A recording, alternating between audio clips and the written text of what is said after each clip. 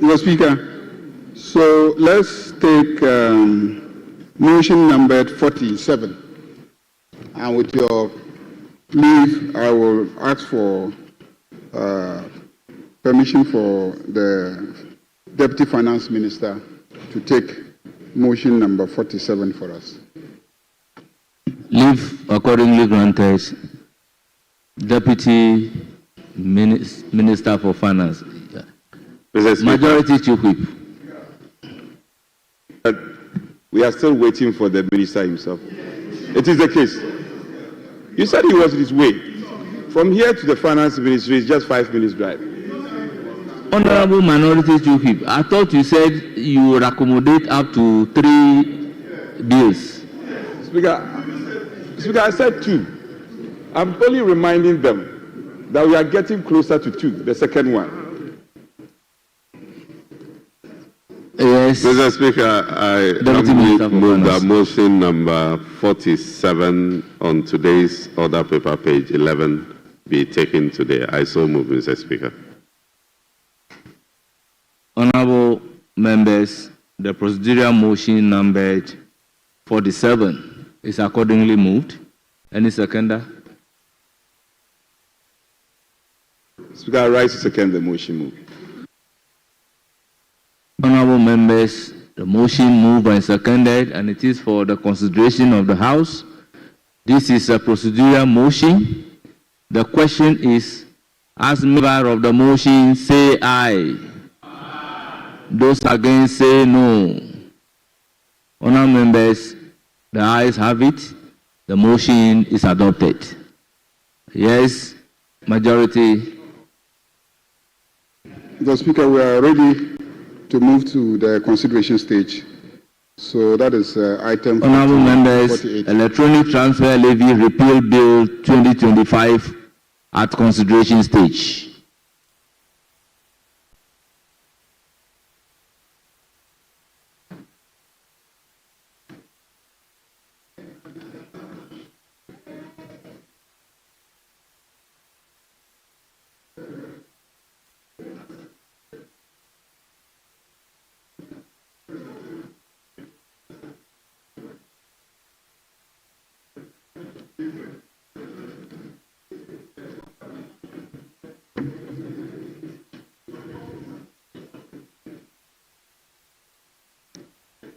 Honorable members, the electronic transfer levy repeal bill 2025 is at consideration stage.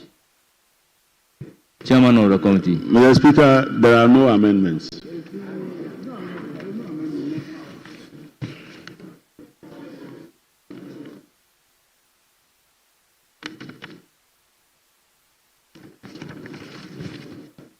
Honorable members, though there are no advertised amendments, in line with the principle of the Supreme Court in Ezwame versus Attorney General, we shall take the bill clause by clause.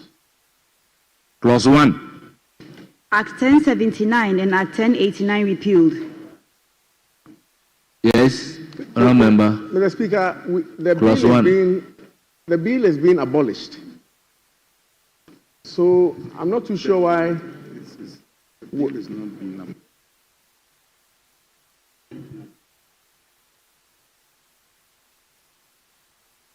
Honorable Brana Champon, please address the chair. Okay. We are throwing the whole thing out. Yeah. You still have to go through. Honorable members, clause 1 under consideration. Any amendment? Honorable members, there be no amendment to clause 1 of the bill. It is ordered to be part of the bill. Honorable members, clause 2. Savings. Honorable members, clause 2 of the bill is under consideration.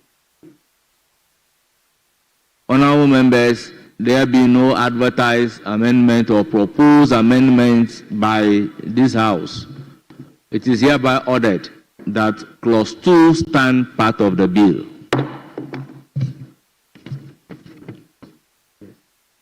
Yeah, same is with clause 1.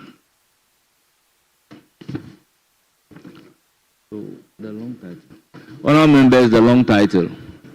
An Act to repeal the Electronic Transfer Levy Act 2022, Act 1075, and the Electronic Transfer Levy Amendment Act 2022, Act 1089, and to provide for related matters. Honourable members, we've come to the end of consideration.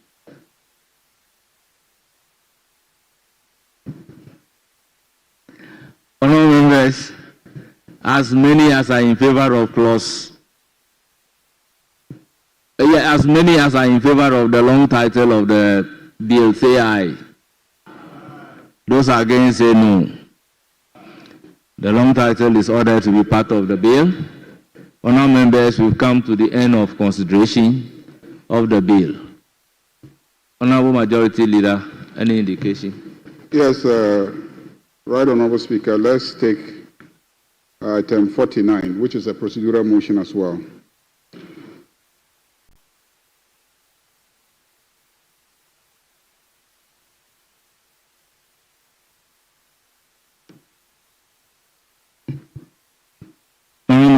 Item numbered 49 at page 12 of today's order paper.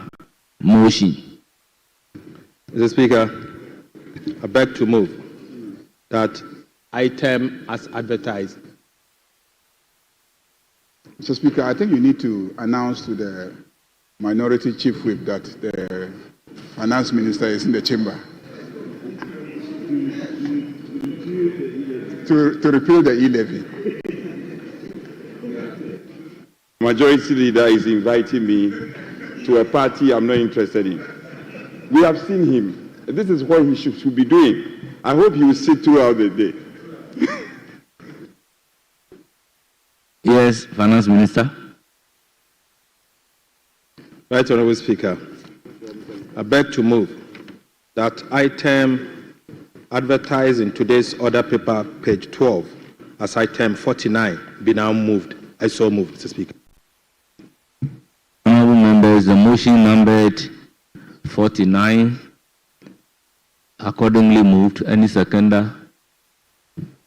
Mr. Speaker, I second the motion. Honourable members, this is a procedural motion. The question, therefore, is as many as are in favour of the motion say aye. Those against say no. The ayes have it. The motion is accordingly adopted. Yes, Majority Leader. Mr. Speaker. Yes, Honourable Member. Thank you very much, Mr. Speaker. Mr. Speaker, we have just considered a bill, but just for your direction and guidance, the bill which we just considered was not provided to members. Even on we only have reports. We only have the report of the committee. But when you were reading the clauses, we could not follow because we have not been served with copies of that bill. And I'm just asking for your direction and Honourable Member, the reports are even on the console. I agree, the reports are there, but when you were reading this bill has been distributed long ago. No, it's not been distributed. Honourable members, after laying of the bill, it is ordered that copies be distributed to members.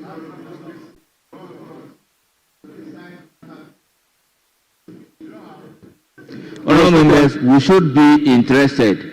Anytime at all a bill or a report is laid, there will be an order that copies be distributed to members. Sometimes I'm a culprit. They distribute it by placing it in our pigeonholes, and we don't go for it.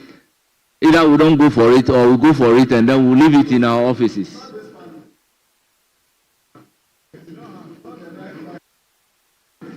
Mr. Speaker. Yes, Majority. Mr. Speaker, so let's move on to item number 50.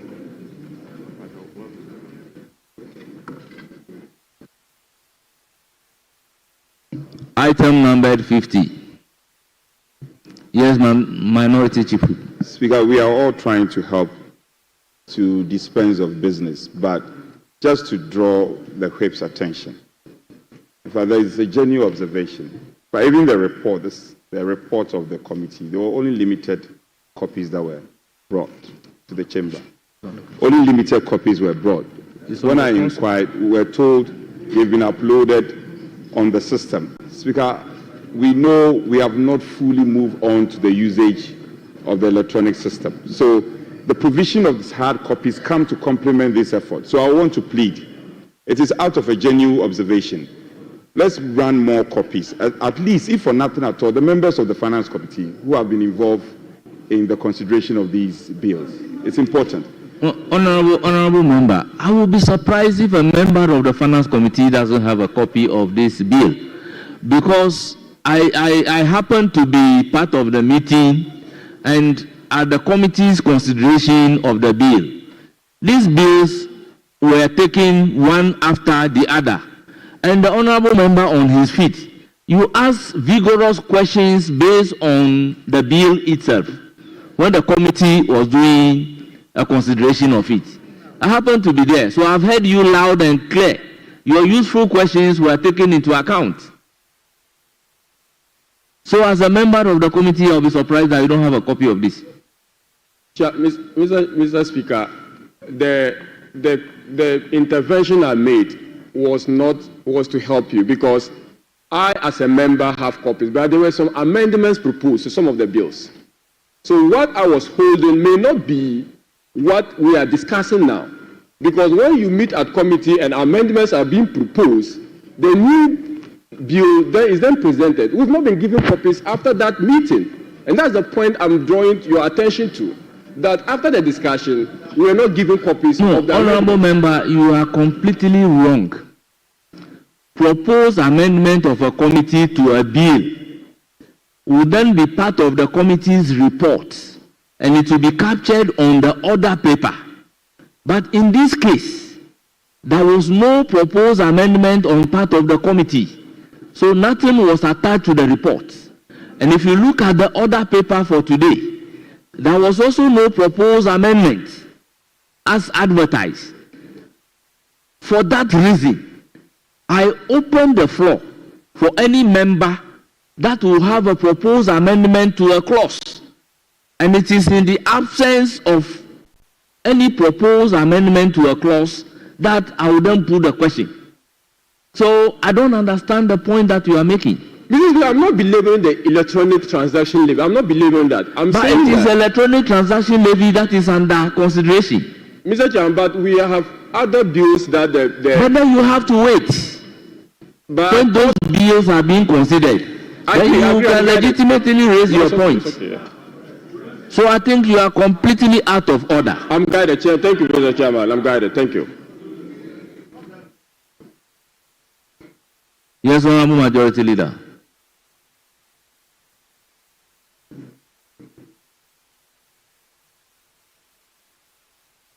Mr. Speaker, with your indulgence, if the Minister for Finance can take item 50, motion for the third reading of the bill. Yes, Honorable Minister, motion number 50. Mr. Speaker, I beg to move that the Electronic Transfer Levy Repeal Bill 2025 be now read the third time. I so move, Mr. Speaker. So, is this seconded? Honorable members, question numbered item 50 at page 12 of today's order paper, accordingly moved by the Minister responsible for Finance. Any seconder? Yes, I second the motion.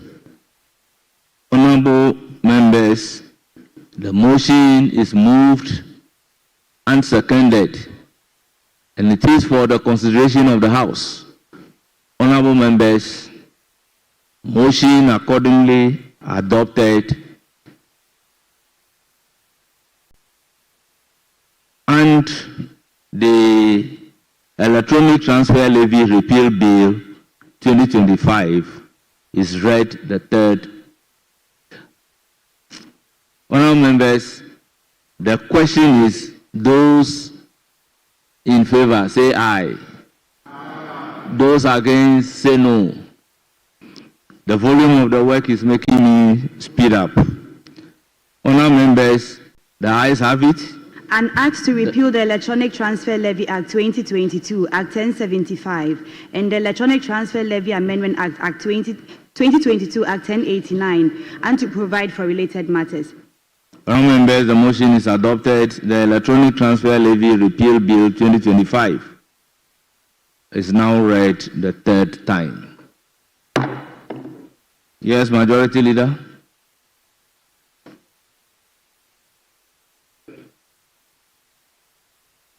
We'll take the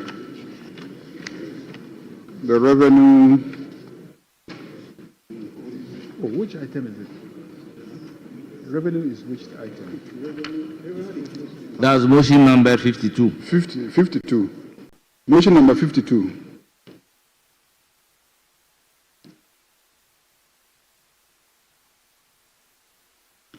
Honourable members, second consideration of the Revenue Administration Amendment Bill 2025.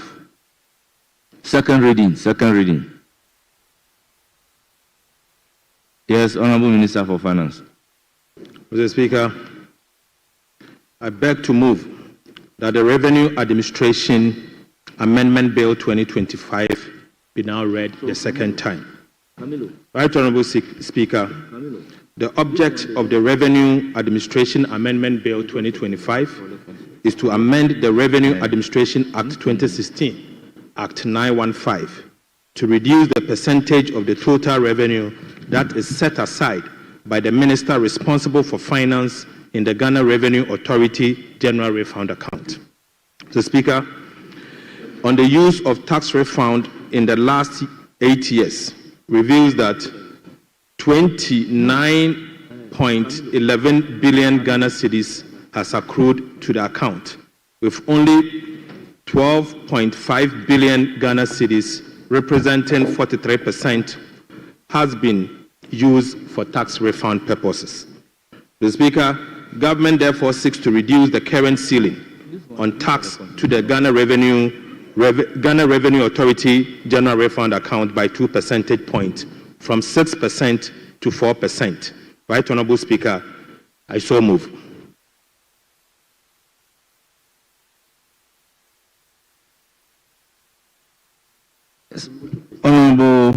Honourable members, motion. Right, Honourable Speaker, I second the motion. Honourable Ranking, because it's the chairman of the committee that will be presenting the report at second reading, it is the chairman who should read the report, and this motion being a motion for second reading is not seconded. So I will call on the chairman of the Finance Committee to present the committee's report. Mr. Speaker, as the Finance Minister has indicated, the main objective of this bill is to reduce the amount set aside and accruing to the General Refund Account at the Ghana Revenue Authority for purposes of refunding general taxes that are qualified to be refunded. Mr. Speaker, the Finance Minister indicated to the committee that over the years, he's realized that even though we have been accruing 6% or up to 6% in the General Refund Account, the amount that have been disbursed over the years show that we really don't need all that amount of money. And he wants part of that money to be available to be disbursed for other government activities. He indicated that for the last couple of years, there is a total of 28 billion that has accrued to the account, and only 12 billion have been spent so far. Under the circumstances, he wants to reduce the ceiling from up to 6% to from up to 4%. This will make available a room of about 3.8 billion as a fiscal impact of this bill. Having considered the rationale behind this policy, the committee agreed that this bill should be recommended to the House for approval on a unanimous basis. Mr. Speaker, I so submit the committee's report and wish to plead that the entire report should be captured as though same was read to the House. Thank you, Mr. Speaker. Honorable members, the motion for second reading was moved, and the committee's report has also been presented. It is for the consideration of the House under Standing Order 167. I will then open the floor for full debate. Yes, the ranking member, you have the floor. Thank you very much, Right Honorable Speaker. Honorable Speaker, we support this amendment, and that is why at committee we recommended this for consideration by the House by unanimous decision. What I'd like to correct, however, is an impression as if this is going to make savings for the government of about 3.8 billion Ghana cedis, as stated in paragraph 6.6 under fiscal impact analysis of the bill. The minister indicated to the committee, as captured by this report, that between 43 to 49% is usually spent. And according to the Revenue Administration Act, Section 63, subsection 3, what is not spent at the end of the calendar year should be moved to the consolidated fund. And so if based on that, the minister has reduced the percentage of what should constitute the tax refund from 6 to 4%, the 2%, which is resulting into what the minister calls savings, is already supposed to go to the consolidated fund. It's already part of government revenue. The only thing the minister has decided to do is to front load the utilization of the 3.8 billion. If he did not decide to front load it, it would have gone into the consolidated fund. And that is articulated very well in the Revenue Administration Act. And therefore, to suggest that this is a saving as a result of the new policy, and therefore suggesting that something great has happened, because of this policy, Mr. Speaker, I beg to differ. And I thank you for the opportunity to contribute to the discussion. Yes, Honorable Deputy Finance Minister. Thank you, Mr. Speaker. Mr. Speaker, I just listened to the immediate past Finance Minister, and I want to quickly respond by saying that, yes, he rightly said that the excess amount that is not utilized for tax refund purposes is to be refunded into the consolidated fund. The question is that over the last 8 years, was it ever done? Did you ever refund the excess amount into the consolidated fund? The answer is no. And it is because of this that the finance minister says that looking at the trend, we don't need so much into the tax refund account. And the most important point is that the excess amount bypasses appropriation. It is spent on things that are not appropriated by this House.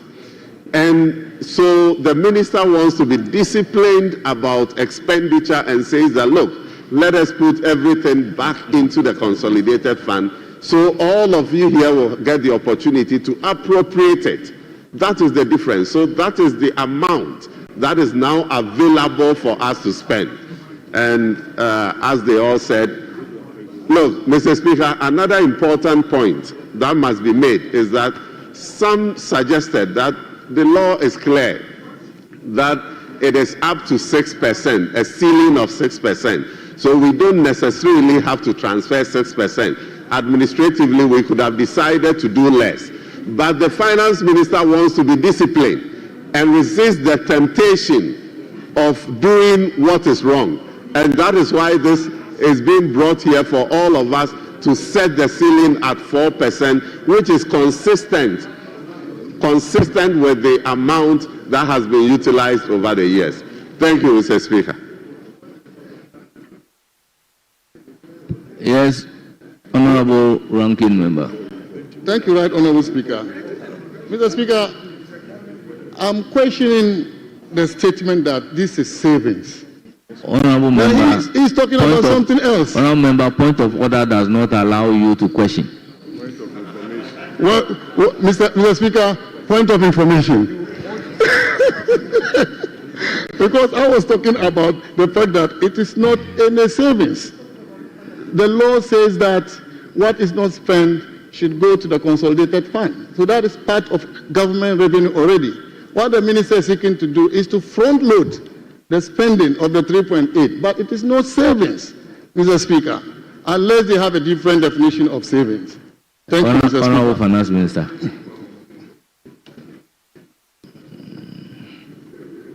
Mr. Speaker, first, I want to put on record that the tax refund amount is not part of total revenue.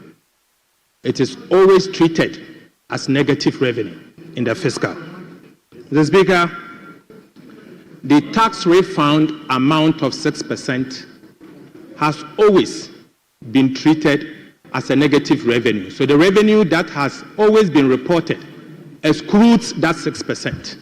Mr. Speaker, number two, in the past, the amount accrued into the tax refund account has been misappropriated.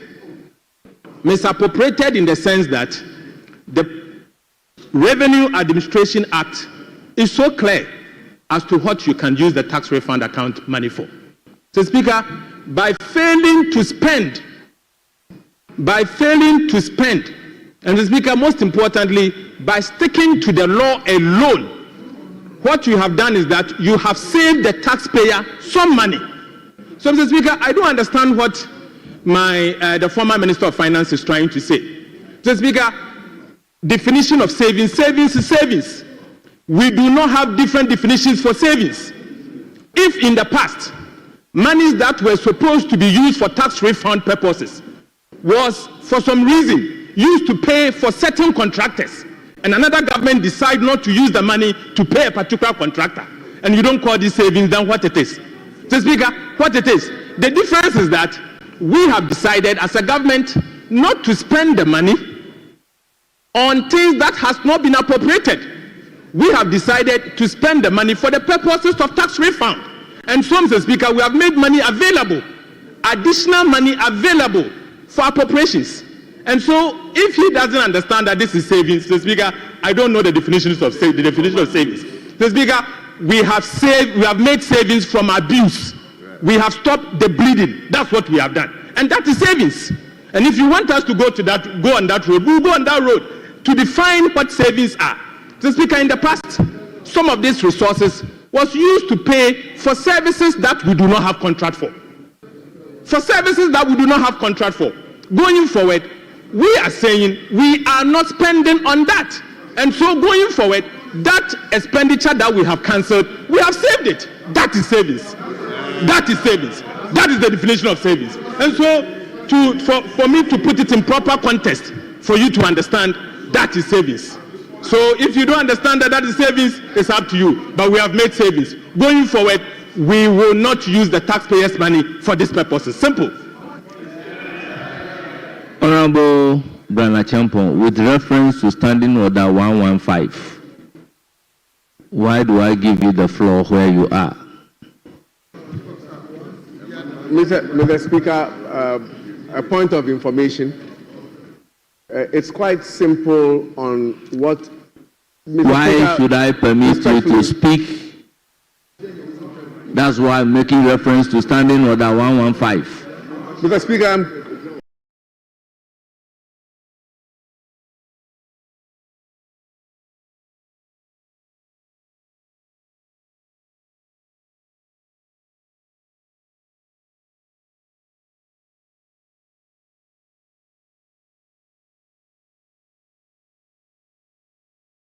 I'm craving your indulgence to 112. Honorable Mr. Speaker, I come on 112. In his place. Honorable Member, read Standing Order 115. Yes, Mr. Speaker, I'm supporting leadership on this very important matter of E-levy. And Honorable Member, I am not in the presence of the minority chief whip, you cannot be available leader. Yeah, it was at my call. Honorable Member, You let are the my member call. speak from his place, in line with our own standing order. Thank you, Mr. Speaker, for the opportunity. Mr. Speaker, this is a matter of savings. And all we're saying, we don't disagree with the finance minister what he wants to use the revenue for. It's at his discretion and it's a matter of policy. But the statement is what we are dealing with. And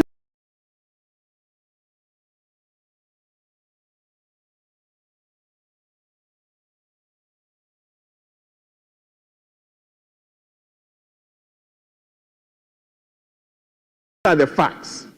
Mr. Speaker, well, because it is not at the time revenue of government. It is refunds that are supposed to be paid back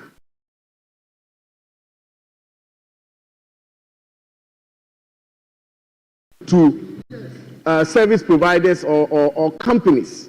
So we don't add it or we don't appropriate it. But at the end of the amount of money, whatever is left is added back to the Mr. Speaker, what we do with it going forward is a matter of policy. But it is not, whatever is left is, but it is not, whatever is left is revenue that is now clawed back into the consolidated. If the money goes into the consolidated fund, Mr. Speaker, that money will be spent on roads, will be spent on health, will be spent on whatever. So if the previous government was spending the money on any other thing, Mr. Speaker, that is allowed. But what it is that that extra money that is not refunded, that is going back into the consolidated fund, cannot be classified as savings. How is it savings? It is because it is not savings. It is part of government, it becomes part of government revenue. You have not saved any money. If you have 10 cedis to pay back to MTN, and MTN, after reconciliation, you have to pay them 6 cedis. The 4 cedis remaining, Mr. Speaker, can never be classified as savings. That 4 cedis is paid back into government revenue, as revenue, not as savings. You have not saved any money. So, and if that 4 cedis goes into the consolidated fund, you can spend it on roads, you can spend it on health.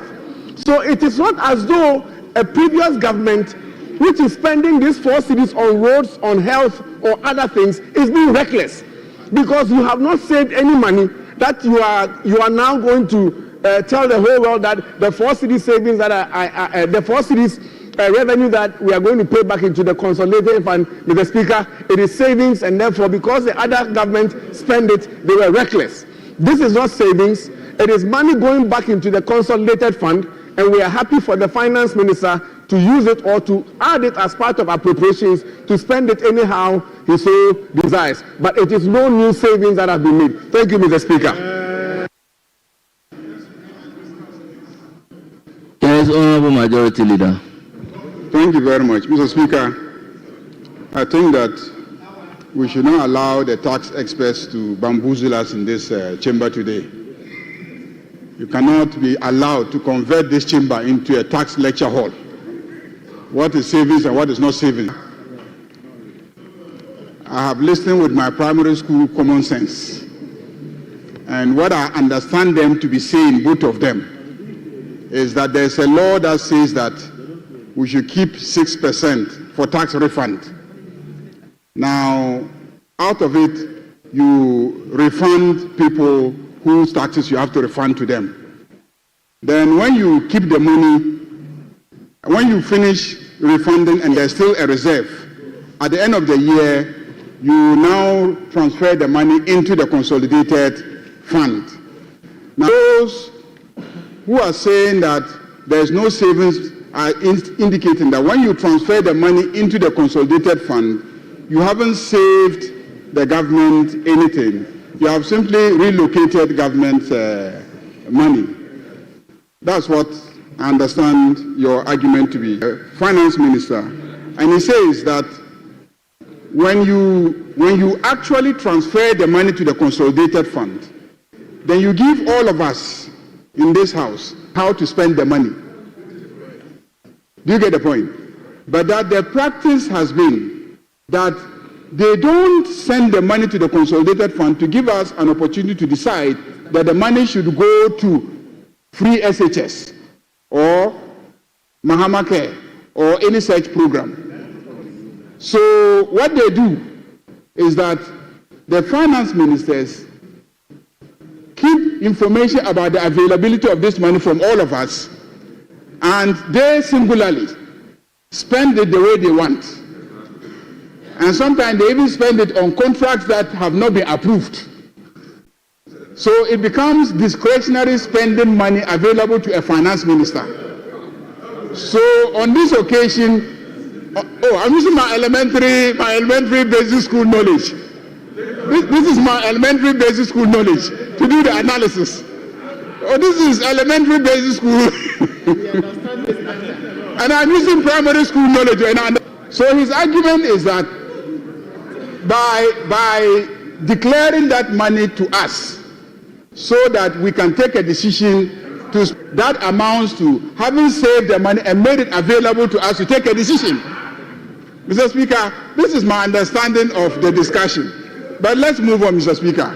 Let's move on. I think there is support for the consideration, the third reading, for the second reading of the bill. Thank you, Mr. Speaker.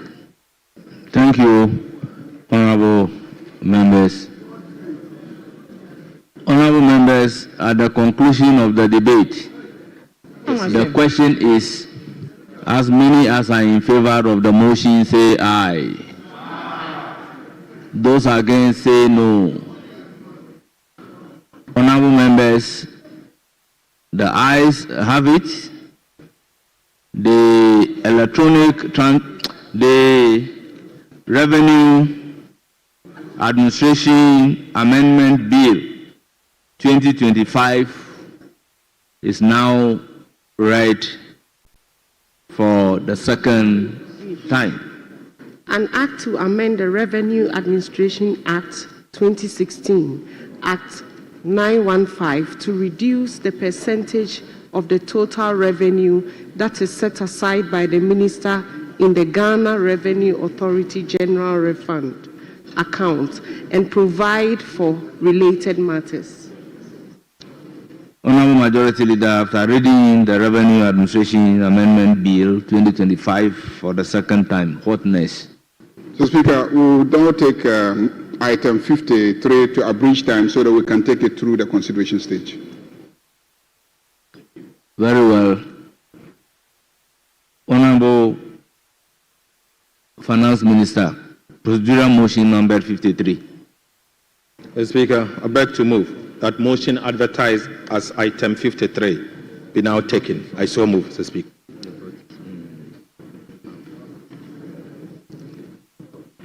Honorable members, motion duly moved. Any seconder? Mr. Speaker, I rise to second the motion advertised in paragraph 53. Thank you. Honorable members, this is a procedural motion. As many as are in favor say aye. Those against say no. The ayes have it. The motion is adopted. Yes, Majority Leader. So, Speaker, we'll take item 54. Honorable members, Revenue Administration Amendment Bill 2025 under consideration.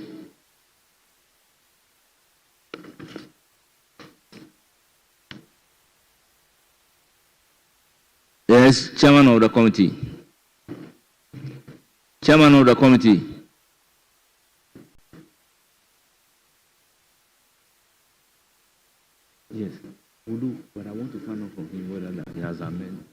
Yes. Honorable members, clause 1 of the bill, Chairman of the committee. Section 69 and Act 915 amended.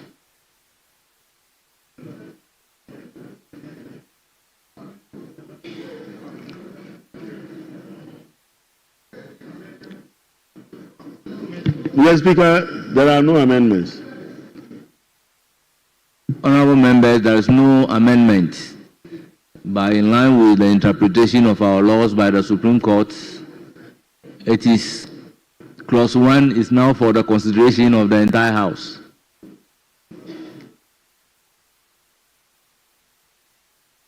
Yes? Mr. Speaker, how can members make amendments if you are now being given the copies of the Honorable members, at consideration stage, the rules are relaxed. So with my leave, you can propose an amendment to the bill. That is the practice. Honorable Patrick Boma, you know when it comes to legislation, you must reckon with me. Honorable members, there be no amendment to clause 1 of the bill. It is accordingly ordered to stand part of the bill.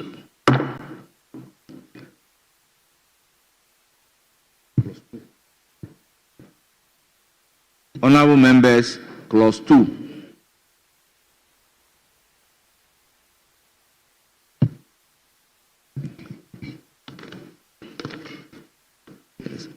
Honorable members, clause 1, 2, and 3 are one clause of the bill. Then I will move to the long title. An act to amend the Revenue Administration Act 2016, Act 915, to reduce the percentage of the total revenue that is set aside by the minister in the Ghana Revenue Authority General Refund account and provide for related matters. Honorable members, Revenue Administration Amendment Bill, long title, is for the consideration of the House.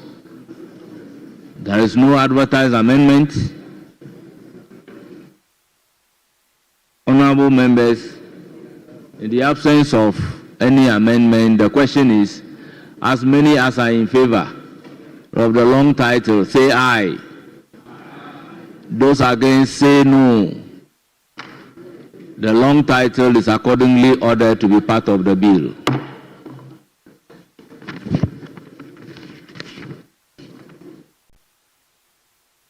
Honorable members, we have come to the end of consideration stage of the Revenue Administration Amendment Bill 2025.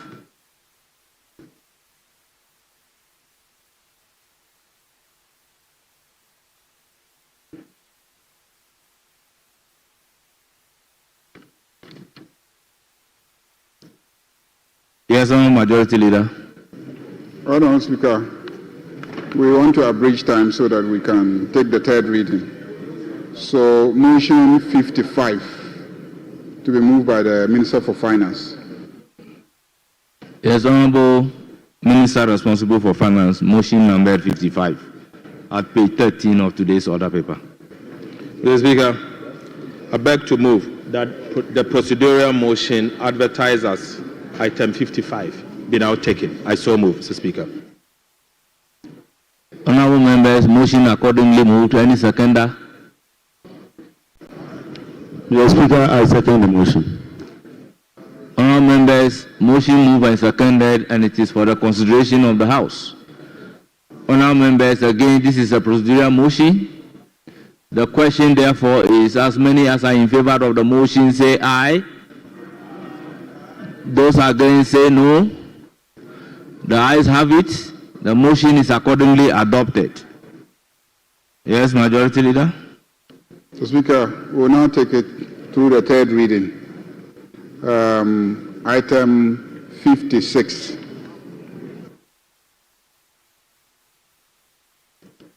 Honourable Finance Minister, item number 56.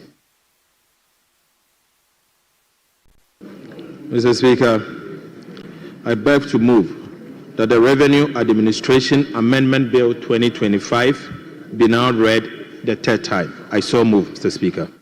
Honourable members, motion moved. Any seconder? Mr. Speaker, I second the motion. Honourable members, motion moved and seconded, and it is for the consideration of the entire House. Honourable members, the Revenue Administration Amendment Bill 2025. Honourable members, the question is, those in favour of the motion say aye. Those against say no. Honourable members, the ayes have it. An act to amend the Revenue Administration Act 2016, Act 915, to reduce the percentage of the total revenue that is set aside by the Minister in the Ghana Revenue Authority General Refund Account and provide for related matters. Honourable members, motion adopted. The Revenue Administration Amendment Bill 2025 is read a third time and passed.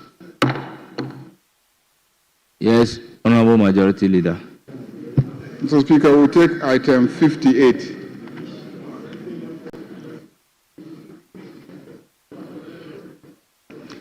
Yes, Honourable Finance Minister.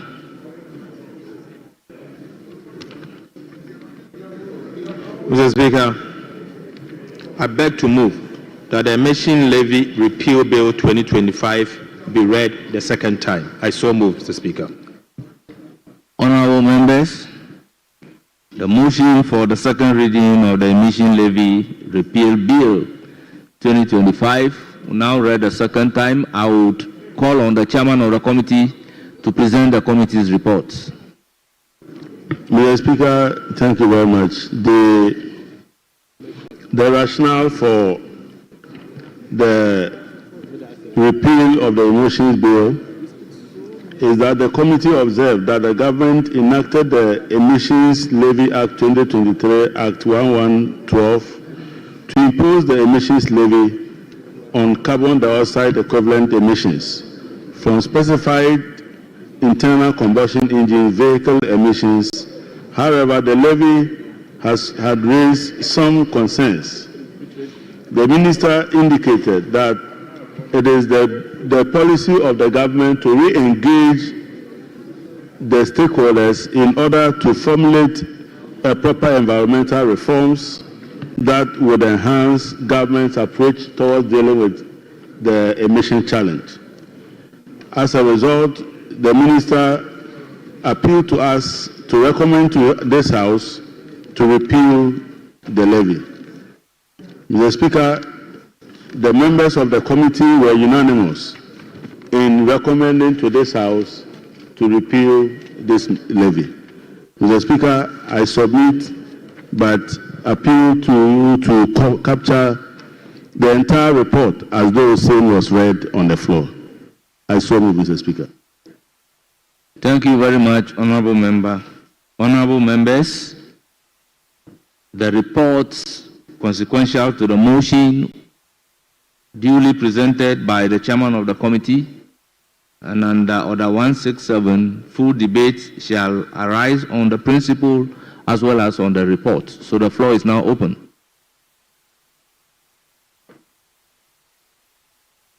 Yes, Minority Chief. Speaker, let me speak in support.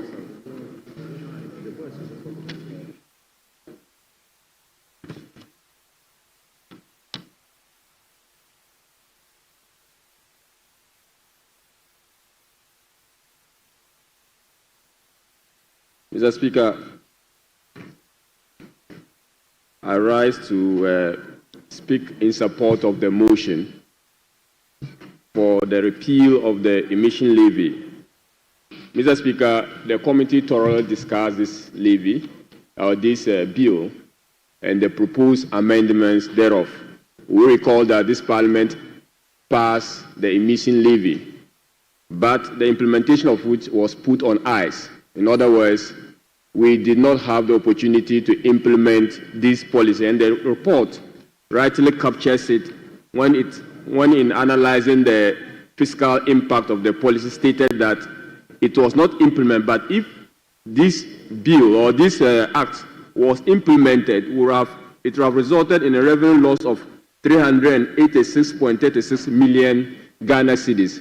But following the non-implementation of this particular law, the revenue loss, the fiscal impact of this particular policy is revenue neutral in the fiscal framework of government. Mr. Speaker, but the much more issue about taxing carbon dioxide emission has to be thoroughly discussed by this House. The Minister assured us in his presentation that there is a framework determined to ensuring that we have a framework for taxing emission of carbon dioxide. And if that is presented, what this bill or what this act was supposed to cure was to actually make the polluter pay for the pollution of the environment by the payment of a token. But with the abolishment of this particular act, it means that the polluter will not have to pay for the pollution of the environment. And that is something that this House will have to look at. And that is something that the Minister actually promised the committee, that he's going to come up with a framework where internal combustion engines would have to be paying the requisite fine or requisite levy to cater for the pollution of the environment. That said, Mr. Speaker, the committee was unanimous on this particular matter, and we fully support the repeal of this particular law. Thank you very much, Mr. Speaker. Yes, Honorable Prayer. Speaker, let me speak in support, but just to make a few observations. At the committee level, I'm told, and one can reference the report, that the minister had made a representation that the law was not enforced, so it was not implemented. And he has also indicated that he will engage further on the matter. I think it's important he does that, because now the designation of our Minister of Energy has now been changed for a very good reason. Minister of Energy and Green Transition. And the narrative globally is that e-liability has become a concern of the world. And he referenced the concept of polluter pay principle, which is globally accepted. We need to look at it well. We need to look at it well, because now experts have told us that emission level, even though our part of the world, our emission levels are negligible, one pollution in one part of the world is pollution in the entire part of the world. So it cannot be the case that we are comfortable in our comfortable zone, so to speak, and say that our emission levels are low, and therefore we should compound the situation of emission. We need to look at it again, because there is a flip side of the coin where, Mr. Speaker, if we are able to control emission, we stand to benefit and rake in a lot of grants at the international level. So in the context of the carbon trade and control of emission. So, Minister, I'm happy you indicated that you are going to consult further. There are cross-cutting issues. The Ministry of Environment, the Energy Ministry, and the Finance Ministry should find a common place and the best approach. I recall the majority leader earlier on has said that we should buy into this and rake in some revenue to support the, if I'm not far from right, the insurance intervention we had want to stage in lieu of members of parliament. So this is important, but we have to get it right. And Ghana cannot be different amongst the Committee of Nations. The world is gravitating towards a certain end, and we should be careful in our approach towards emissions. When we talk about emission, we have to be very careful. Speaker, I'm very passionate about this because of my background, and we cannot sit in this room as members of parliament and allow these things to go without making comments. So, Finance Minister, pay particular attention to this matter, because the positive aspect is more if it is implemented in a way. We see a tax.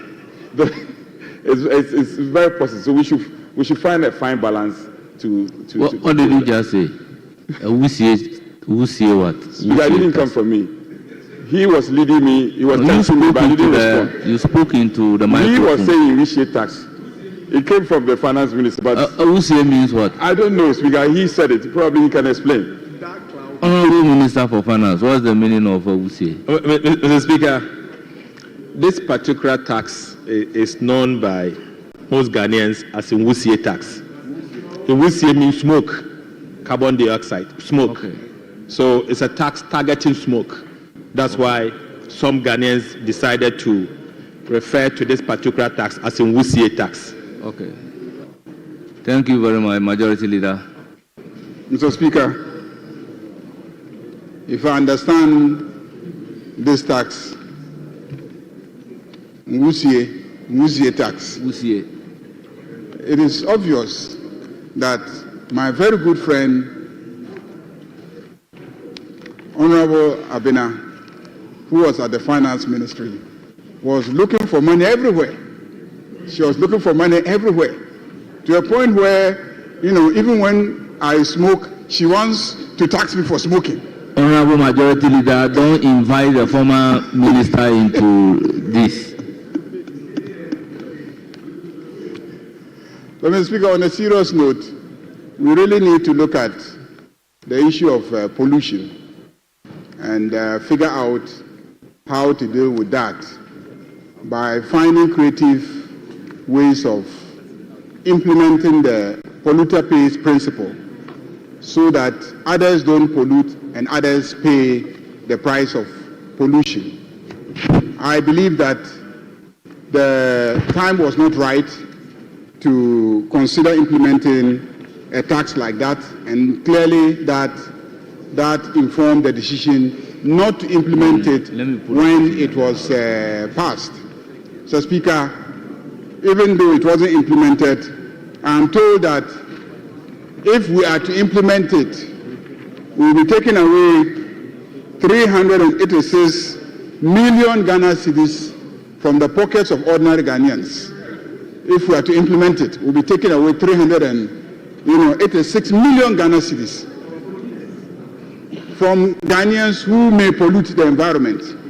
Mr. Speaker, we don't want to encourage pollution of the environment, but at the same time, we don't want to impoverish Ghanaians, because this tax would have caught the Aboboya riders. It would have caught the Mahama Kandu riders. It would have caught the Okada riders. All these, after toiling in the day to haul us from one location of the city to the other, would have ended up having to part with some of the money to us by way of payment of this tax. By repealing this legislation and not even creating a platform for it to be implemented, we are leaving 386 million Ghana cedis every year in their pockets.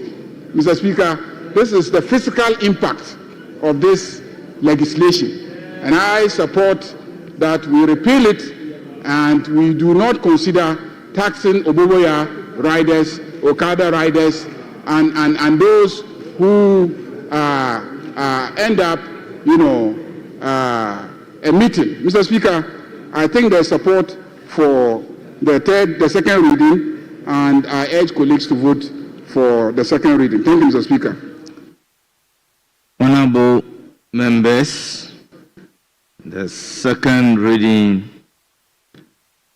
of the emission levy has been thoroughly debated, and at the conclusion of the debate, the question is, as many as are in favor of the motion say aye. Those against say no.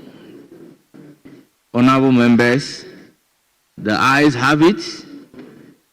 The motion is carried. An act to repeal the Emissions Levy Act 2023, Act 1112, and to provide for related matters. Honorable members, the Emission Levy Repeal Bill 2025 is now read the second time.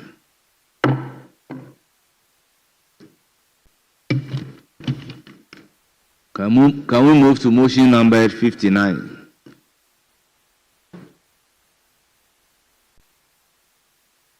Before then, honorable members, permit me to acknowledge the presence of our dear students sitting in the public gallery from various institutions.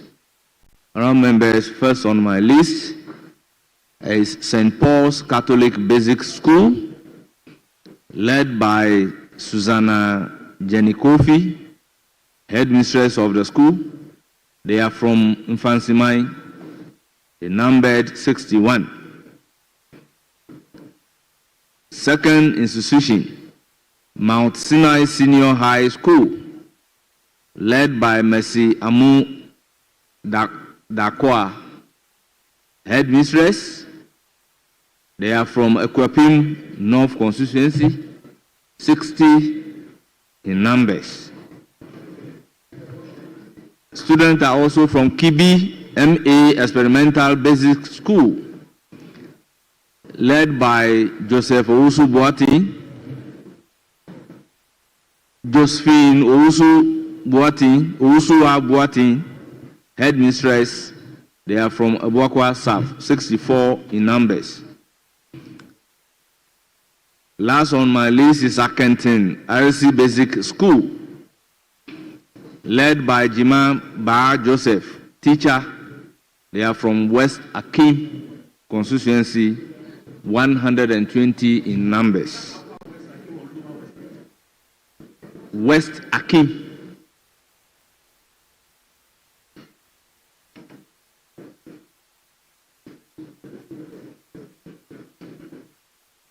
Education there. They can answer. How would they know? How would they know? Yes, Honorable Member of Parliament, you want to help us as to... Thank you, Honorable Speaker. It's Lower West Achim. Okay. Lower West Achim. So they are from Lower West? Yes. Achim. For the past 24 years, Lower West Achim has passed through Parliament.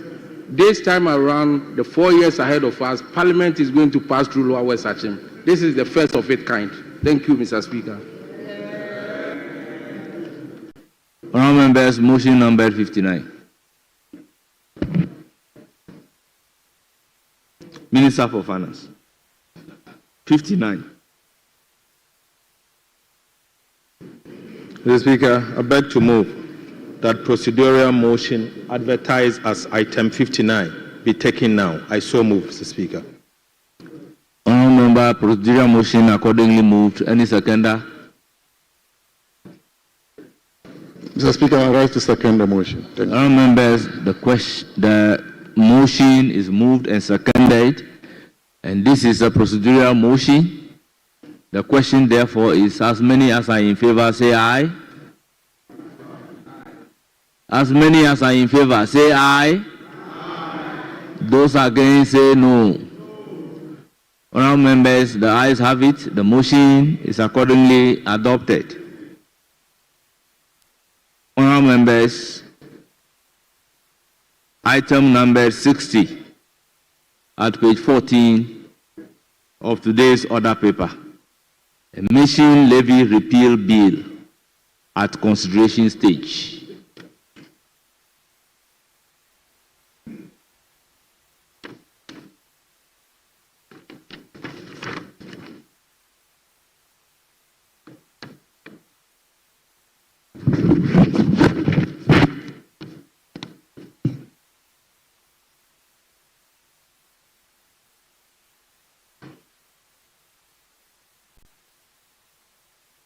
Honourable members, clause 1 of Emission Levy Repeal Bill 2025. The Emission Levy Act 1112 repealed.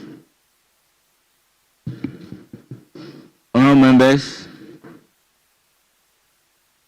clause 1 of Emission Levy Repeal Bill 2025 is under consideration.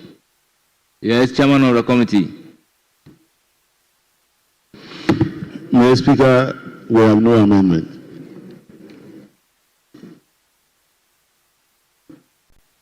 Honourable members,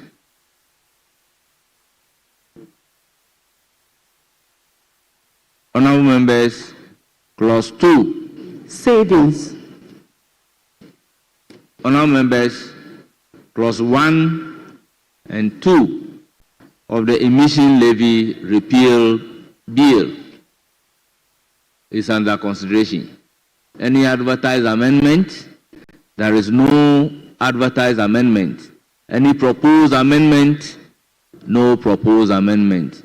The question, therefore, is yes, Honorable Haruna Idrisu. Speaker, since yourself you belong to the modern drafted, clause 2 says a right. Is it any right or a right? Says a right. Says a right. That's why the repeal of Honorable Member, it's right. for the chairman to answer, but once I am invited, the principle is that we draft in singular. Okay. So a right is correct.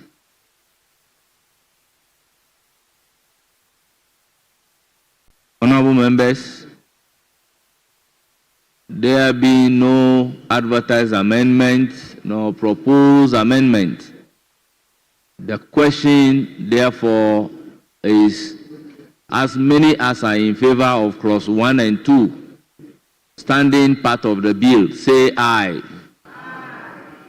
Those against, say no. Honorable members, the ayes have it. Clause 1 and 2 of Emission Levy Bill 2025 stand part of the bill. Honorable members, long title. An Act to repeal the Emissions Levy Act 2023, Act 1112, and to provide for related matters. Honorable members, the long title of the Emission Levy Bill, Emission Levy Repeal Bill 2025 at consideration. Any proposed amendment? There is no advertised amendment. Honorable members, the question is, as many as are in favor of the long title standing part of the bill, say aye. Those against, say no. Honorable members, the ayes have it. The long title of Emission Levy Repeal Bill 2025 is ordered to stand part of the bill.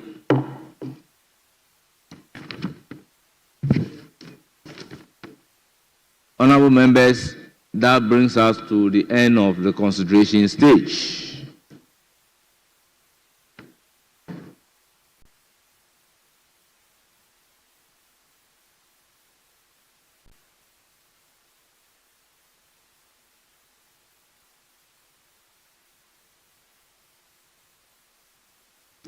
Honorable members, motion number 61. Honorable Finance Minister. Mr. Speaker, I beg to move that motion advertised as item 61 be moved now. I so move, Speaker. Honorable members, motion accordingly moved. Any seconder? Mr. Speaker, I second the motion. Honorable members, this is a procedural motion. The question, therefore, is as many as are in favor of the motion, say aye. Those against, say no. Honorable members, the ayes have it. The motion is accordingly carried out. Honorable members, item number 62 on the order paper. Right, Honorable Speaker, I beg to move that the Emission Levy Repeal Bill 2025 be now read the third time. I so move, Mr. Speaker. Honorable members, the third reading motion for the Emission Levy Repeal Bill 2025 is moved. Any seconder? Mr. Speaker, I second the motion. Honorable members, the motion is moved and seconded, and it is for the consideration of the House. Honorable members, the question, therefore, is as many as are in favor of the motion number 62 on today's order paper at page 14, say aye. Those against, say no. Honourable members, the ayes have it. The Emission Levy Repeal Bill 2025 is read for the third time and accordingly passed. An act to repeal the Emissions Levy Act 2023, Act 1112, and to provide for related matters.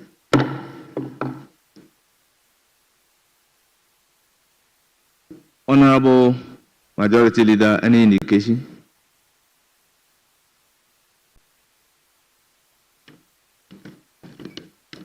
So, Speaker, we will take the income tax amendment bill. Members, item number 64. 64. Honourable Finance Minister.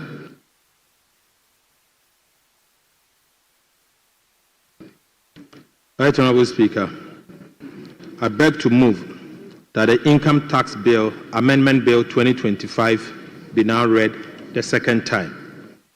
So, Speaker, the object of the bill is to amend the Income Tax Act 2025, Act 896, to remove withholding on winnings from lottery and on purchase of unprocessed gold.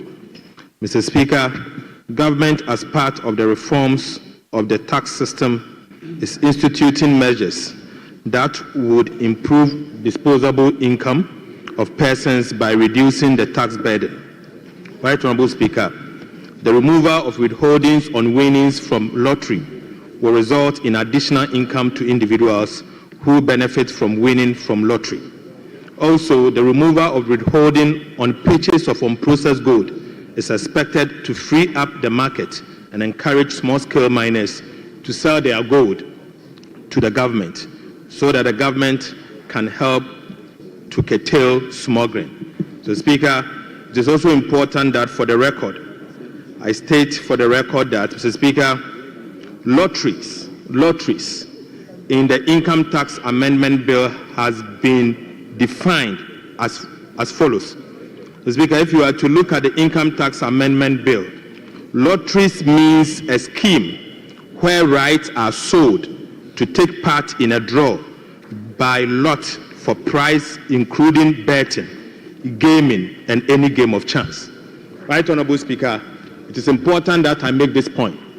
Speaker, I make this point to clarify that lottery in the instance of the Income Tax Amendment Bill includes betting, gaming, and any game of chance. So lottery does not only relate to lotteries, it relates to gaming and betting. The Speaker, this amendment is far more than what the NDC party promised in our manifesto. The Speaker, in our manifesto, we promised to remove betting tax, which is a subcomponent of the lottery tax, withholding tax on the lottery. The Speaker, what we have done is that we have not only exempted or removed the tax on betting, but we have also removed the tax on gaming and also on lotteries, the everyday lotto. So, Mr. Speaker, it's 3 in 1, and it should not be construed that this tax is only removing taxes on betting. We've gone more than betting, so that members can understand. Mr. Speaker, aside, and most importantly, it is also important for us to understand that this Income Tax Amendment Bill is also removing the 1.5% withholding tax on processed gold from small-scale mining. Speaker, this is particularly important because over the years, Ghana has been witnessing large-scale smuggling of gold. So, Speaker, the smuggling of gold is not certainly coming from the large-scale mining firms. It is coming from the small-scale mining. So, Speaker, some of the reasons that account for the smuggling of gold include the withholding tax. What we are saying is that, just like we've done in the past for cocoa, we can use this tax measure to remove the export tax, withholding tax on export of gold, and for government to target the forex flow. And we believe that this removal will allow the Ghana Gold Board, when incorporated, when Parliament approved, to be able to attract the gold, purchase the gold, sell the gold, and bring the forex to support the economic development of Ghana. I so move, Mr. Speaker. All members' motion accordingly moved. I will therefore call on the chairman of the Finance Committee to present the committee's report. Mr. Speaker, I present aspects of the committee's report and request that the whole report should be captured as though same was read to the House.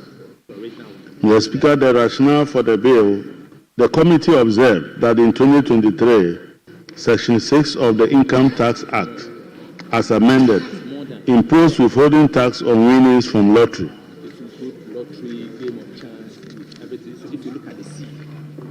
The committee noted that the withholding tax adversely affected the disposable income of citizenry, especially those who realize income from lottery and betting.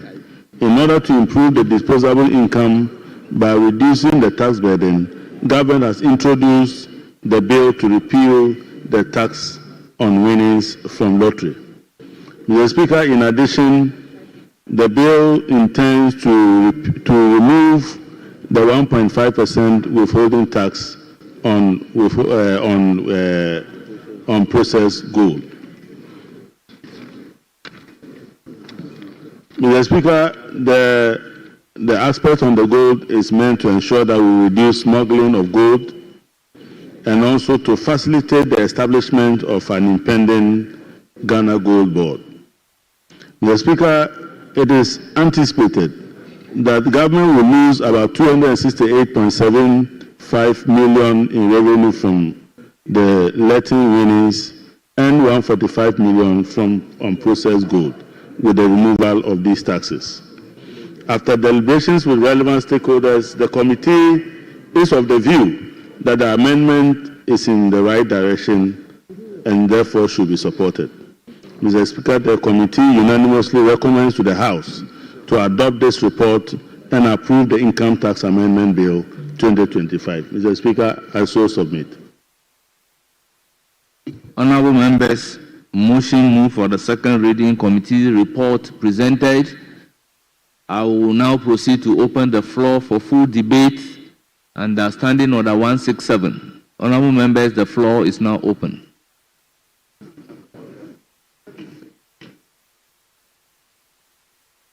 Yes, Honorable Ranking Member.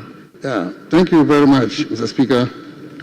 Mr. Speaker, I'm very happy that the Minister has provided enough explanation on this because there have been some somersaulting one after another since the budget was presented. In the budget, the Minister said government was abolishing with the withholding tax on the lottery win. Then when he came to present, to lay the bill, he said government was abolishing the tax on bet wins. Today, he's telling us that it is not just bet wins, but also the other games of chance, including Lotto. And that clarification, I think, is very useful. Because in laying the bill, if you said you were going to abolish the withholding tax on bet winnings, which is just one of the winnings from lottery, then that, in my view, is different from what the Minister was talking about today.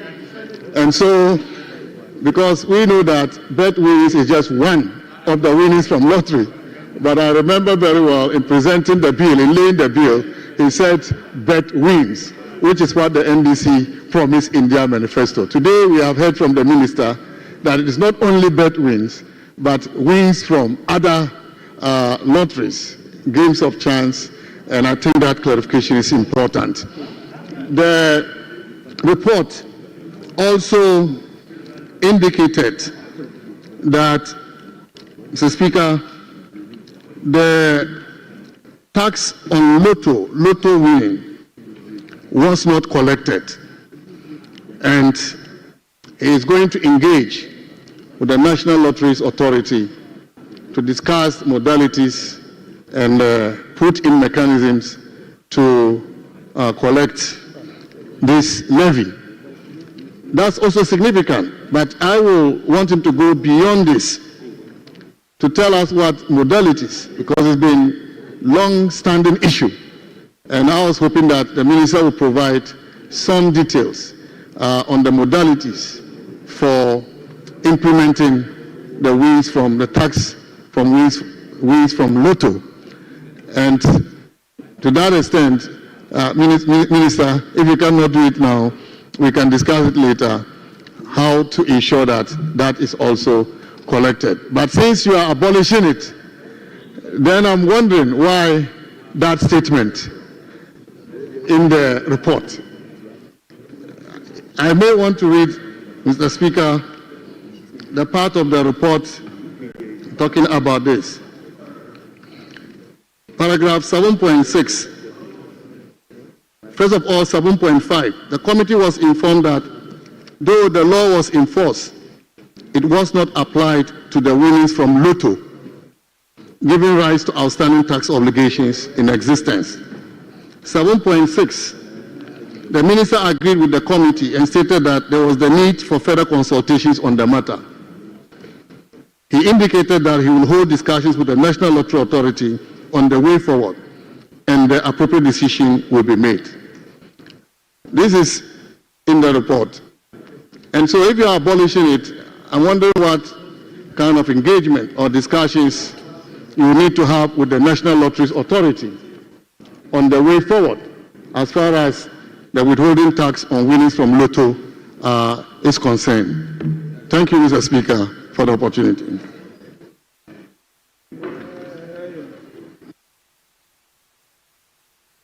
Majority Leader.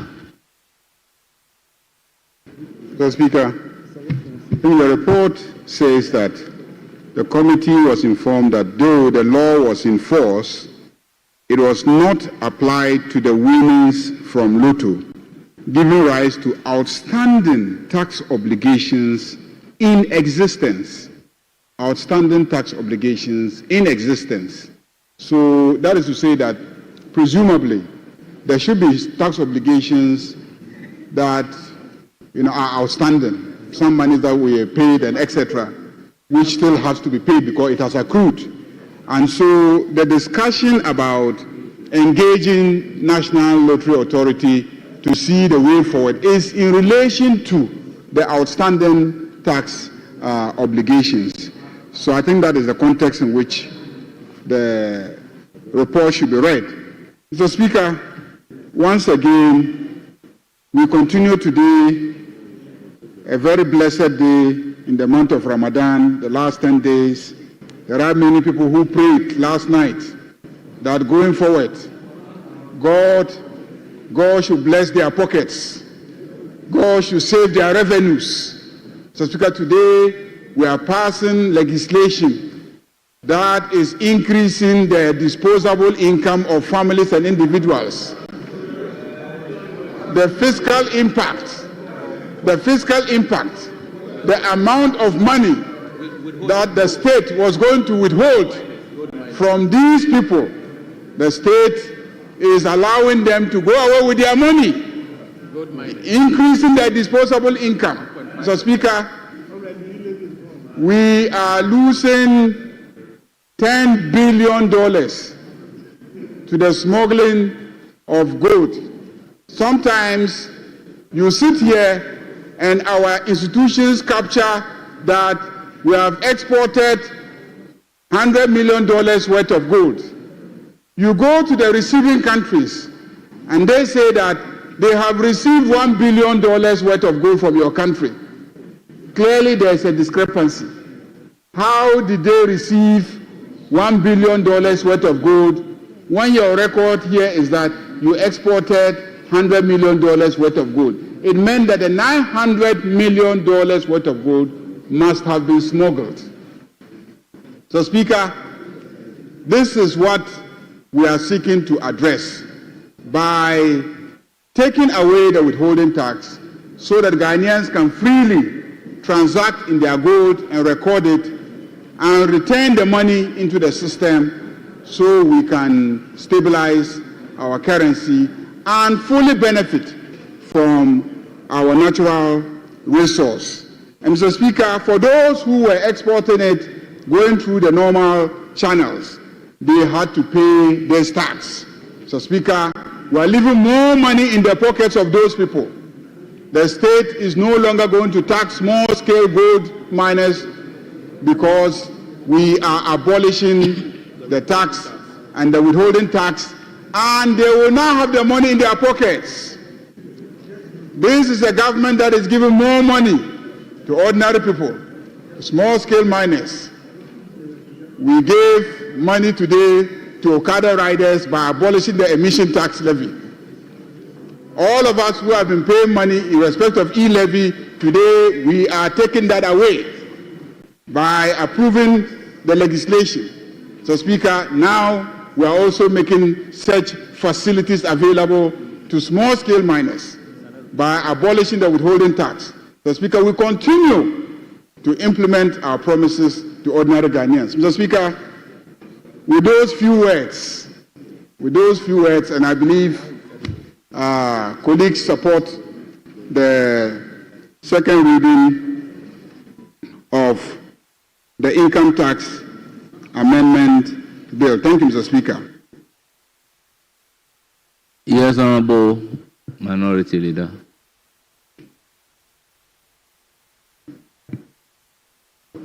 Mr. Speaker, thank you for the opportunity to add my voice to the debate on this bill. Mr. Speaker, it is early days. It is early days. Now we hear our friends praising themselves, claiming that they are fulfilling their campaign promises. They are selective fulfillment of promises. But I need to remind them that what they are attempting to do is not new to this House. In 2017, when the Akufo-Addo government presented its first budget, there were a lot of taxes that were repealed. And for the records, as many as 15 taxes and levies that were in place and had been in place through an enactment by the previous Mahama administration had to be repealed. So if today they are here with some fewer amendments to our tax laws, well, we would want to encourage them to do more. We are aware that in their time, Kayaye was even taxed. We are aware. We are aware. Agro inputs,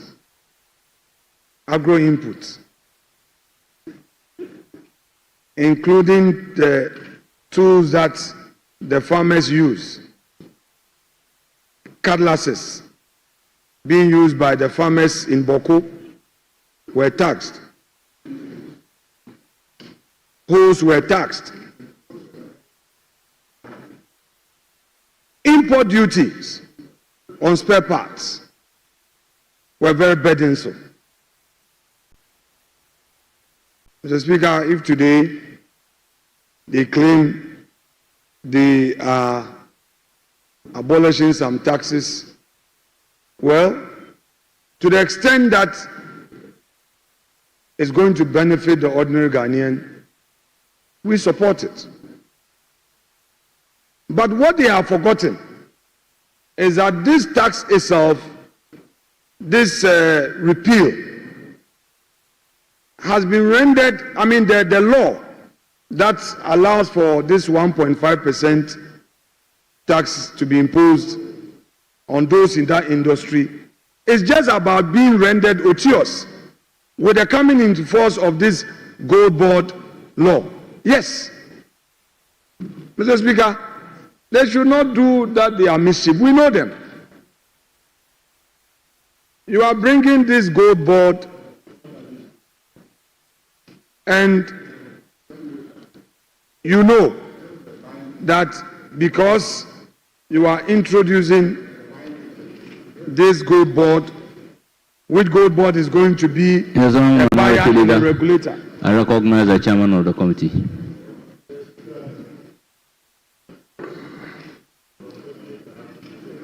Mr. Speaker, with respect, is it the case that he is supposed to come in? I just want to know. Honourable member, he is the chairman of the committee. He presented the committee's report. Mr. Speaker, with respect, I just needed clarity from you. Yes. Okay, so he's up on a point of order. Yes. Is that the case? Yes, that's why I recognize Very it. well. Yes. Mr. Speaker, I just wanted to correct an anomaly that my leader is stating here. The gold board does not impose taxes. This is about a bill that was imposing taxes that we are removing. The gold board bill is to set up the gold board, but not to impose or remove taxes. I just wanted to make that clarification. Yeah. Thank you very much. Yes, Honourable Minority Leader.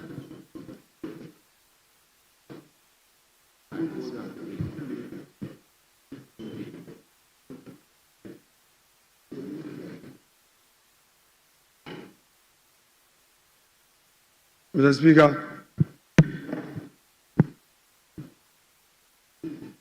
I repeat the point that with the coming into force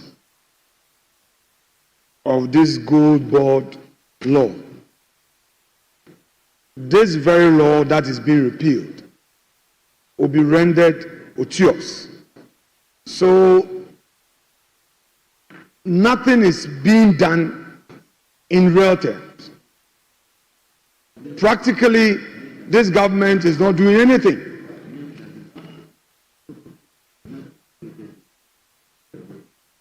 Mr. Speaker, we want to see proper exemptions being granted to the industry players, and we want to see that in the gold board law, which is coming. That is what we want to see. But we also are aware that there is this special import levy extension from 2025 to 2028. Yes, we know. So you see this attitude of attempting to give one, take more, give one, take more. Just like the way they do their programs.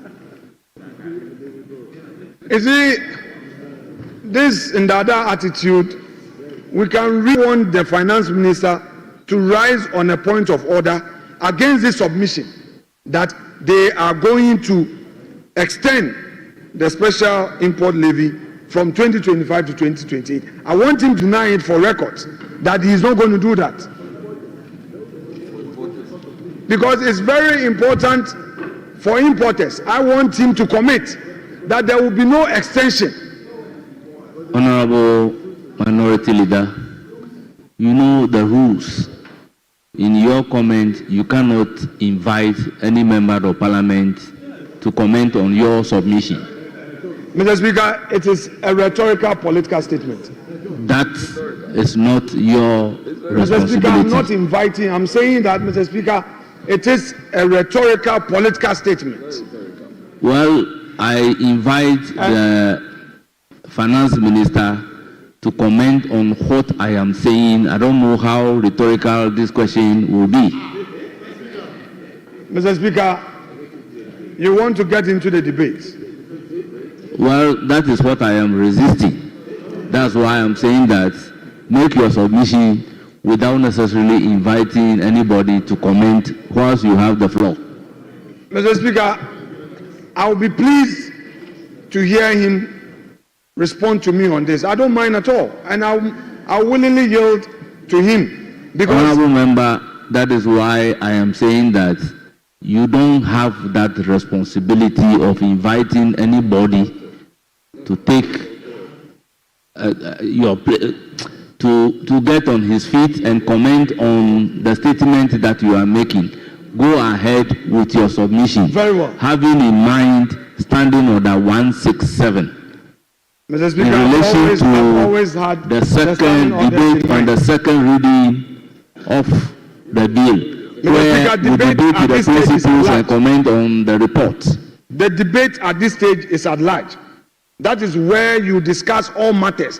And I'm saying that this is really nothing in real terms. That is my submission. And I further submit that this government is not really a government that cares about the ordinary Ghanaian, because importers who are expecting an end to this special import levy will be disappointed, because the government is going to extend that levy from 2025 to 2028. That is my submission. So it's just a matter of giving one and then still taking more. Because I heard the submissions of the majority leader. He says now the disposable incomes of the ordinary Ghanaian in the business environment is going to be high and all. And I'm saying that in reality there's nothing like that. This government is not proposing anything new by way of relief to the private sector. The private sector can only thrive if government is really giving them a breather. We hear they are even cancelling the 1D1F policy, which would allow tax exemption to achieve real growth. To achieve real growth. They are not committing to that. We have businessmen, we have entrepreneurs who need such exemption so that the cost of production can go down, so that they can employ more, so that they can sell cheaper for the ordinary Ghanaian to benefit. And you are cancelling this initiative. Then you come back and say that there's a 1.5% taxes you are taking and we should applaud you. Go to the private sector. Interact with members of the Association of Ghana Industries. Interact with members of the Chamber of Commerce. Interact with the ordinary Ghanaian businessman.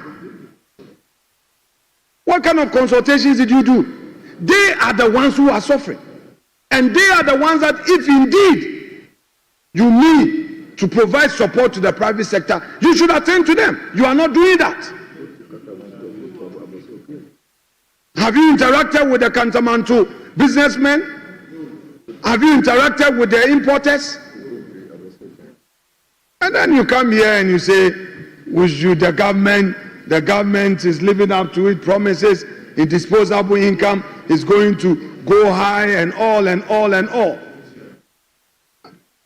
Mr. Speaker, without more, I shall rest my case and look forward to a proper tax legislations that would benefit the private sector. I am for the private sector, and I don't think that this government is for the private sector. I so submit. Honourable members, before ceding the floor to the finance minister to conclude, let's advent our minds to Article 1066, which reads, the report of the committee, together with the explanatory memorandum to the bill, shall form the basis for a full debate on the bill for its passage with or without amendment or its rejection by Parliament. Honourable Member.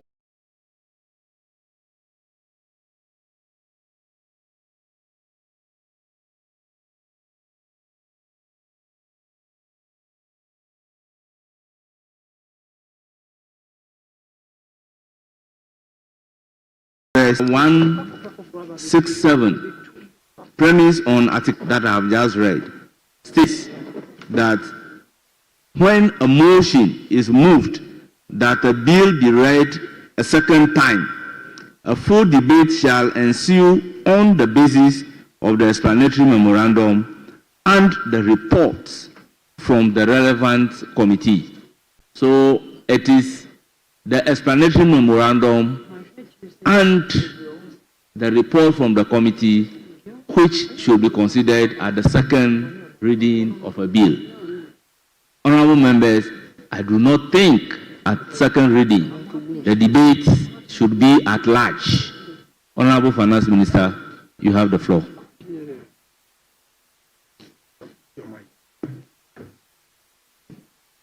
Thank you, Mr. Speaker. Mr. Speaker, it is important for us to put some comment in proper perspective.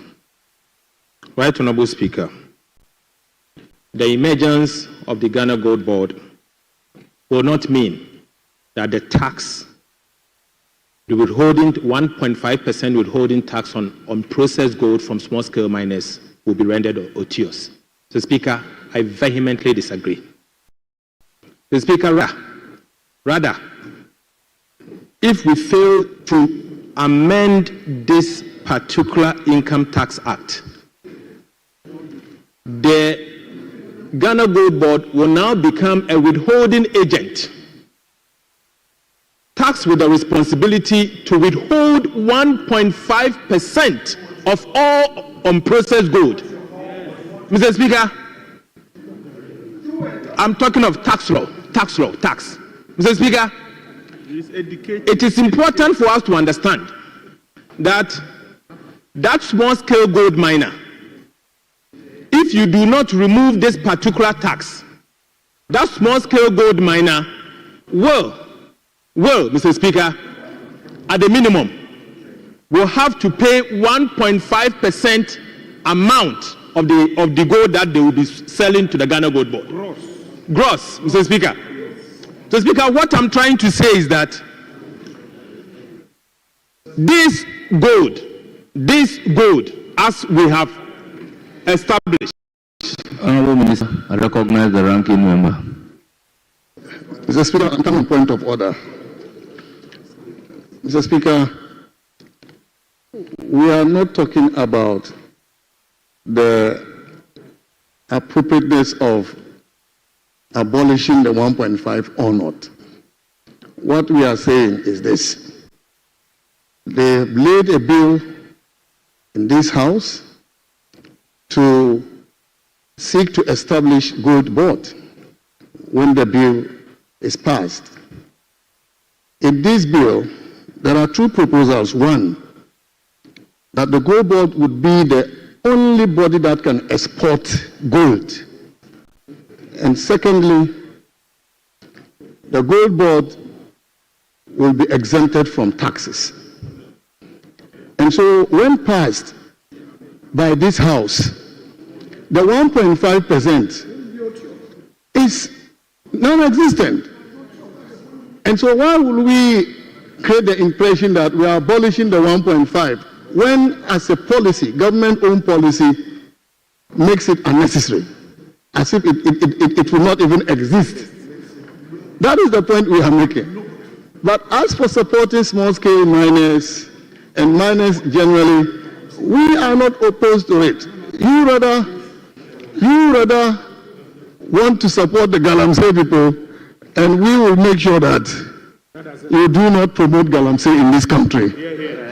Thank you, Mr. Speaker. So, Honourable Ranking Member, I want to understand if the establishment of the gold board will make the tax non-existence and the law makes it in existence, is that not the reason for which we should repeal it?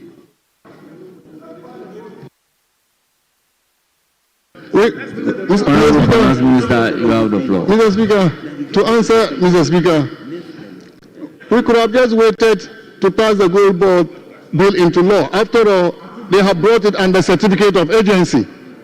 They brought it under certificate of agency.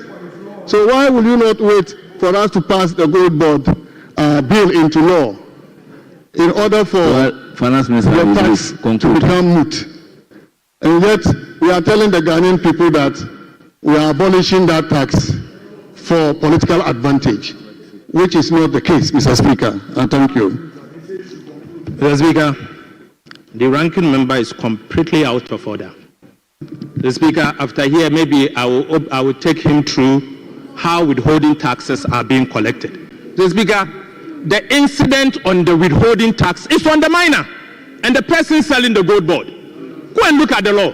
The Speaker, withholding tax, this withholding tax in particular I'm talking about, the incidence of that tax is on the miner and the person selling the gold. It is not on Gold Board. The incidence is not on Gold Board. What the Gold Board bill is referring to, the exemption of Ghana Gold Board from the payment of tax are other taxes, not withholding taxes. Mr. Speaker, I made reference to withholding tax on unprocessed gold. Who sells the gold to the Gold Board? The Gold Board is going to employ aggregators. Aggregators are going to buy the gold from small-scale miners. The incident is on small-scale miners, not on the Gold Board. Mr. Speaker, so what we are saying here is that the aggregators who are buying the gold, or whoever the Ghana Gold Board will be buying the gold from, after this one, we are exempting them from the payment of tax.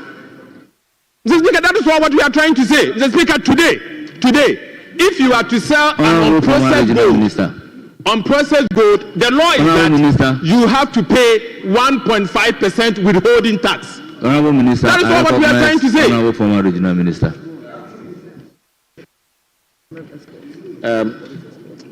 The new finance minister, first and foremost, should understand that the aggregators for MEF, as we speak now, do not pay, please, do not pay the 1.5. PMMC, that was also aggregating for Bank of Ghana, do not pay the 1.5. So what we are saying is that if you are bringing the Gold Board into existence and they are going to be exempted from paying it, then there's no point in making it look as if you are doing a favor to any miner. That's all, because under the MPP, we have already done that for the miners. So all the mining companies, the small-scale miners, we're not paying 1.5 through the aggregators. And that's all that we are saying, because we knew that gold was money, all other things are credit. And therefore, there's no point for them to be paying the 1.5. So, Mr. Speaker, that's all that we are trying to get to. Yes, it's not a very important amendment. Mr. Speaker, it is refreshing to know that the aggregators were not paying tax. Mr. Speaker, they have breached the law. Mr. Speaker, it is only Parliament that can exempt someone from the payment of a tax. And so, Mr. Speaker, what was done in the past was an illegality. And so, if you want to continue with illegality, continue with it. Mr. Speaker, it was wrong for a tax law to impose an obligation and for an individual to administratively decide to exempt someone. So, Speaker, that power is with Parliament. And so all what we are trying to do here, Mr. Speaker, is to exempt the small-scale miners. And by doing so, we are improving their disposable income. That is a fact. Mr. Speaker, that is a fact. And Mr. Speaker, for the record, the minority leader in his submission said that he was rather expecting us to allow 1D, 1F, and then the tax exemptions. Mr. Speaker, 1D, 1F, we all know that those tax exemptions were basically abused. Mr. Speaker, the evidence will be before this House in the last Parliament. Mr. Speaker, the last Parliament, I was the ranking member of the Finance Committee. We saw how it was abused. So please don't go there, Mr. Speaker, for the record, as Minister of Finance. I am not going to continue with the 1D, 1F tax exemptions because the evidence before this House suggests that it's been abused badly. And so we don't want to go there. If you want to carry it, you were in office for 8 years. 8 years. You couldn't approve it. You couldn't deal with it. It's been abused, and we don't want to continue. So let that be. Yes, Honorable Minority Leader.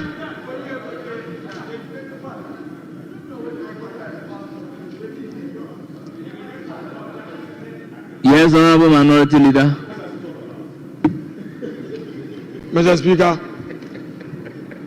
yes, the Finance Minister remembers his days as a minority leader. Instead of taking notes and listening to the views opposite him, he is still arguing and standing his grounds as though he is an opposition leader. Mr. Speaker, he may have to pay attention. The issue of tax exemption is so dear to the private sector. In his budget statement, nothing was introduced for the private sector. He knows that. He knows that. If you are saying that the system was being abused, it's different from arguing that the system in itself was not fit for purpose. Get the argument right. You are mixing and missing the points. We are dealing with the private sector. You say you want to create jobs. How do you create jobs? You don't create jobs through sacking people in the public sector and replacing them. You create jobs by giving incentives to the private sector. That is the reality. If you grant tax exemptions, what you are literally doing is to allow the companies to have more money available. You are talking about disposable income. You are talking about disposable income. But you've forgotten that if you grant tax exemption and you have a monitoring mechanism, Mr. Speaker, what it means is that the private sector can thrive by taking advantage of that. So, Mr. Speaker, the finance minister should not confuse us. What we are saying is that this repeal is a much ado about nothing. Simplicity. Honorable members, going forward, point of order should really be a point of order. Honorable members, at the conclusion of the debate, the question is, as many as are in favor of the motion, say aye. Those against, say no. Honorable members, the ayes have it. The Income Tax Amendment Bill 2025 is read the second time. An Act to amend the Income Tax Act 2015, Act 896, to remove the withholding on winnings from lottery and on purchase of unprocessed gold and to provide for related matters. Honourable members, as indicated, the Income Tax Amendment Bill 2025 is read the second time. Honourable Majority Leader, should we move to procedural motion number 65? Very much so. Very much so. Honourable Finance Minister, motion number 65. Mr. Speaker, I beg to move that procedural motion advertised as item 65 be taken now. I so move, Mr. Speaker. Honourable members, the motion is moved. Any seconder? Mr. Speaker, I rise to second the motion. Honourable members, the motion is moved and seconded, and it is for the consideration of the House. Honourable members, this is a procedural motion. Therefore, the question is, as many as are in favour, say aye. Those against, say no.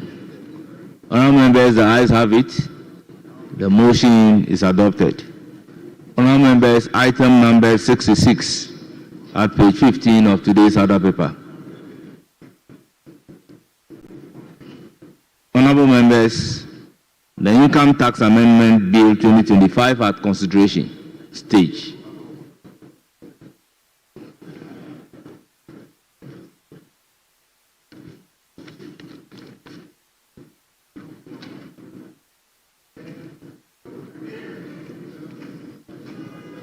Mr. Speaker, we don't have any amendment. Honourable members, as usual, today I have mentioned the case of Oswald versus Attorney General. That the Supreme Court says Clause 43 of the Narcotic Control Commission Bill has not been debated by this floor. Therefore, it is unconstitutional. So, honourable members, I want to go through the clauses one after the other. Honourable members, Clause 1. Section 6 of Act 896 amended. Honourable members, Clause 1 of the bill. There is no advertised amendment. Any proposed amendment is for the consideration of the House. Any proposed amendment. Honourable members, there be no proposed amendment. The question is, as many as are in favor of Clause 1 standing part of the bill, say aye. Those against, say no. Honourable members, the ayes have it. Clause 1 is ordered to be part of the bill.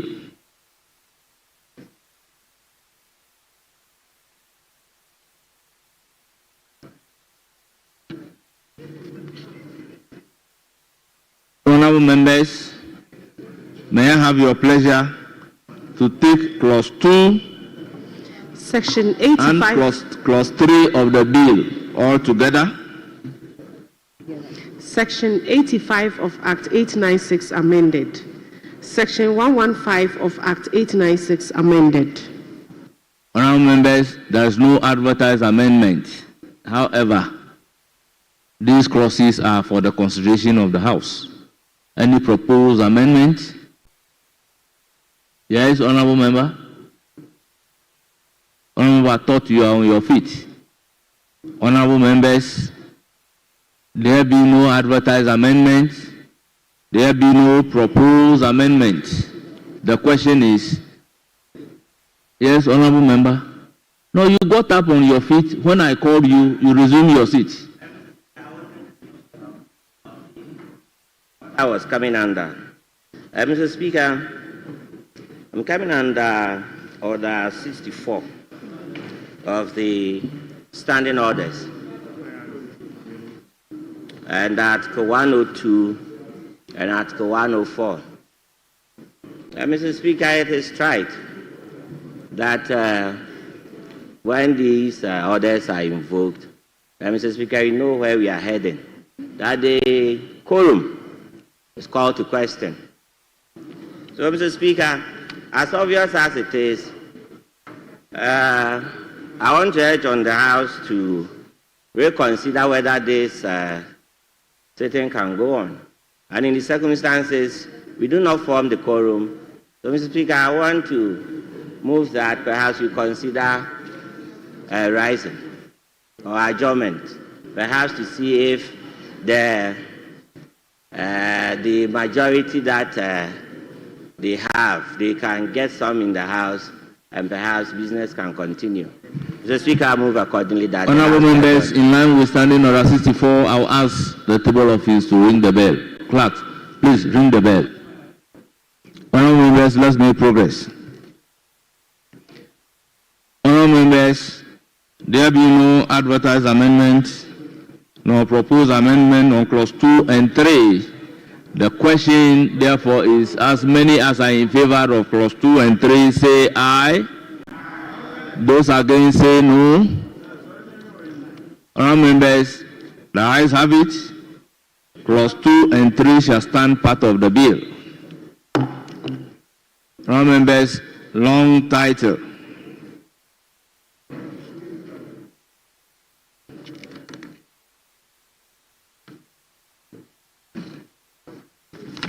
Then what I have is not up to.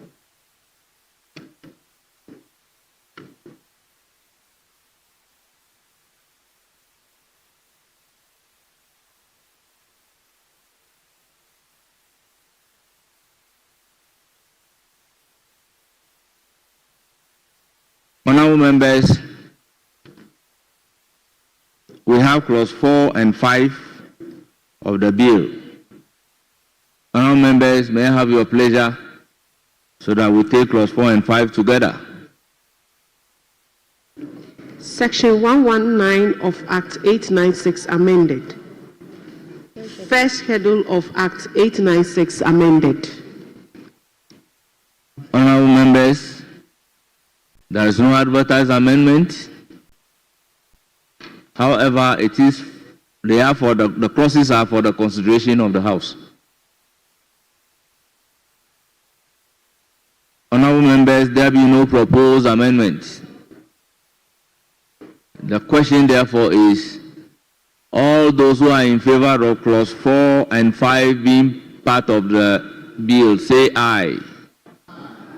Those against, say no. Honorable members, I think the ayes have it.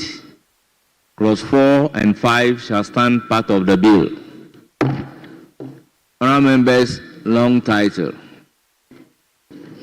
An act to amend the Income Tax Act 2015, Act 896, to remove the withholding and reignings from lottery and on purchases of unprocessed gold and to provide for related matters. Honorable members, the long title of the Income Tax Amendment Bill 2025 is for your consideration. Honorable members, there is no advertised amendment. Is there any proposed amendment? Honorable members, there be no proposed amendment. The question, therefore, is as many as are in favor of the long title standing part of the bill, say aye. Those against, say no. Honorable members, the ayes have it. The long title is ordered to be part of the bill. Honorable members, we have come to the end of consideration of the Income Tax Amendment Bill 2025.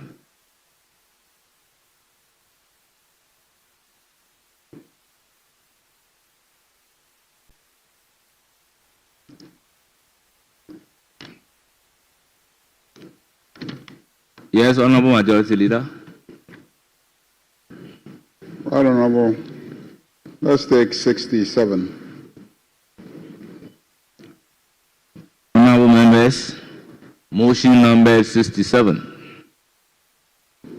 Mr. Speaker, I beg to move that motion advertised as item 57 on today's order paper, page 15, be taken now. I so move.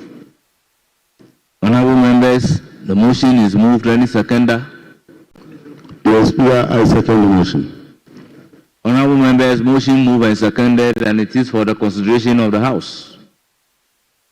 Honorable members, this is a procedural motion. The question, therefore, is as many as are in favor of the motion, say aye. Those against, say no. Honorable members, the ayes have it. The motion is adopted. Yes, Majority Leader. Item number 68. 68, Mr. Speaker. Yes, Honorable Finance Minister. Right, Honorable Speaker. I beg to move that the Income Tax Amendment Bill 2025 be now read the third time. I so move, Mr. Speaker. Honorable members, the motion is moved. Any seconder? Yes, Speaker, I second the motion.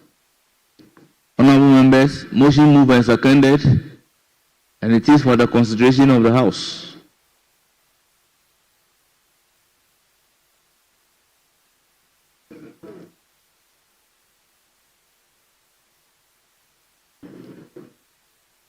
Yes, Honorable Member, under Order 64, I ask that they should ring the bell for 10 minutes.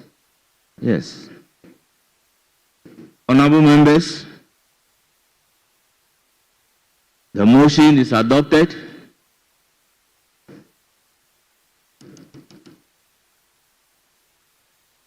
Motion number 68. Honorable members, the question is, as many as are in favor of the motion number 68, say aye. Those against, say no. Honorable members, the ayes have it. The motion is adopted.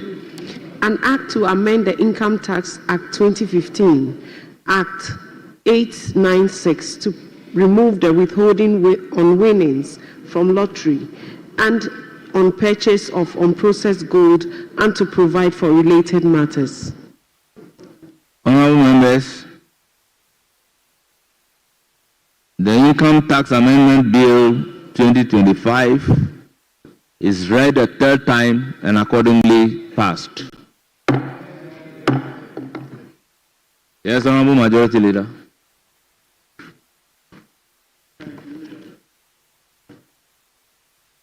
So, Speaker, can we take a 30-minute suspension?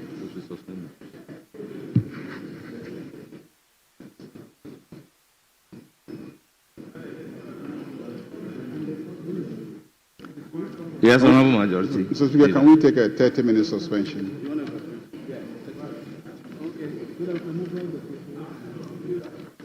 Yes, Honorable, what is your pleasure?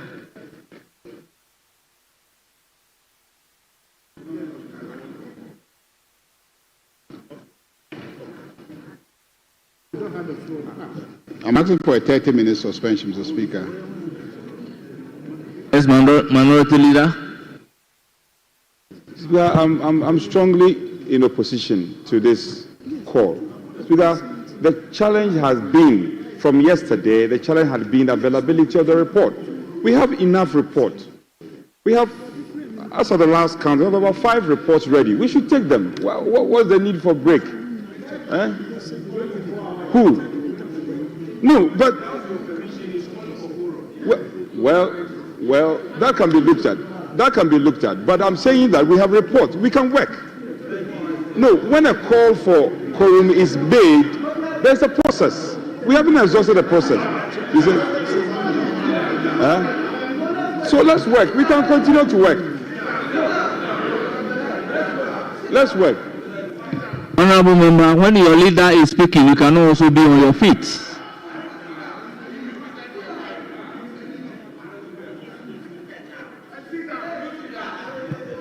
Yes, what is the issue? Speaker, it's just a very generous reminder that the 10 minutes is up. Honorable Member, the application and the reference is for suspension of the House. That is the issue under consideration. So please, kindly resume your seat. Yes, leaders, what's the pleasure? Thank you very much, Mr. Speaker. Mr. Speaker, just a 30-minute suspension, and then we'll come back very soon. Honorable members, Honorable Minority Chief Whip, you cannot be giving something with your right hand and then be taking it with your left hand. Honorable members, I am inclined to suspend the House for 30 minutes. The House is accordingly suspended for 30 minutes.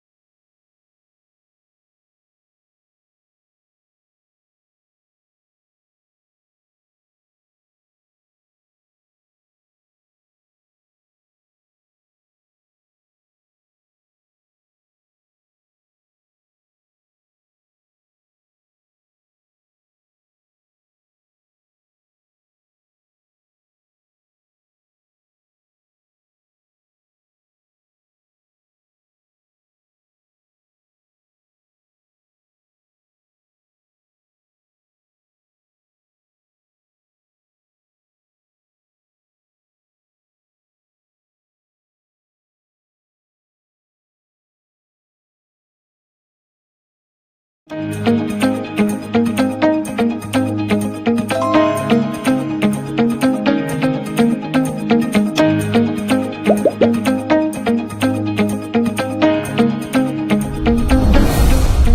a fort. It is a rare fort to support the castle. So this is the place they used to use the telescope. If you are in the up, you can see the Ermina castle. Okay. So he used to lodge this place, make sure that the better parade will move on. This way leads where? To the castle. Okay. And then the other one? The other one, he used to entry. Okay. So that means that much as we climbed using this, that was not how the queen used to. She used to enter through a tunnel. Good. Then the militaries used to climb.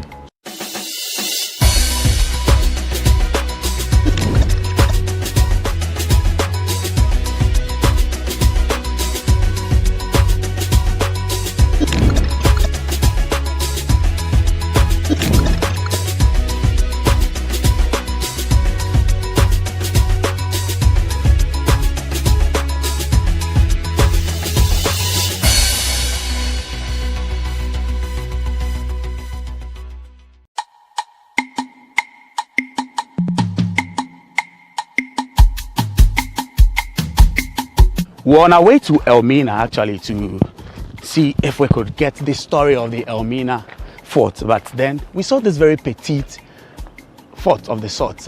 We would have to get in there to find out if this is actually a fort. Very petite, it's like a room size or one compound size fort here in the heart of Cape Coast. That's what we want to get the story on. This is our Ghana Man series here on GhanaWeb TV. My name is Echi Atisu. Look, this is how we get up onto the fort, as it were, climbing up. This, I believe, has been here for as long as this fort has also been here. So come on, come along with us. Let's see what's in here. Okay. All right, so we are right here on the compound. I see a gentleman here. Come on, let's speak to him.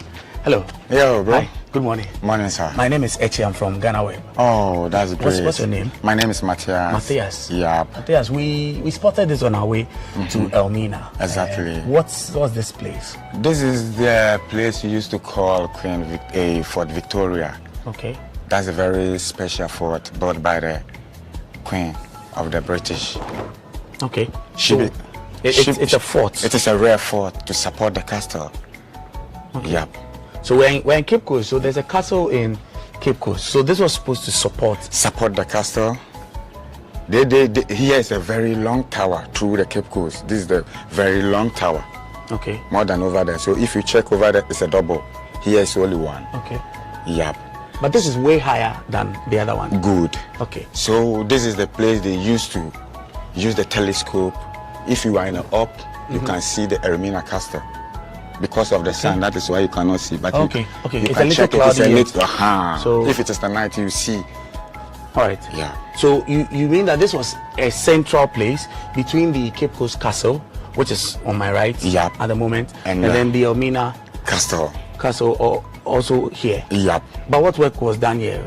This is the very special place made by the Queen. Okay. Used to call Queen Victoria. She became a queen in 1837. Okay. She takes 7 years to build this place to make a better trade between Ghana and the British. Okay. That is a better trade to help you with a little.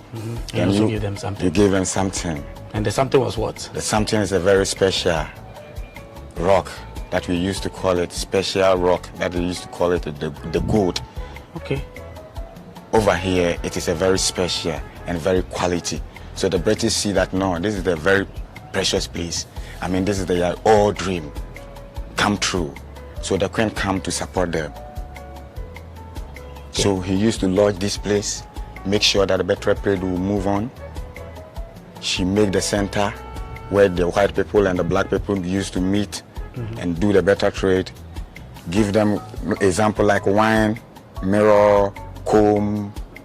Then you too, you give him or her woman being or gold or something special. So similar to other stories of other forts, the same way. This was initially for trade. Exactly. There was trade between the locals and then the colonial masters. So they were taking gold from here. Exactly. Did it serve that purpose in its entirety? Was that all they did here eventually?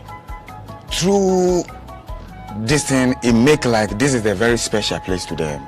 Okay. So they will never leave this place, because the first white man who used to arrive in this place is the Portuguese. Okay. But the British people came and overthrew them. That is why they used to call themselves the Great Britons. They used to make a many country like America, Canada, Colombia, Belgium, where you see the white and black many. Right? So this is a very special. Okay. Yeah. Now I see that this place, the cannons have these wheels on them. I have not seen that around anywhere. In fact, this is a very small place. Very, very small place. And what's the other thing that we see here that's unique? Similar things, there are holes in here for people to look there. Look inside. That's what? This is a tunnel. It's a tunnel? Yep. Okay. Can we here and over there is the same. There are two? There are two. So there's one here? And over there. Here's the way. This way leads where? To the castle. Okay. And then the other one? The other one, he used to entry. Okay. So that means that much as we climbed using this, that was not how the queen used to. She used to enter through a tunnel. Good. Then the militaries used to climb. So it's been there from the time this place was exactly. built. So it was for the soldiers. For the soldiers. If you check on Google, you see how it is. It is not like that. It's because of the erosion that it shifts a little bit. Okay, so what's a plain? It is very plain. There is a wall. Okay. You see that very special. There is a flowers. There is a walking way. If you check on Google now, because it is online. Okay. Yeah. So the queen will enter through the down there. Exactly. Climb up. That means there was a staircase. Here is the room of the queen. Okay, can we get into the room exactly. now to see? Here's the gate. Yeah.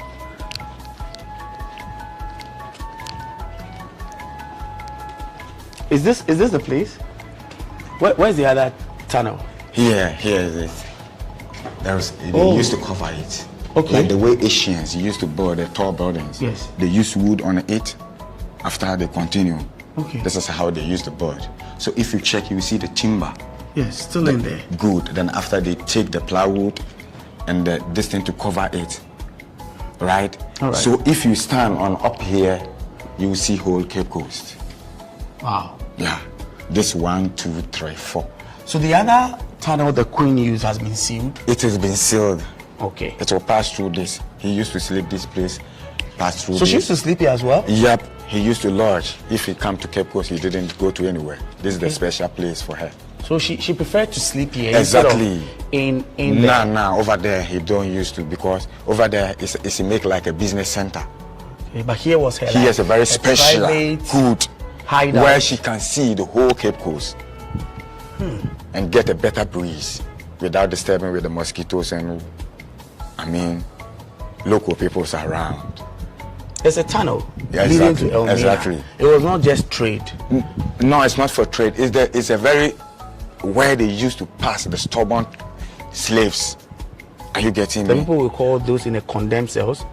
Is that the one? Yep, it is a cell. If you go to Cape Coast Castle, you see that it's a cell. Then you see the queen office on the up of the cell. Okay. So this tunnel passed through the cell. That's where it leads to. Good. So there's another one from Ermina through Cape Coast Castle. The time the slaves will be arrived, that they will see that where we are. And then you are already here. Then here too, outside Cape Coast, there is a big ships waiting over there to take you. Yeah.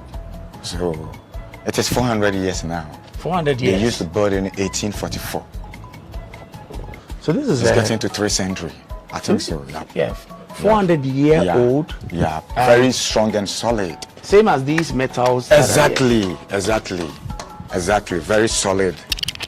Very solid. Yeah. And you're the only one who is here now. Yeah.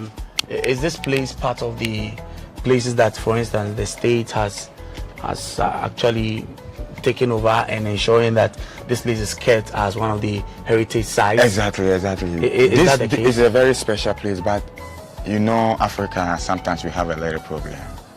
Some are good, some are bad. Some will see the white people used to come to visit this place, they will wait them on the gate.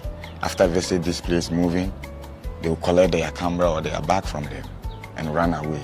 So they used to tell their brothers and sisters abroad that this place, there's a lot of robbing. Okay, so this particular fort, because of the location, when tourists would come, you say that by the time they're leaving, people will gang up on them or steal from them? Steal from them. Oh. That's around 2006, 2007, 2008, 2009. Okay. So I came to arrange this place. The Queen grandchildren just come to visit this thing. He said, no, it's not good, it's not unfair. So he come to meet me and said, no, how I arrange this, I'm supposed to take good care of it. When did you come here? Let me say 8 to 9 months now. Okay. That was May. Yeah, okay. May, yeah. But you have a fair idea you have a pretty good memory of this place. Exactly. I see. So that means that now tourists don't come here at all. People don't, they used to come, but they no longer come. No, now I'm here. It is more safe than nobody is around. Are you getting me? Okay. Because if you come, I will receive you better. Told you what is going on, give you the secret, give you the story.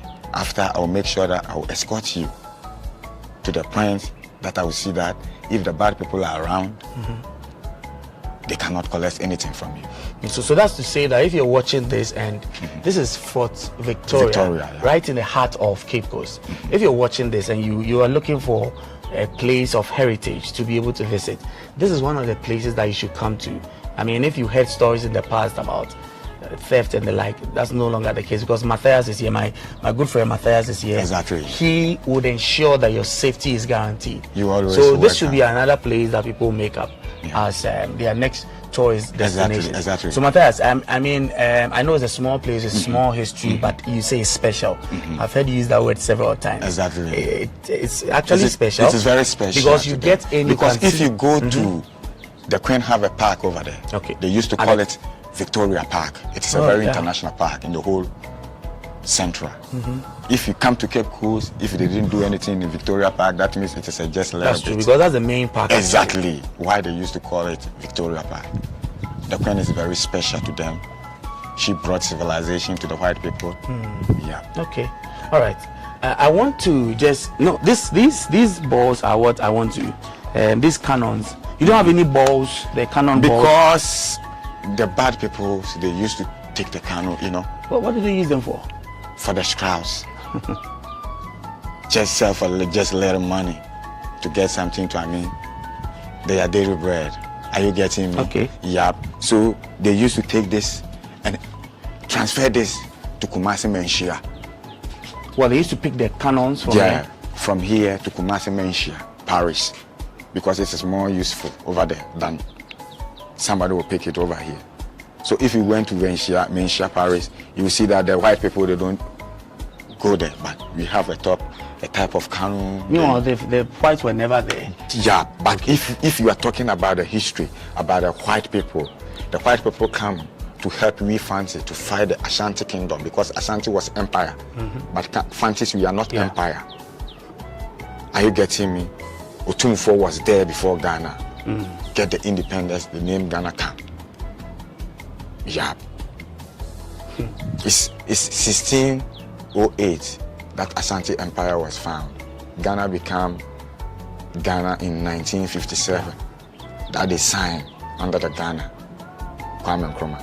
So those people, if you are talking about a lot of slaves, the Ashanti people are a lot. I see a very interesting thing on one of these. There's an inscription or This is a very special crown. That's the queen. So this is the queen's crown. Crowned. This is it. Yeah. So that's actually the crown. At least I could make that out. You will see the GR, but I tried to find the meaning. I couldn't find the meaning. This is the great. I don't know this. Yeah. If you go to internet, I'll find it, but I can't find the meaning. Okay. Yeah. So if you go to Castle, if you go to Castle, you find this same crown on the office of the lady. She made the office in 1988. Yeah. Okay. On the front of the this, they used to climb, go up. Okay. Yeah, So the militaries. Okay, they used to climb in. That's where they used to guide all wide. They used to guide. I know that I've seen that you've kept this place quite well. Even leading up to this place, the road. I like this place very much because since I was a little kid, I don't come from Cape Coast, but I was educated here. Okay. I used to come here to study, only me. Here? Yeah. I used to come inside. It's very special, very neat. Yeah. And I realize you're using this place. It is I know. That is why I'm always here. Yeah. I come to school in Jibri Boys School. Okay, right down there. Okay. So I used to come here to learn. Yeah, only me, because here is very good if you are learning or if you want to pass your hours. It is a very special place. You can see whole Cape Coast, what is going on. Even the beach is right here. Yeah. You get a better breeze. The scent is not the same. You see that over here, the scent over here and the down, the scent is not the same. Different. Yeah, it's different. Now I know that again, like I'm saying, it's a small place, but with great, rich history. Exactly. Is there something that if there were any authorities, maybe the Monuments Board, the ministry, anyone in authority that could help bring some uplift to this place? Is there some kind of help? Yep. That is why I told you before that I was here arranging, then the Queen grandchildren came from Scotland. Okay. She came, she wanted to take money to arrange any fort that belonged to the British in whole Ghana. So he came to meet me over here. She talked to me to have patience, try to arrange this place. So it is better for me to do a garden or something to arrange this place, make it better. Anybody come, I welcome him, make sure that nobody will misbehave around. So you'd wish that beyond what the promise from the great-great-grandchildren of the Queen herself, you're hoping that at least the state of Ghana or someone. Yeah. I believe because if you said anyone should come to arrange this place, it will be a boom. But no one can come because it belongs to the special people. Are you getting me? Yeah. We have a lot of people that they get the money that they can use. Even 3 days will not reach. They will make a better place, very special. They will do their radio because over here you get a very good reception. Yeah. Very best. Yeah. Because everything you do over here, it will prosper. They try their best to do radio, then the museum people try to stop them. Anyone who will try, the musicians come here, try. It's nothing if they want to arrange this. Even you get more than, you just make it special. Plant, make flowers, beautification. It is nothing, but it is not easy to get this. Are you getting me?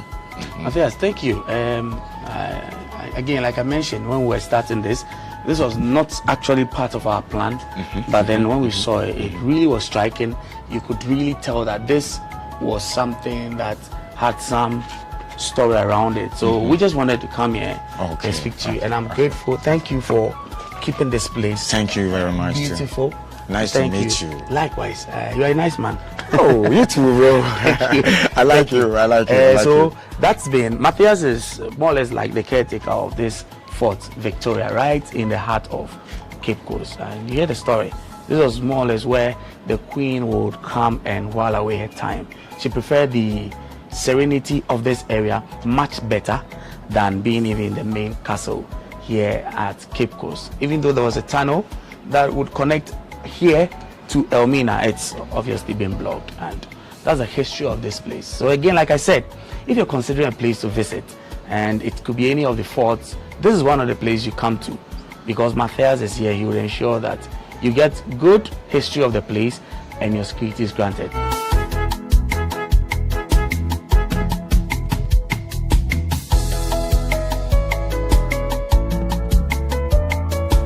As we leave the historic Fort Victoria in Cape Coast, we're heading towards one of the most iconic landmarks of this beautiful coastline, which is the Cape Coast Lighthouse.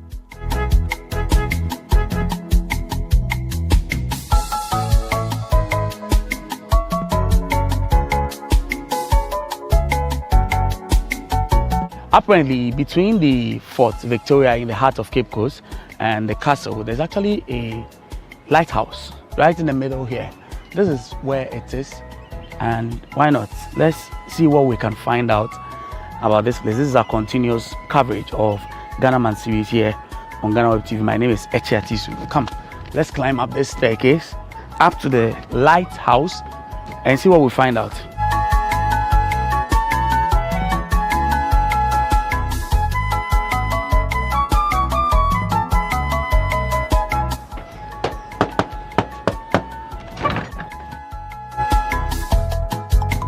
Since there was no one to take us around, let's just have a quick peek of this lighthouse and learn a little history about the place. The Cape Coast Lighthouse, built in 1835 by the British, is one of the oldest lighthouses in Ghana and a prominent landmark in the region.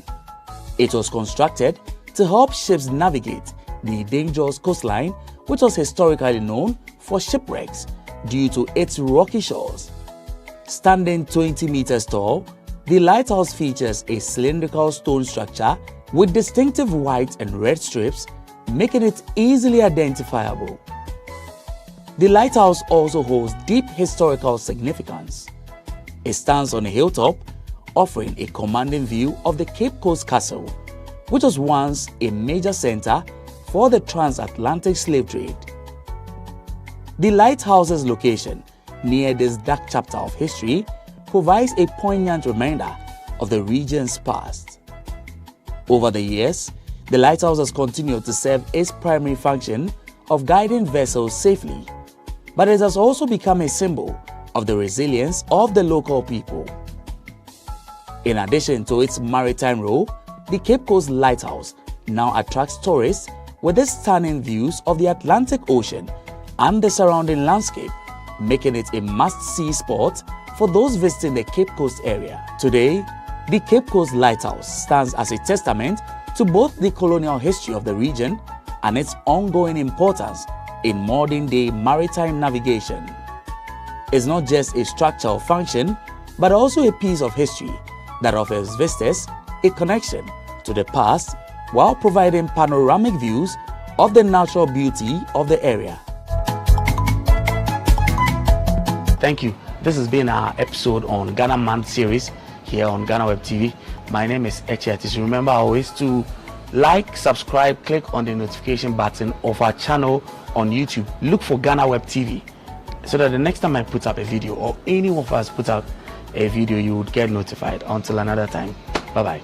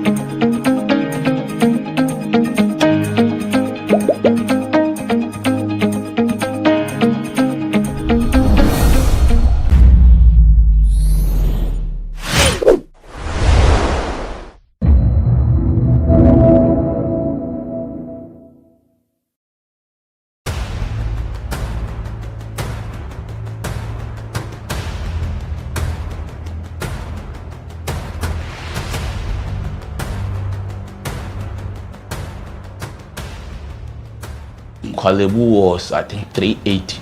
380 Ghana cedis. Yes. But private, some are 500, 450, some are 800, 860. Per session, yes. You have to do 2 every week.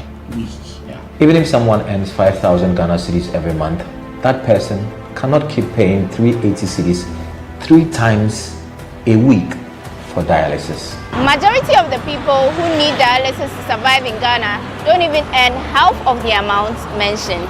Some people battling organ diseases end up losing their jobs because their companies cannot keep paying them for always being absent.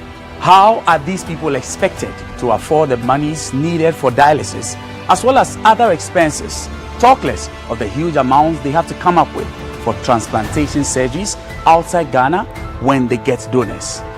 It is because of these people that GhanaWeb in August 2023 launched the organ donation legislation campaign to push for the country to pass a law that will guide organ harvesting and transplanting. As Kolebu plans to increase dialysis fees, the situation requires quicker attention and action. And so, we must get Parliament to start discussing the organ donation bill and pass it into law. Now, when this bill is passed, more lives will be saved and the financial burden on patients would be reduced. And that is why we need you to join us on this campaign. Join the campaign by sending a 1-minute video of yourself sharing why Ghana needs a legislation on organ donation now to editor@ghanaweb.com or via WhatsApp 0552 699 625. Alternatively, you can share the video directly on your social media handles with the hashtags #PassOrganDonationLaw and #LegalizeOrganDonationNow. Organ failure should not be a death sentence.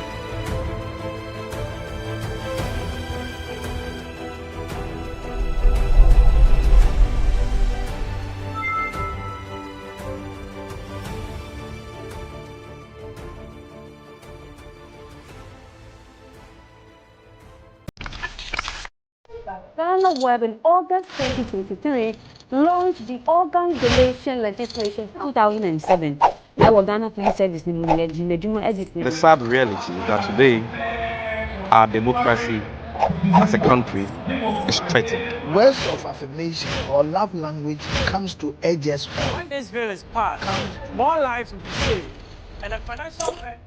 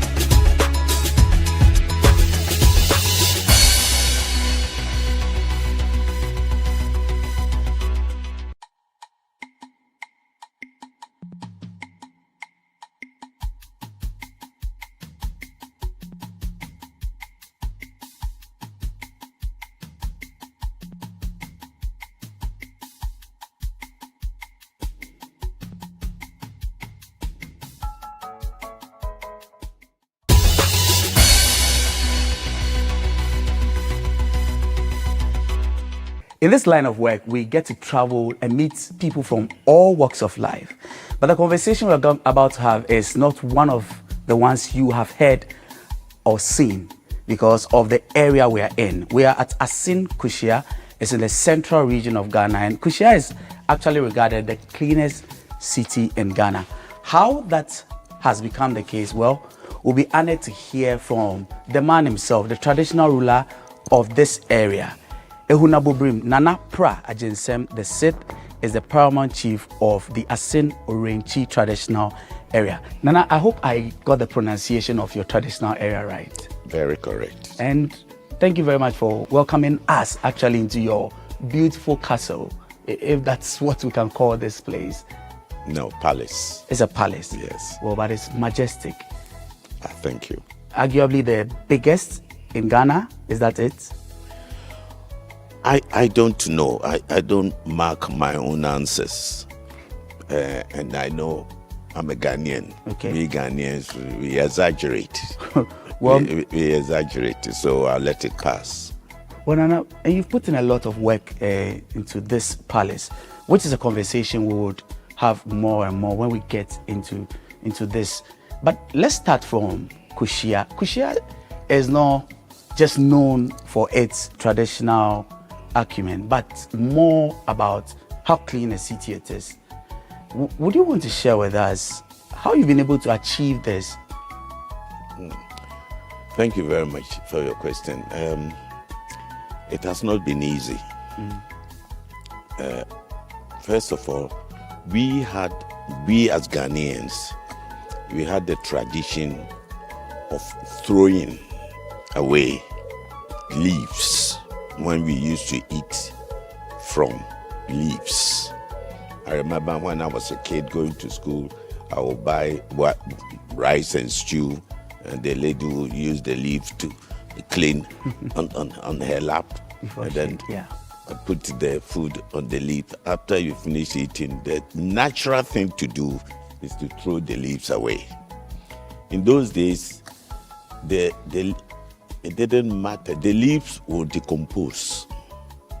So we were not littering. But the habit of throwing had been ingrained in us.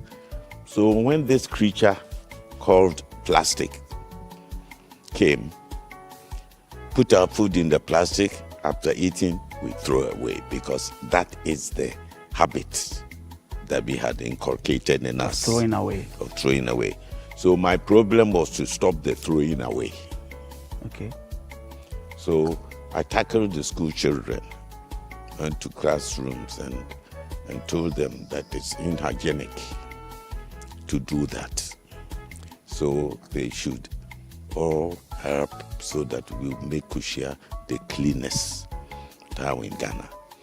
I told them that in my reign, I will not be able to make Kushia as big as Cape Coast, but I'll be able to make Kushia cleaner than anywhere else in Ghana if they support.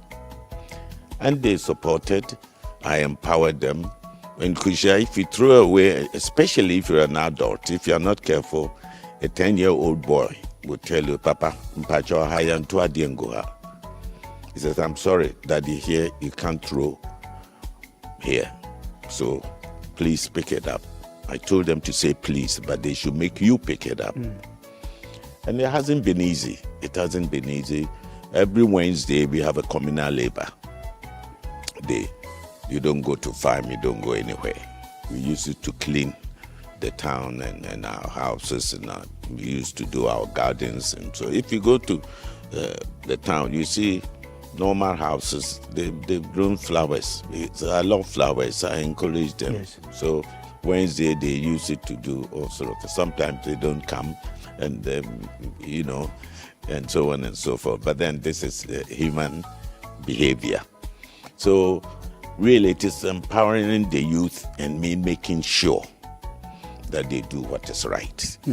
No, that's a good example. And actually driving through the town, we saw school children doing as you've mentioned, sweeping, weeding along the roadsides and things like that. Sanitation is always a big issue as a country that we faced. In bigger cities like Accra, it's been a thing we've struggled to deal with. Is it the time for other bigger places like that to be looking at Kushia as an example to be learning from? Well, every new thing gives an opportunity for people who feel that's a good thing to copy or learn or adapt. I remember I went to a conference and one paramount chief, Nana Yeji Mahine, came to me and he said, "You are Nana Prajinsem." I said, "Yes, sir." He said, "I've been looking for you for a long, long time because I heard that Kushia sanitation is on top, and I want to come and find out how you manage this and have a conversation with you." I said, "Yes." Just under a month he came. He spent about 3 days with me here. We were brothers. We went everywhere. When he went back, at that time I had dustbins. A lot. I sent 50 to him also to use. I was happy that somebody thinks that there's something good happening and he wants to copy. It's good. Me, I copy all the time. Secondly, somebody sent me a video, Nana Domahine. Yes. He had a 22nd anniversary or something, and he said he would not be good to end his anniversary without complimenting Hunabo Brim Prajin, same the for his sanitation work. I had never met the gentleman. I had never spoken to him. And I thought, wow, this is interesting. About 3 months ago, Omahin of Suba in Central Region, he called me. He said, Nana, I'm launching my sanitation program in my traditional area. Can you please come and chair it for me and talk to the youth for me? I said, sure. So I went to Brown Hartford. There I met Domahene. On my way to Suma, Domahene was sweeping with ladies playing music behind him. He was sweeping and weeding from town to town. Apparently, he had also been invited to Suma. And I got down from the car and I joined him. And it was joyous. The people there couldn't believe. So finally we ended up there, and the rest is history, so they say. So maybe we can learn from each other. First, we must learn to understand that there's nothing wrong in copying. In fact, Domahine's example to me demonstrated how confident the gentleman is. He's a very noble man. To have sat on TV and say that my celebration will not end until I compliment somebody as he has never met. This is deep. Now, Nana, those are examples that actually tell of maybe the need for people to, like you said, copy or follow, as it were. But Kushia is just on the lines of the River Pra, and we had the opportunity to actually go and see the extent of damage that has been caused to the river.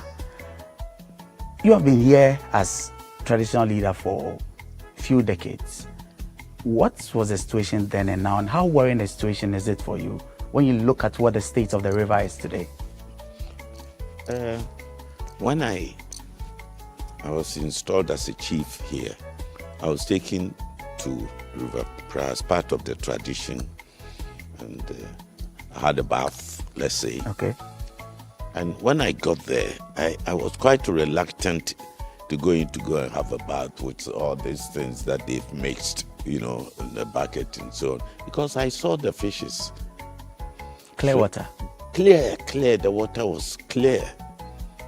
Clear. The definition of water, clear.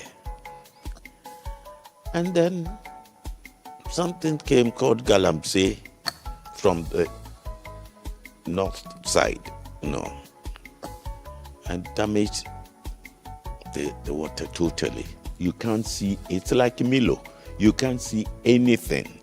And I believe some of the chemicals that they use are also poisonous to the fishes in the river. And so I can only say this in public and say that Galamsey, it is not good, it is damaging the whole country. Our future is at stake, but I have no power to stop it. So I concentrate on areas that I have little power and make it better. But there are also people who believe that beyond political leaders making attempts to stop Galamsey, for instance, that our traditional leaders also play a huge and a major role in there. Yes, that is true. And everybody knows in Ghana, politicians, security, traditional leaders, there's some of them are involved. Those who are involved, some of them have stopped. Others, I used to be a member of National House of Chiefs. We used to talk about Galamsey and the need for the traditional leaders not only to stop, but to advise their subjects not to do that. But that is as far as I think that traditional leaders as a group can go, and individually you can also advise your subjects not to get involved in that. But apart from that, there's nothing I can do. I don't have the power. If I were made minister for Galamsey, then we will see something. Minister against Galamsey. That would be a position you gladly accept if there was any such thing. Well, it depends. If one can get over the constitutional restraint of chiefs getting involved, I mean, I wouldn't consider it a political appointment because the constitution makes an exception to someone with special knowledge that can be used. The president or the authorities can employ even though he's a chief. But I don't think I have a special knowledge in Galamsey. Okay, before we move on to other subjects, just a last one on this. Just because your community is on the coastline of the River Pra, are your people still able to fish? No. It's poisonous. It's poisonous. That's work that's been taken away from. Yeah, they are redundant. Well, they come back to the land, and the little that they can get from the land is what keeps them alive. Okay. Now we would just return after a brief break, and then we would continue with a conversation. This is still People and Places. I'm speaking with the traditional leader in Asinkusha, Nana Pra Ajinsem the Sith. We'll be right back.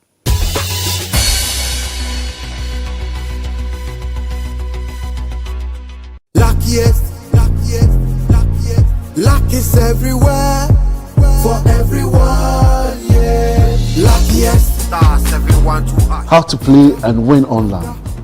Step 1. Go to the URL or website www.theluckiestafrica.com. Step 2. Click on Ready to Play and register. Step 3. Fill out your valid details to register. Step 4. Enter and confirm the OTP sent to your email. Step 5. Purchase your ticket or generate a random ticket. Step 6. Enter the ticket amount you want to buy. Step 7. Follow the steps to buy tickets for yourself or someone. Step 8. Confirm your ticket and choose your payment option. Step 9. Follow the steps to make payment. Step 10. Verify your phone number. I am Mr. Goodluck, and I'm on a mission to spread luck all around. Baba, driver, bouncer, friends, teacher, banker. Star 712 hash. You could be the luckiest.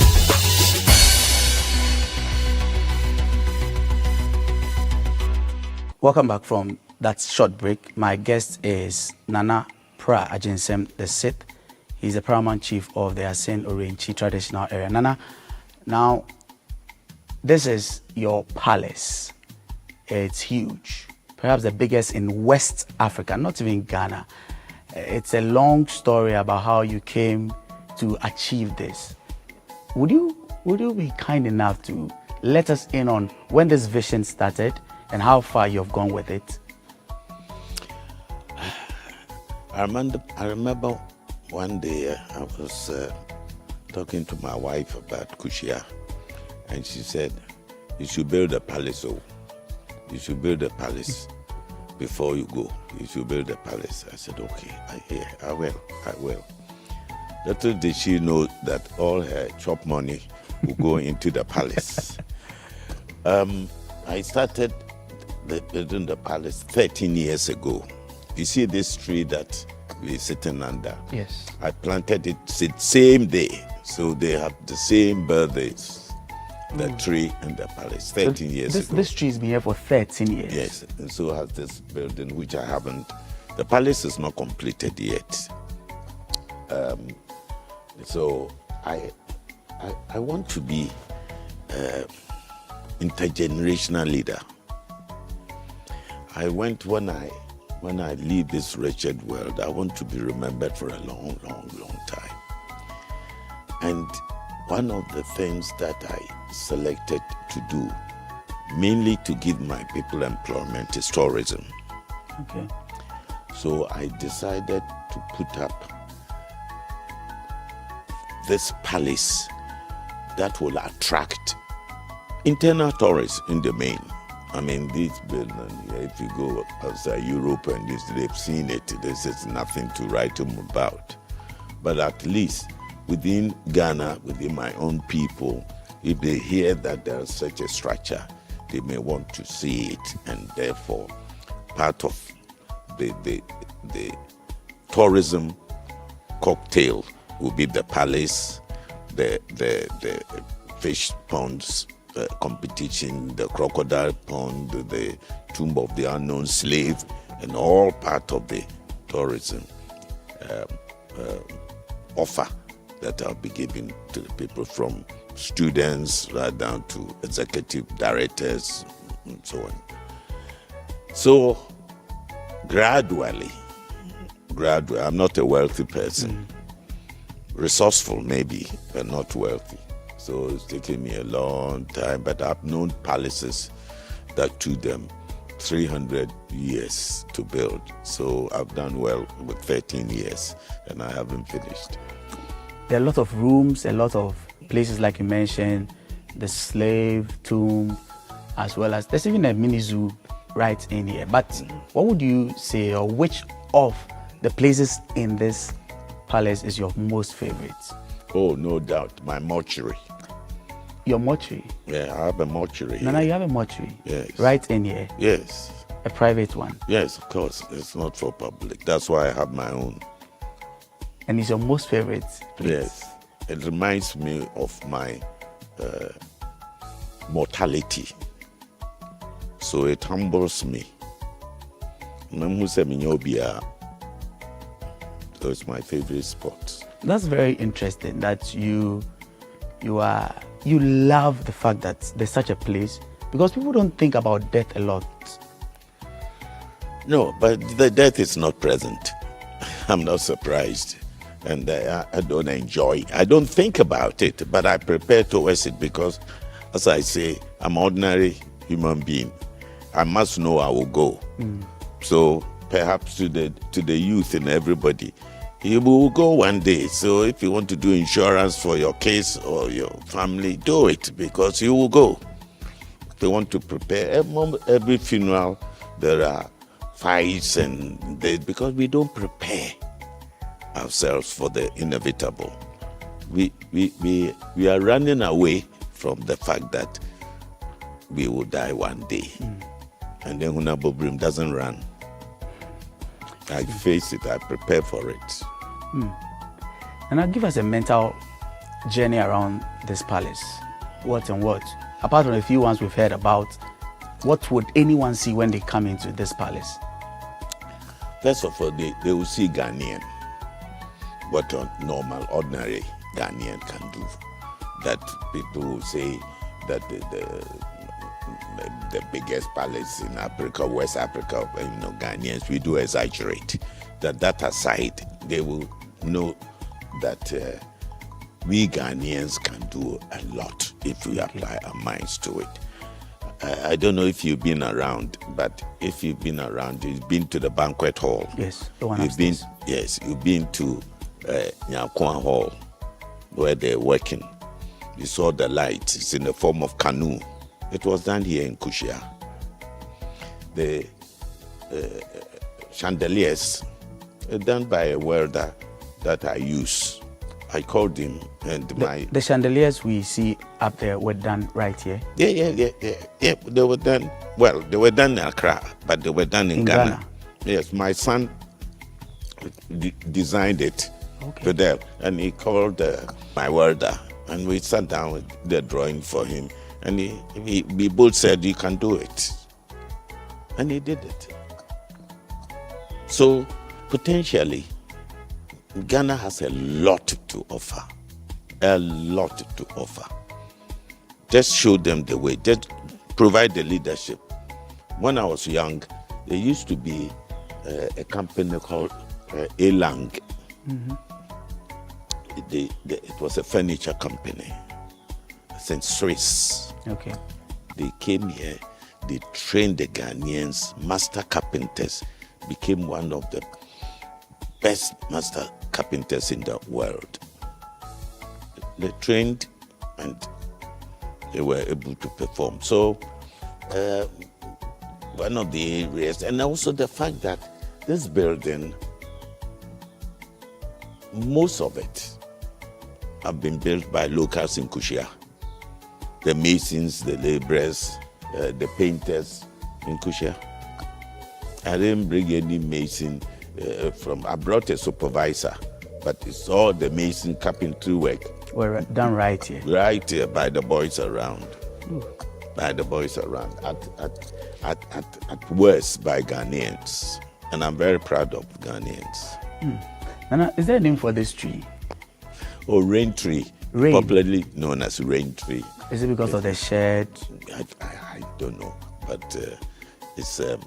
I knew it. I copied it from a friend of mine. He's deceased now, called George Hammond. Okay. And I went to his house in Cape Coast. I used to be a regular visitor, so I saw that. I said, "Wow, this is bigger than my umbrella." And it's something you want to have. Oh, so the first thing I planted it the very day that I was doing the foundation. Ooh. I see. As a traditional ruler and as a chief, you must be very busy. How are you able to juggle that with your everyday life and perhaps your private life? Yes. You know, chieftaincy is a calling. When you are called, what you have, you give to your people. When you are not called and you become one, what they have, you will take. I don't, and it's not only chieftaincy, maybe it's leadership, I don't know, but my experience, the most painful part of chieftaincy to me is loss of privacy. You know, I like to enjoy myself, you know, with my friends, my family.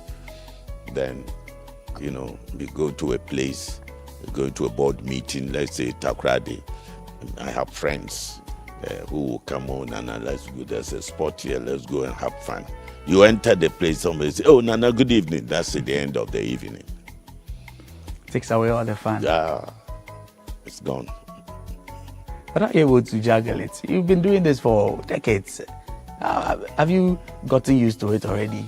No, you never get used to losing your privacy. Never. It's very funny. When I used to live in England, and when I read about the royal family pleading for their privacy to be preserved, and I just said, but what's the matter with you guys? You are people's people, and maybe they would like to know what you do. Then I realized that, oh, I see. It must be suffering indeed. It's the worst for me. Maybe it is because of who I am. Okay. Maybe for other leaders, that doesn't come into their equation because they don't like the life that I like. So they like staying at home and being proper, you know, so nobody will find them anywhere that you're not supposed to be and say good evening, Nana. And it messes up everything. Nana, are you a king? Yes. But we've heard this argument over and over again. People refer to the Constitution, for instance, that does not state anywhere that there's any king in Ghana. You consider yourself as a king? Yes, I do, because the Constitution of Ghana aside, the word itself is an English word. It is not a Ghanaian word. You can't alter it. The English man or woman who speaks the language defines who a king is. And he says that a king is a traditional leader from out of hereditary. He must be a male and of no superior. believe it or not, I'm male. Okay? Okay. And I'm occupied this art of hereditary. Okay. And I have no superior over me. So by English definition, I am a king. But I don't care what title anybody gives me. But that's a straightforward question. And that's where perhaps I have a disagreement with my brother Domahine. He doesn't define it like I do. I use English word. The English said from hereditary, male, and of no superior. I sat here because I was a prince. Okay. Okay. And I'm a male. And I have no superior over me. Nobody, no human being, it's in terms of chieftaincy, superior over me. No human being. And that makes me a king. But call me whatever you really like, I don't care. I mean, I'm more interested in developing and making sure my people are happy with me than the semantics. So yours has really got nothing to how you are referred to. No. It's in the practice, what you do. I happen to be a lawyer. I never allowed anybody to call me a lawyer. Never. Okay. And the calling is not what matters, it's the speaking. People will know whether you are or you are not. You understand? Yes. Right. Onana, I couldn't avoid seeing a very beautiful thing here. It was a carriage in this palace. Yes. The type we would see in England. I mean, the last time I saw something close to that was during the funeral of the late Queen of England. Yes. Nothing close to that. But I saw one right here in this palace. Is that something you use? Now, actually, you're the first press men and ladies that have come here since I got the royal carriage. I've never used it. Okay. And I don't know when I'm going to use it. But I've always had challenge about being carried by another human being. It has been something that has bothered me for a long, long time. I ask myself really and truly, and I'm not saying this frivolously, I mean it, that another human being carrying me, I found it offensive. I am nobody to have that privilege of being carried by another human being. I know that it's a tradition, it's custom, but there are several practices that we have stopped. I mean, I have never seen it, but I heard that when the chief dies, they will kill people to go with the chief so that those people will serve the chief somewhere, wherever he's going. That I have heard used to be the custom and tradition. So we should do that today. So if somebody kills somebody close to you because somebody thinks he's so important that he has died, and when he goes, he needs people to serve him wherever he's going. Is that correct? The Constitution of Ghana, I think it's Article 272C, give the chiefs the opportunity to eliminate, that is the word used, to eliminate outmoded customs and traditions, and that is precisely what I'm doing. So you're working around... Sorry. No, please go ahead. Thank you. I think that the time has come for me to look at that particular aspect of culture, to me, it's an abuse. For me. So it lasted a long time. Okay. And it did because I didn't find alternative. I saw the reason that they will carry their leader and so on. I could read the mentality. And I delved into history a little. You know, when the white people came and enslaved us, they would go from the coast right down up to go and buy slaves and bring them. They were in a hammock. And the blacks were carrying them with their helmets. I suspect that when they left, our people saw it and they liked it. I suspect. Okay. So maybe copying is okay. Good copying is even better. So maybe they saw it and adopted it. Or maybe in those days also, there were no streets, no cars, no roads. So when they're traveling with their leader, they thought out of respect, they shouldn't let the leader walk on it. They will carry. I can understand those rationale. But you don't think that it's still relevant today? We have cars, we have roads, nice roads. If you want to show, if I want to show, I'm being very careful here, going I, because it is me. I have decided to do what I'm doing.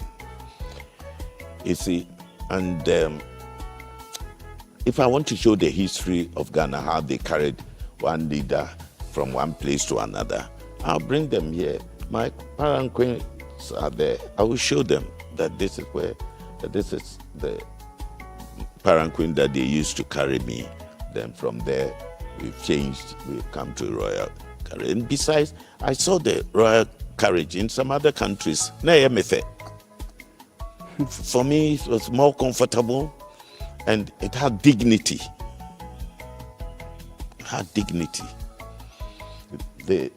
Some royals use horses. Some animal lovers are objecting to it. Wouldn't that be the case here? No, I motorized it. It's motorized? Yeah, so my henkwa will sit down, dressed traditionally, nitrate tie, and I'll sit in with my queen mother.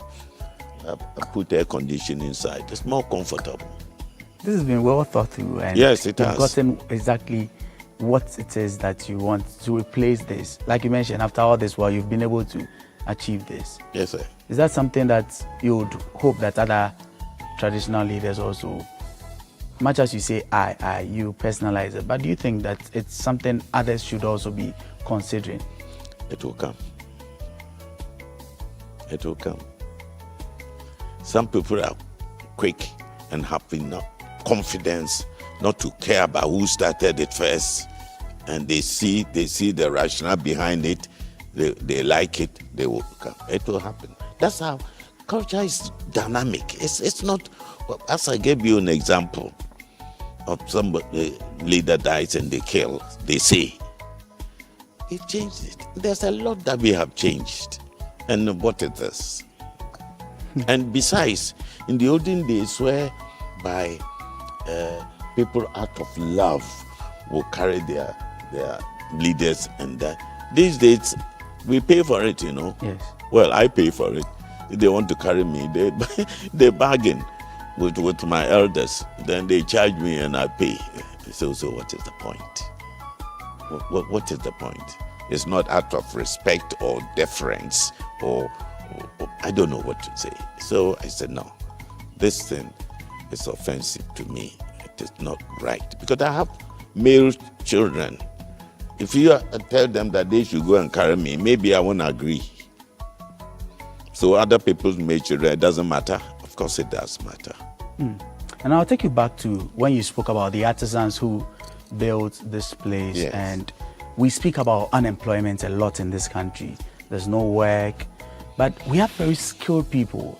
If going by what has been done in this palace is anything to even go by, then we should not be worried so much. Why does it seem like Ghana is not taking advantage, or we are not moving along the lines of industrialization as it should be, when we have all these skilled people around? I think that really and truly, honestly, I'm the wrong person to answer this. I don't have power to I mean, the little things that I do here that will employ the youth within my limited resources I've done, but most countries are managed by governments, not traditional leaders, politicians. So I leave it that with them. So I'm not a politician. It's at the doorsteps of politicians. Yeah, that is. yes, I don't know how to do politics. In all of the things you've done, have there been any particular figures or traditional rulers, anyone across board or sector that you have looked up to, who have influenced some of the things you've done? Oh, all my life I've learned from the best. And whilst those that I have learned from, I have never even met them in my life. Okay. I hear that Yasantua was a brave lady, and if I get the opportunity and I get a book, I will read. And from there, I may learn a lot. There are people in the world, international, that I have admired, that I have read their biographies and I've learned a lot. And I have Ghanaians. This palace, the basic idea may be mine, but where it's ended up, it's not. Because I have friends who will come here and they say, if we did this, don't you think it would be better? Think about it, it's better, just demolish and do it. So I've learned from various people. Various. And the reason why I cannot mention, say in Ghana, I cannot mention people's name, not because I want to play funny. No. I'll mention just like that. Especially those I've learned from, they have helped me. The reason why I can't do that is that most people whose help I've appreciated are people who helped me during my socialization process.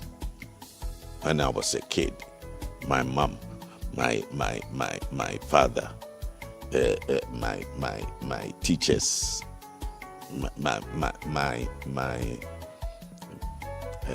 my head teacher, and people like that, they have impacted my life. When I grew up, I went to England when I was fairly young. So those who perhaps I can mention are those that I met. No, I didn't meet, those that I read about. But in Ghana, I've had plenty of help. The normal, nothing spectacular. Now, Kushia is perhaps one of the towns I have seen as many statues as we have in Ghana. A lot of statues. Why do you have so many statues? And right in front of this palace, there are a number of, will I call them totems? Yes. There. Tell us the significance of all of these. Statues. Have you seen my statues? No, Since I haven't. you've been here, I don't have. No, I haven't. Yeah, because it is not relevant. The totems, as you see, it's part of the design for the palace to show what Africa can do and to tell the story of how deep our philosophers, our ancestors, when they give you a creature, when they tell you that they give you a proverb, that there's a creature who has one head and two heads and one stomach. And yet, when you put meat there for them to eat, they fight over it. I don't know of any country that has produced philosophers that have reasoned that way. So that is why I'm demonstrating, I'm exhibiting the primitive intellectual capacity of my ancestors. You have a crocodile pond just right outside your palace. Why are you keeping crocodiles? Because when I came from England, I had never seen a crocodile before, and I wanted to see crocodiles. I think this may have come from conversation, and I was told that I had to go to Paga. And clearly that was nonsense. I've been to secondary school, first year biology. I have to go to Paga before I see crocodile. So I got excavators, I dug a hole, put water inside, and went and got some finger lengths of crocodiles, put them there, and that's where they are. Just to show, please, sometimes Ghanaians will make you a hero when you don't deserve it. This is nothing. Aquatic habitat, you didn't do that secondary form 1. Then why are you traveling all the way? I'm not saying you shouldn't go to Paga by all means. If I get the opportunity, I will go to Paga too. I'll go anywhere in Ghana for that matter. But we can create a lot in our space. That's what I'm trying to prove. Now there's a grave that you call the grave of the unknown slaves? The tomb of the unknown slave. Tomb. What's the story around that? I have a very good historian. His name is Ankra, a brilliant historian. And I called him to research into the history of Orenchi. Okay. With the Kushia Azahinkro, the capital. And clearly, and he supported this by evidence, both Ghanaians and the English, the colonials. And it was that the slaves going to the south, being taken to the south. Remember, there were no roads, no highways, nothing. They walked through the bush. And he said Kushia was one of the places that they walked through because of the Pra. They will follow the banks of Pra, okay, which is going down the coast. So a lot passed through here. And as soon as I said that, I said, wow. Then I can use also the slave story in Kushia. Because clearly, a lot did pass through here. And I said to myself, what can I do to use this also to enhance my tourism program? So I was thinking about it, and I remembered the tomb of the unknown soldier. If you go to European countries in the capital, you will see a statue of the tomb of the unknown soldier. When the general dies, they will give a statue of the general, his yes, face, everything. He was born this, but the ordinary soldier, nobody did that for the ordinary soldier. They just represent them by a tomb of the unknown soldier who died to save this country. So I said, then I'll do the tomb of the unknown slave. Which is a beautiful tomb.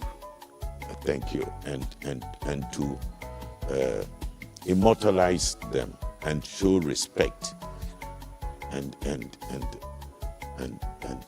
empathy. Try and put yourself in their space and see how they suffered for this country. I want the kids to see this. And they would ask questions, and you would tell them, this gentleman very likely traveled about 300, 400 kilometers. Yeah. By the time he got here, was so weak, he died. I've given it a name, you know. So that the youth will feel the ills of slavery. That is why any custom, tradition that has a slave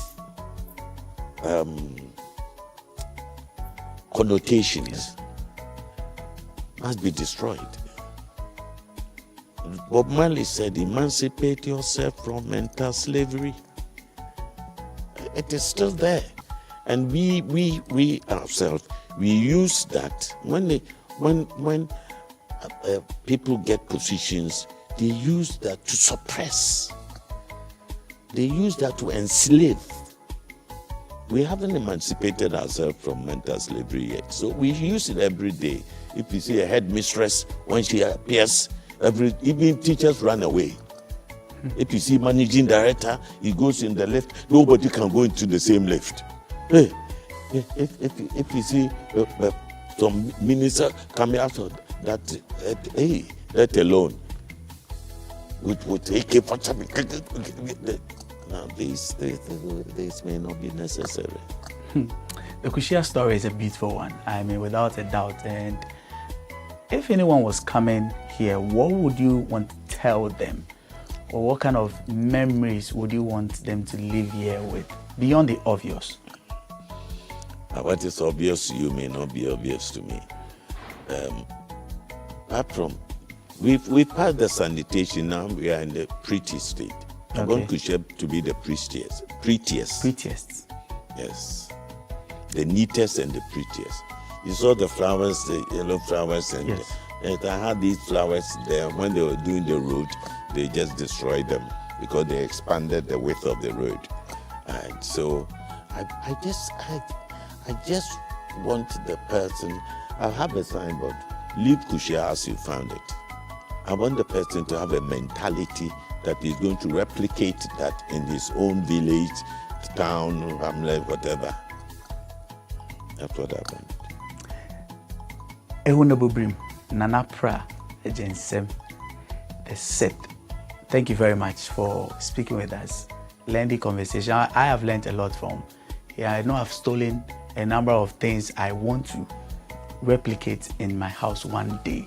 And now we are grateful for the opportunity. It's such a great honor. Thank you once again. Thank you. Thank you for coming.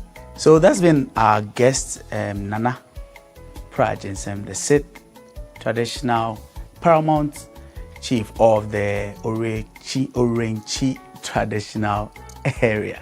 Thank you all for joining us on this episode of People and Places from Asin Kushia here in the Central Region. Until another time, be kind to one another. My name is Eche Atisu.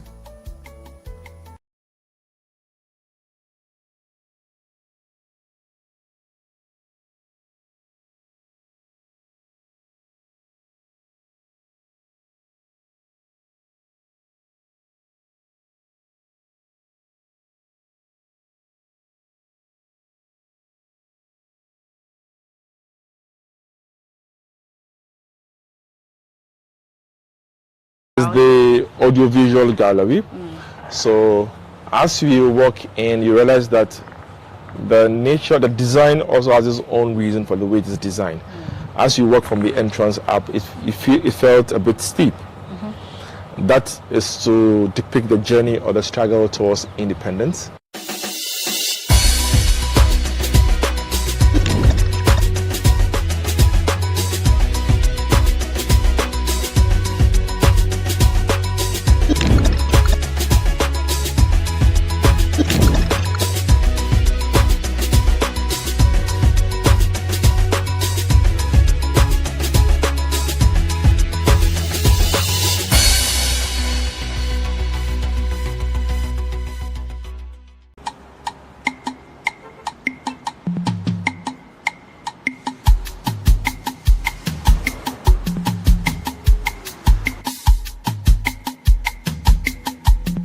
It is that time of the month again. Yes, it is March. And of course, in March, we are going to talk about Ghana's culture and heritage. Today, I am currently at the Kwame Nkrumah Memorial Park and Mausoleum, and I am coming with you so we learn more about Ghana's first president, Osagyefo Dr. Kwame Nkrumah. And I have a special tour guide who will be the director of this Memorial Park and Mausoleum. He is in the person of Edward Kwao. Come with me as we explore this facility.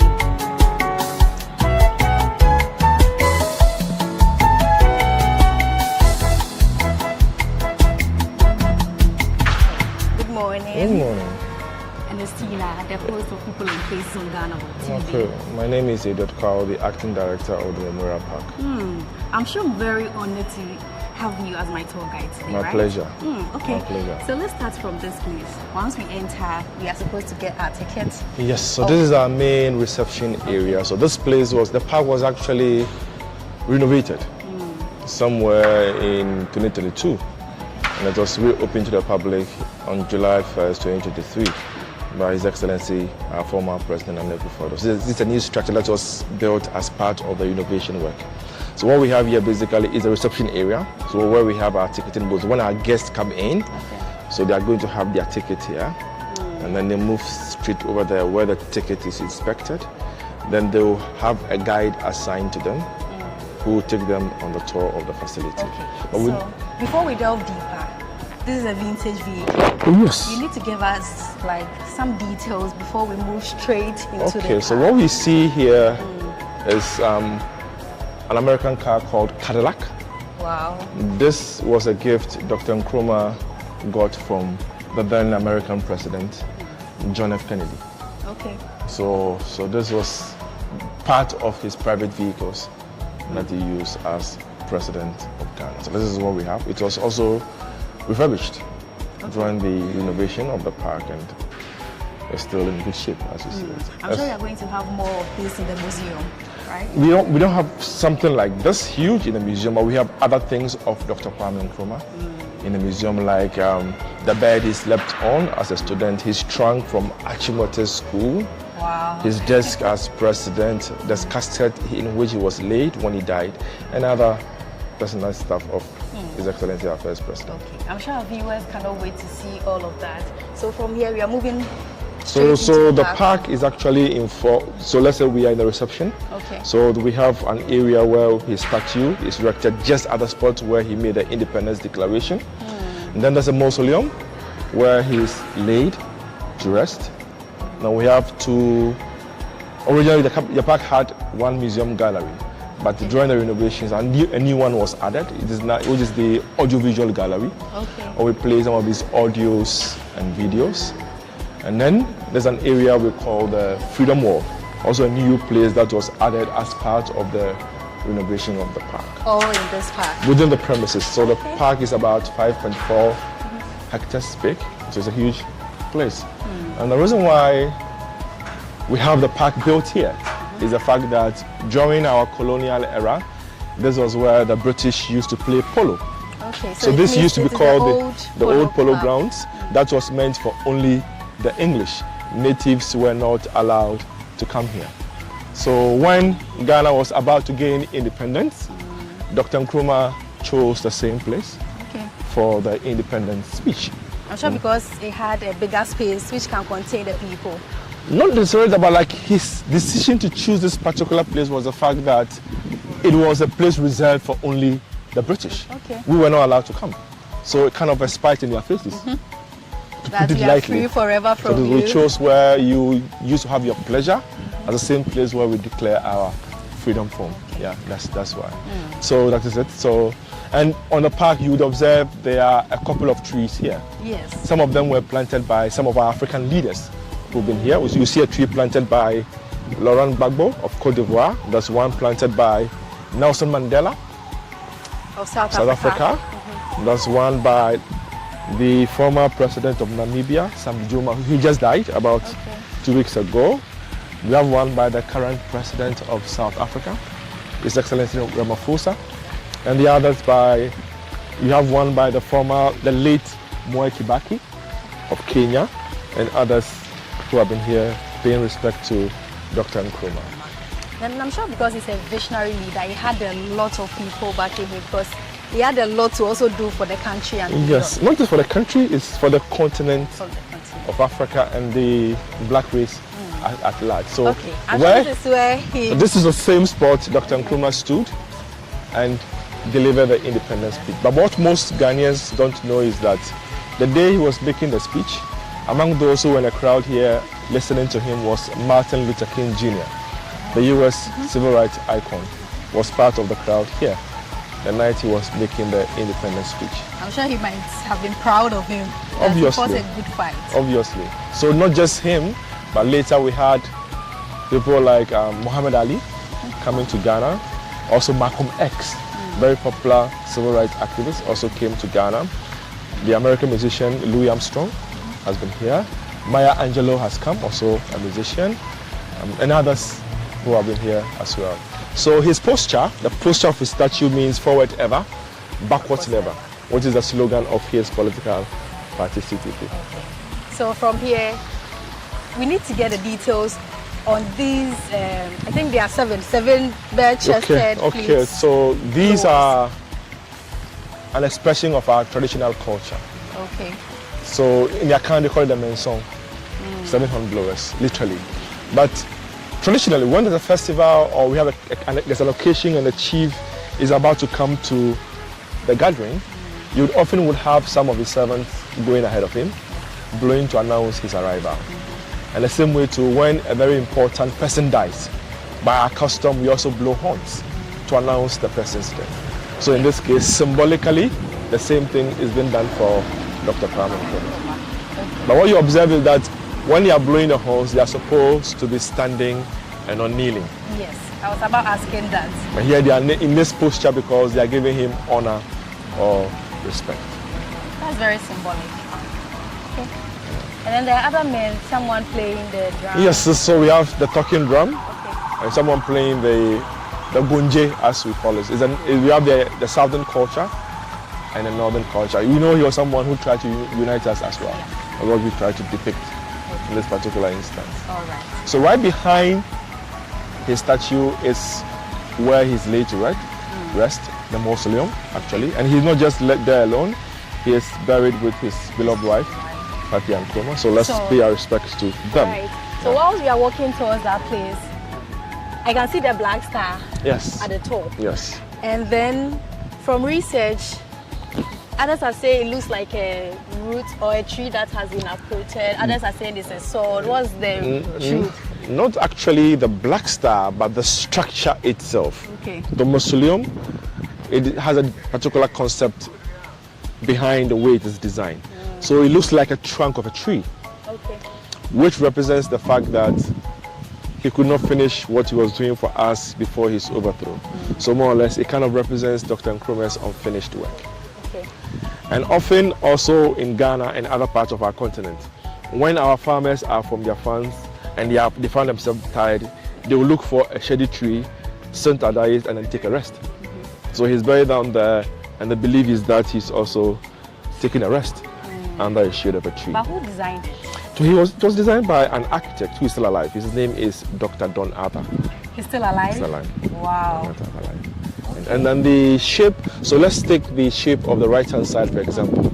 It looks like a trunk of, it looks like a sword, or the accounts will call it a confina. So now, traditionally, when you hold the sword upwards or when the blade is made to face up, it means war. When it's reversed upside down, as you see it over here, it represents peace. Meaning that all he did in those days were also done in the name of peace, but just that he was not well understood by some. So let's pay our respect to him.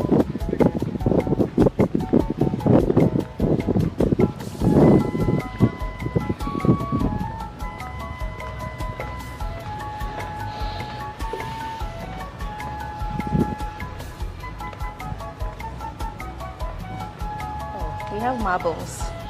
Yeah, so this is actually made of Italian marbles, and the park was built during the era of our then head of state, the late Jerry John Rawlings. It was opened to the public on July 1st, 1992 for Dr. Nkrumah. And this happens to be his third burial. Yeah, I was about to ask you because from research I realized that he was first buried in Guinea and they had to transport his body from there to Nkrofo, then to this place, which is his final resting place. Yes, because after his overthrow in 66, he had to go into exile in Conakry, Guinea, where the Guinean government accepted him because Dr. Nkrumah had also played a key role in Guinea's independence struggle. So when we were saying we didn't like him, they said they liked him. So they made him their co-president. So that's why he stayed till he fell sick. They took him to Romania for proper medical care, but unfortunately he passed on in 72 at the age of 63. So he got a state funeral and burial in Guinea as co-president. But then, not long after he died, but he died leaving his mother. His mother was alive when he died, and he was also the only child to the mother. So not long after he died, the request came from the mom to the Guinean government asking that she wished to have the son's remains back home. So there were engagement between the then government of Ghana and the Guinean government. Eventually, the Guinean government accepted. So we had a mausoleum built in this family home. Then they moved him from his Guinea to the family home at Nkrofo, where he was until eventually it was thought that Dr. Nkrumah deserved a proper national honor and memorial. So this site was chosen because of the historical importance, and they built this place to house his final remains. So this is for him. This is for him. You mentioned that his wife Fathia Nkrumah is also Yes. here. So Fathia Nkrumah, his wife, died in 2007 in Egypt, and not long after she also passed, the news then came from the children that on her sickbed during her last days, she actually made a wish to be buried close to her beloved husband. So that request got to our then president, His Excellency President J. Kufuor. So discussions went on in government and it was agreed. So they brought Fathia back from Egypt, gave her also a state funeral, and then her remains were also brought. So we have her tomb just on this other side.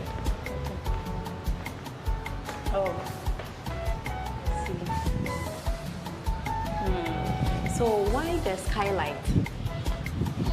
Just to keep the place, of course, we must have something showing that even though he's dead, his impact still shines out and affects everybody. So that's why we still have the light. And also the unique thing about the structure and the design of this place is the fact that no matter how hot the weather is, this place is always cool. So you'll find most of our guests coming to take refuge here when the sun is hot, just to cool off.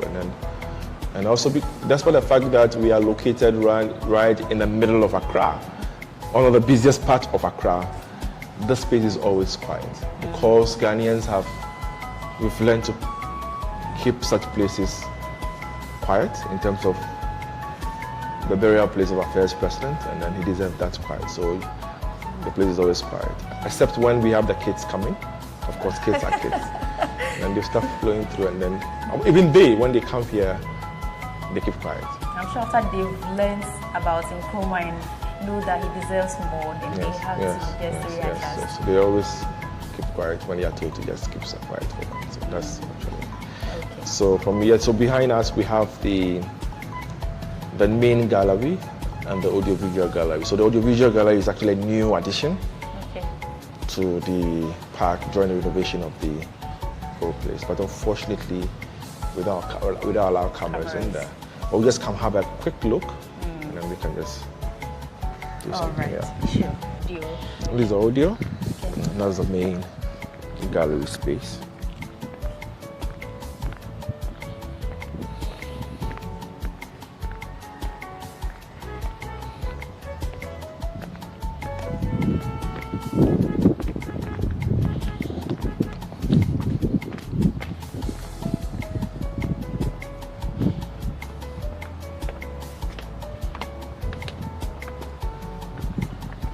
So before we get in there, why is Nkrumah's head detached from his body? So What we see here is one of Dr. Nkrumah's statues that was made after independence. So originally the statue was a full piece statue. Everything was intact, just like we saw the other one there. But this was originally erected in front of our old Parliament House, just across the street here. But then during his overthrow, the coup, in the midst of the chaos, and like it happens elsewhere, things get destroyed. So the statue was unfortunately attacked by some Ghanaians. Then we lost some of the parts in the process. Including the ear that has been chopped off. Yeah, even this, what we see here, the head, originally after the coup and the distractions, got missing. It was only 2009 that someone returned it. It was returned by an old lady we were told was one of his supporters. So, and how she managed to get it is a mystery to us. But then she was able to keep it safe for all these years, and then eventually donated it to the Information Service of Ghana, and they also in turn brought it to us for us to display. And it's been kept separate so that we learn about what happened, and also in a way to say never again should you allow such things to happen to us. Okay. Yeah. All right. Yeah. So the conversation is getting interesting, and as you can see there, they've boldly written that no pictures, no videos in the museum. So I am going in there because I have the privilege, and until you come here to also experience, then you also get the full details of what is in there. But then I am going in there, I'll come back and give you the gist. This is People and Places on GhanaWeb TV.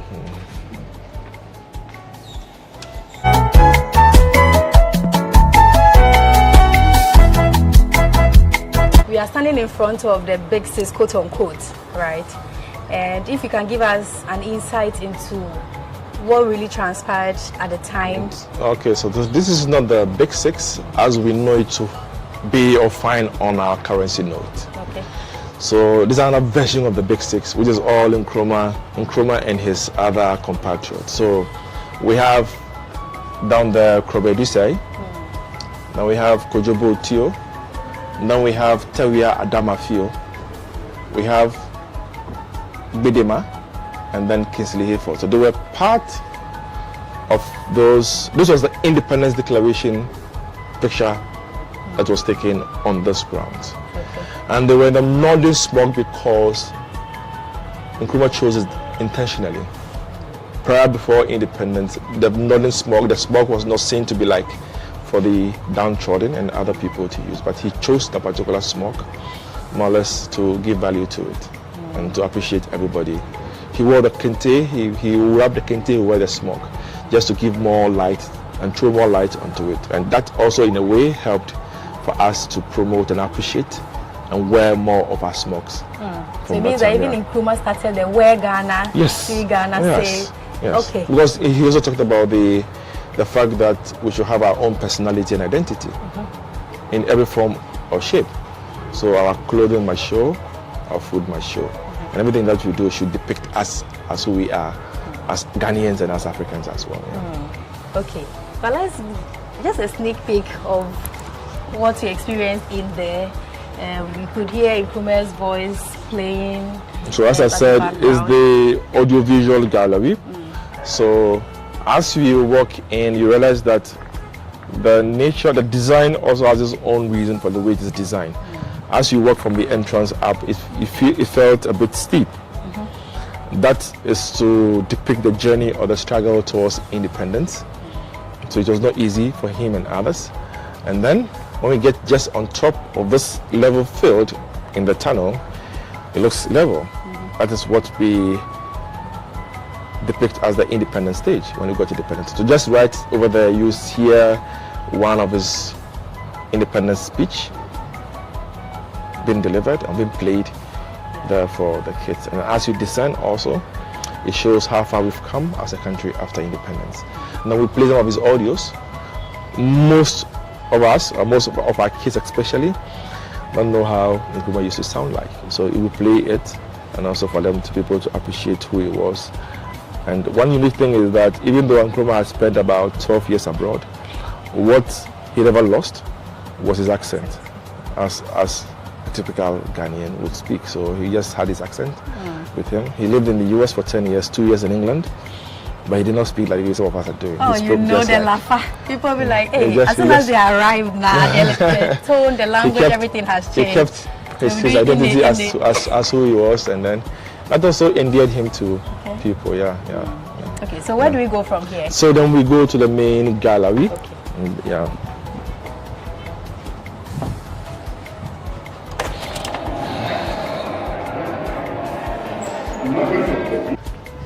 Okay, so we just came out and we saw this peacock. It's kind of rare to find such a thing here in the Kwame Nkrumah Memorial Park.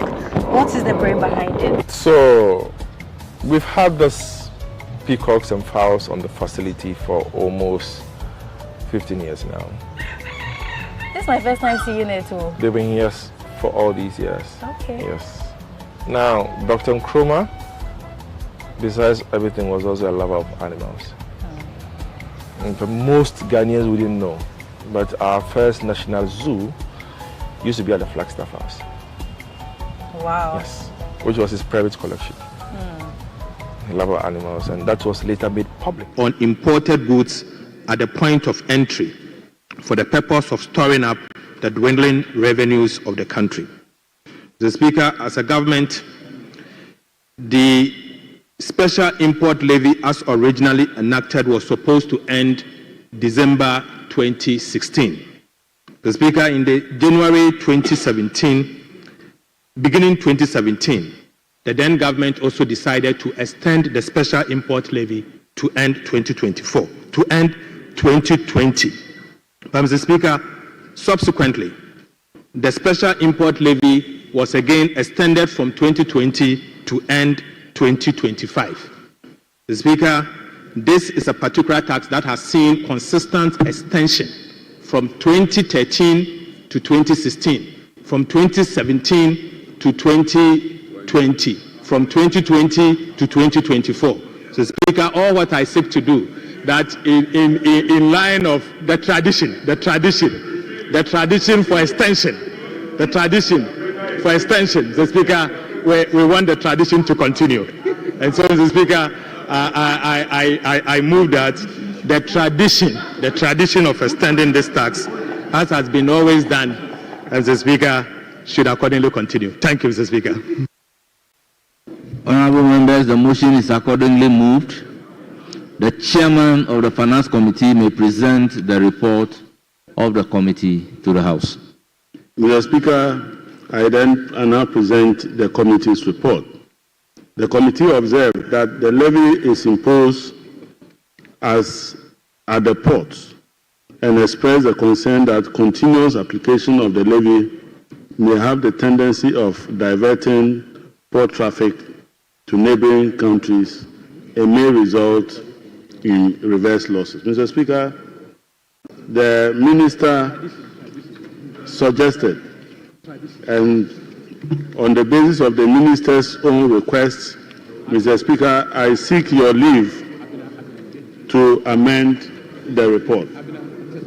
That the minister, just as you have heard him say, that this levy has become a permanent stay in our budget, and therefore he wishes to remove the sunset clause that makes the levy expire in 2028 for it to remain in perpetuity until government decides at any point that it feels it can remove it.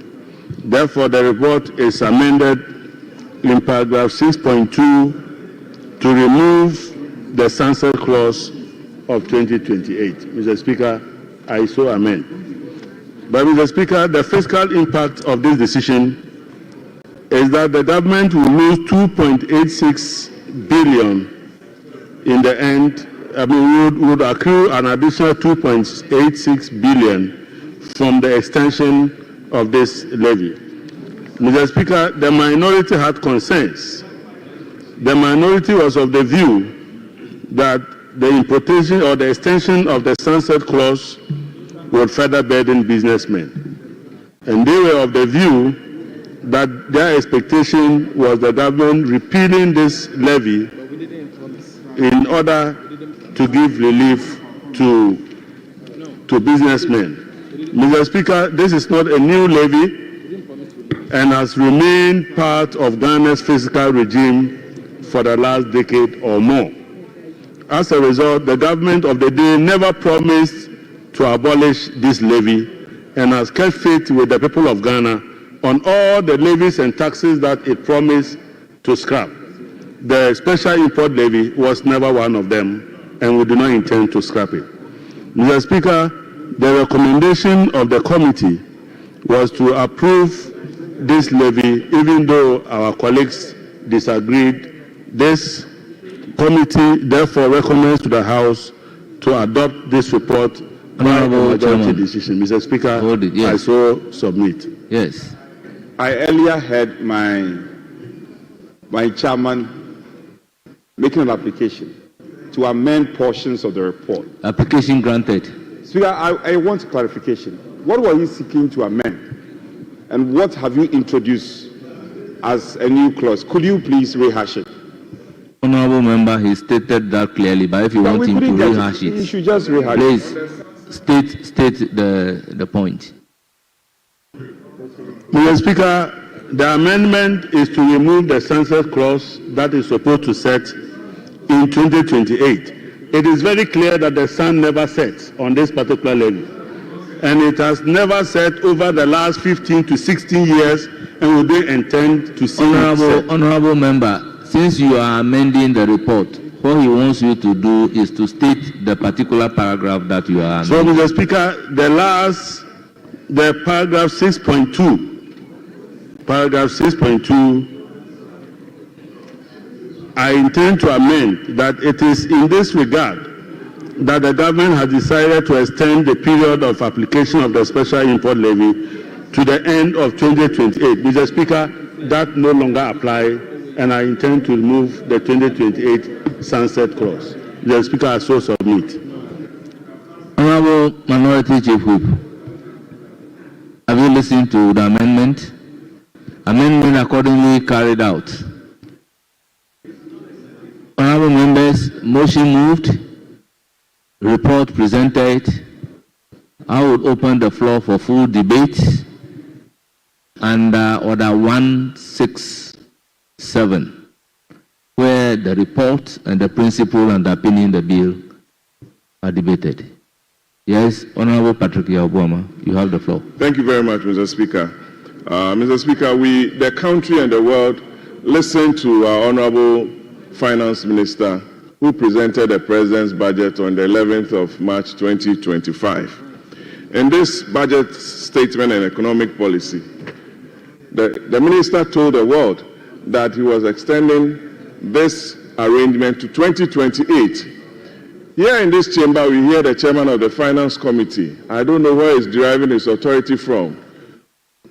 He's telling the world that this clause is being extended in perpetuity, and that the existence of this clause for the past 15 years has not yielded the desired result. Mr. Speaker, this is very dangerous, given the fact that industry players, manufacturers have all spoken against this levy.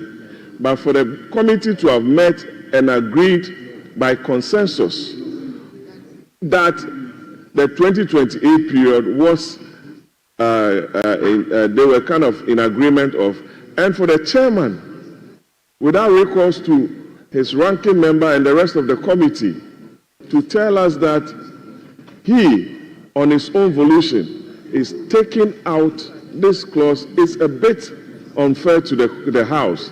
And I want the minister to show us where in this economic policy that he desired to have this provision.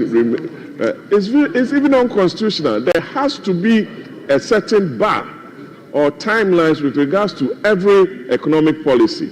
That is why the minister, in giving the principles behind this, said that it started in 2013. I'm looking at the bill here, 2016, 2020, and 2024. And he's here in his economic statement saying that he wants to extend it to 2028. So where is this coming from, Mr. Speaker? This is very unfair to the house importers and traders in this country. We know the effects of this bill and its extension, but given that situation, we want the minister who is in the chamber to explain to us whether he's in sync with what the chairman has told the house. Thank you. Very well. Yes, Honorable Ranking Member. Thank you, Right Honorable Speaker. Right Honorable Speaker, I do not know my chairman to be stabbing me in the back, but that is what the chairman has just done. We've never discussed the removal of the sunset clause in perpetuity. We never discussed that at the committee level, and I'm really surprised that my chairman will read a different report from the report that was distributed to us. Mr. Speaker, if you go to paragraph 6.1, the committee observed that the levy is one of the short-term tax handles used to improve compliance.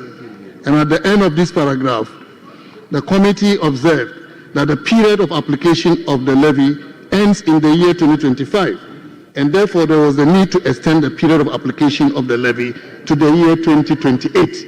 This was what we discussed, and this was what the committee agreed to do. In 6.2, towards the end of the paragraph, it is stated that it is in this regard that government has decided to extend the period of application of the special import levy to the end of 2028. So both in 6.1 and paragraph 6.2, the report is emphatic that the sunset clause was to be extended to 2028 and not to be removed entirely in perpetuity. We already have difficulties agreeing to the extension of this sunset clause, but we are even more surprised and disturbed that the chairman has taken a different position, talking about removing it entirely, which is contrary to what the committee discussed and agreed to recommend for consideration. Yes, Honorable Majority Leader. Mr. Speaker, I believe we are at the second reading. We are at the second reading. Mr. Speaker, at the second reading, we are basically looking at the principle. Members, order. We are looking at the principle. We are looking at the fiscal impact. Mr. Speaker, those are the real issues here. We are not yet even at the stage of amending any specific clause. I think the chairman of the committee has brought up a matter that we can take on board as we debate the principle and the policy. Mr. Speaker, to tell you the truth, at this stage, even without amending your report, the chairman could have said on his own as chairman his view of the matter. His view of the matter is that apart from being chairman, he is also a member of parliament. So he can present your report. Yeah, he can present your report and still express an opinion.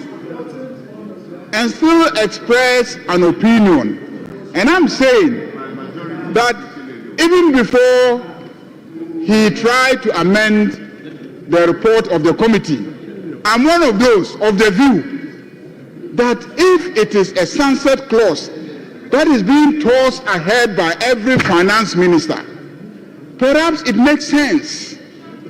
It makes sense to remove the sunset clause and allow the tax to continue. And that can be part of the debate, the discussion now. If we debate and we are able to build some consensus around allowing the sunset clause to be removed, when we get to consideration stage, then the foundation would have been laid for us to consider it as a house. Mr. Speaker, as a house. But Mr. Speaker, I won't say much. I'm just saying that, yes, there was a need for consultation with Rankin, in all fairness. But it is not a bad idea, and we should consider it. We should debate it. We should discuss it. The Minister for Finance is here. Let us hear from him. Will it be helpful for us? Oh yeah, the Minister for Finance appeared before the committee because that is what was before the committee. But now that we are here, I think that let's have the discussion. If we have the discussion, don't forget that the Minister for Finance has the authority of the President to bring this bill to us. Any other member cannot change it. But the Minister for Finance is here. The authority on which he brought this bill is still standing, so he can amend it pursuant to that authority. So let us discuss it at this stage in the second reading debate, and then if we build consensus, then we can now think about what to do with it during consideration. But like I said, Mr. Speaker, the Minister for Finance is here. Let us hear from him, and let us have his take on the matter. He may have said something at committee meeting, but intervening circumstances could have altered his view of the matter. Intervening circumstances could have altered his view on the matter. So, Mr. Speaker, let us have the debate take place, and let us see what the consensus could emerge as in terms of the idea of rethinking the whole idea of having a sunset clause in this matter. In fact, on several occasions, I've had discussions with Kojo Opon Nkrumah, and he himself has complained about the many sunset clauses. Honorable members, let's look at this issue from a legal point of view. Honorable members, Article 1066 is very clear that at the second reading, the report of the committee, together with the explanatory memorandum to the bill, shall form the basis of the full debate.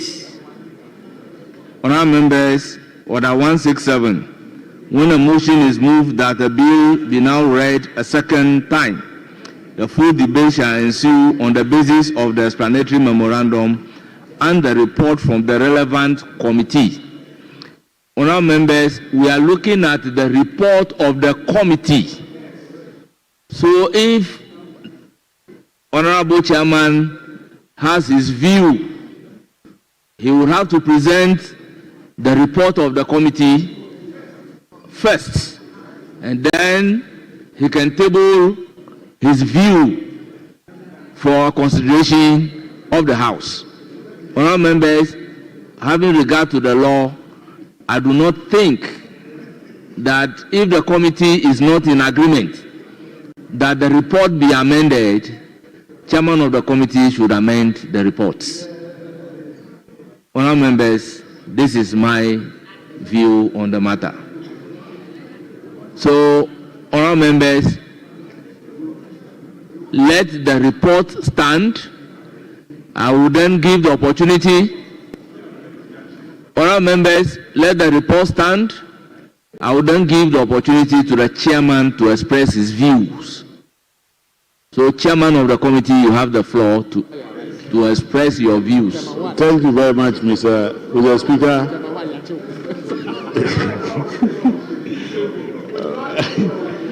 Mr. Speaker,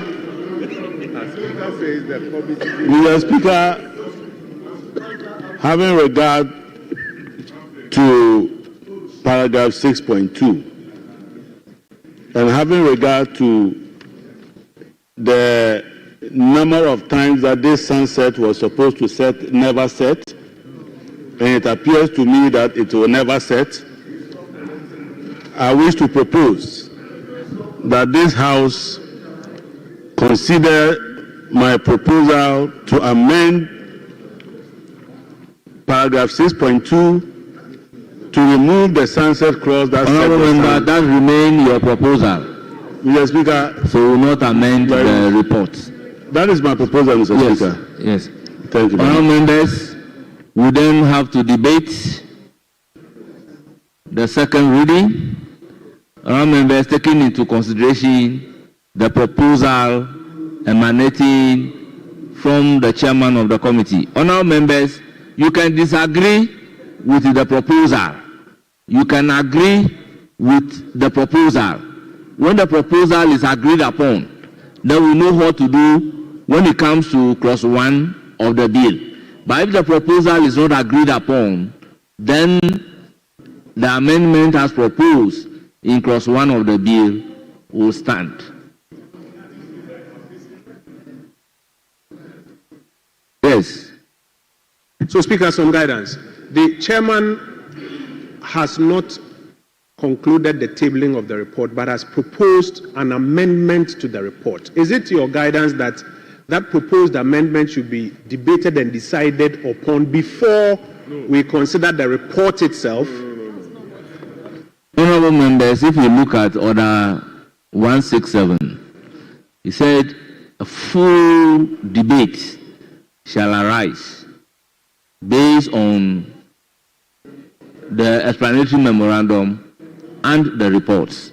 And when a report is presented, any member, including the chairman of the committee, can make a proposal, and that proposal will be carried along in debating the second reading of the bill. So that is his proposed view about the bill. So, honourable members, you have the floor. Yes, Honourable Minority Chief. Let me seek your kind guidance and wisdom. At second reading, basically, it's about the principles of the bill.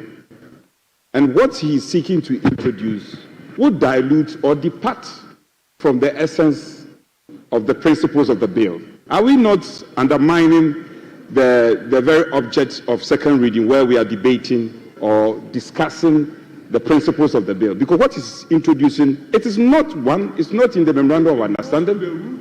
Yes, it's significantly different, and it's changing the bill significantly. So I think we are jumping the gun. We should finish the bill, and then probably when we get to consideration, he could bring that up.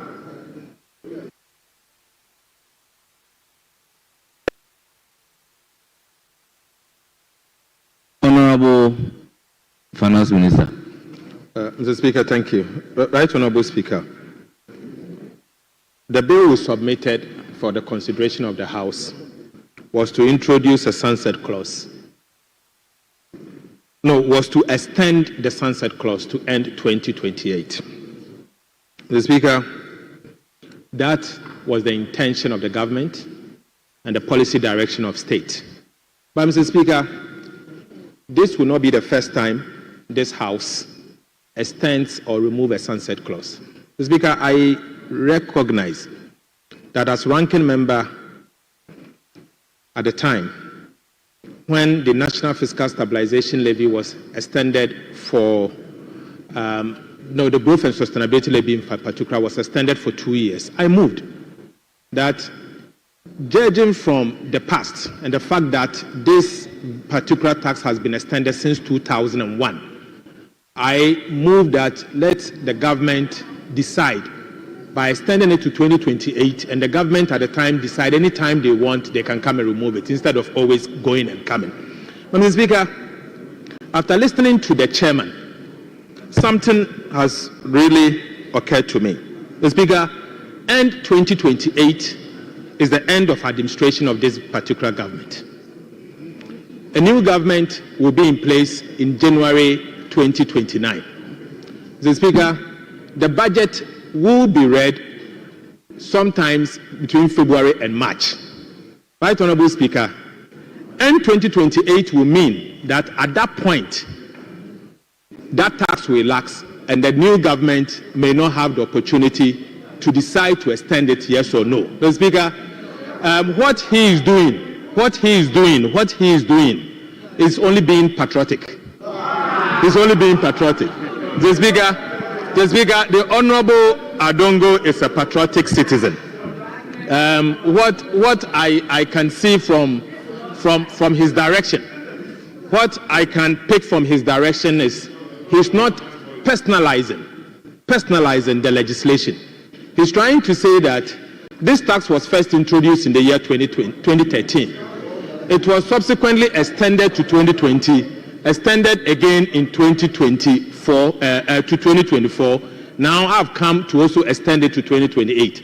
All what he's trying to say is that, judging from the history and the past of this tax, can we as a house, not government, can we as a house, it's a decision that the house must take.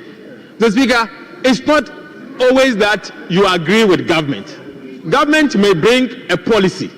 It is up to the house to decide whether you want to go with the government, amend the government position, or reject the government's position. What we have done is to bring the government position. This house has every right to decide to continue, extend it, or remove the sunset clause. Speaker, I speak for government. The government's position is that we are proposing an extension to 2028. But beyond that, I'm an MP. Beyond that, there's a chairman, there's a house. And if the house decides, so be it. But that is not the position of government. But if the house decides, so be it. But Mr. Speaker, the government of President John Dramani Maham's position is that this tax must the sunset clause is to 2028. But I can also agree with the chairman of the Finance Committee, and I see him as a patriotic citizen who is legislating something beyond tomorrow. Beyond tomorrow. He is looking beyond a government. He is saying that allow finance ministers to decide. I don't think he's done anything wrong. I think, and I can perfectly understand where he's coming from. Honorable Odongo, patriotic citizen. Well done. Thank you. Yes, honorable members, as indicated, if you look at the bill, the memorandum accompanying the bill, paragraph 1, the object of the bill is to amend the Special Import Levy Act 2013, Act 861, to extend the period of application of the Special Import Levy to the end of 2028. Honorable members, this is the principle underpinning the bill. However, if a member is in disagreement of this particular principle, honorable members, the member can state so for the consideration of the House, and that would inform the House in proposing the necessary amendment.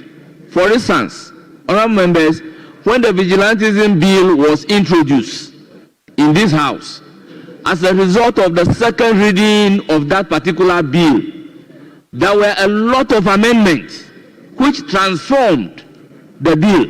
So today, we cannot create the impression that if you are a member of this House or you are a member of the committee and you have your own view about the principle, you cannot express it.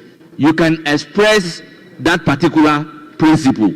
So it is not wrong for a member to express his view on the principle that in his view, he feels that the period should not be extended to only 2028, but they should go beyond 2028. Whoever is the minister at that time, let him determine to bring it to an end, or it should be left to continue. So, honorable members, we need to set the record straight.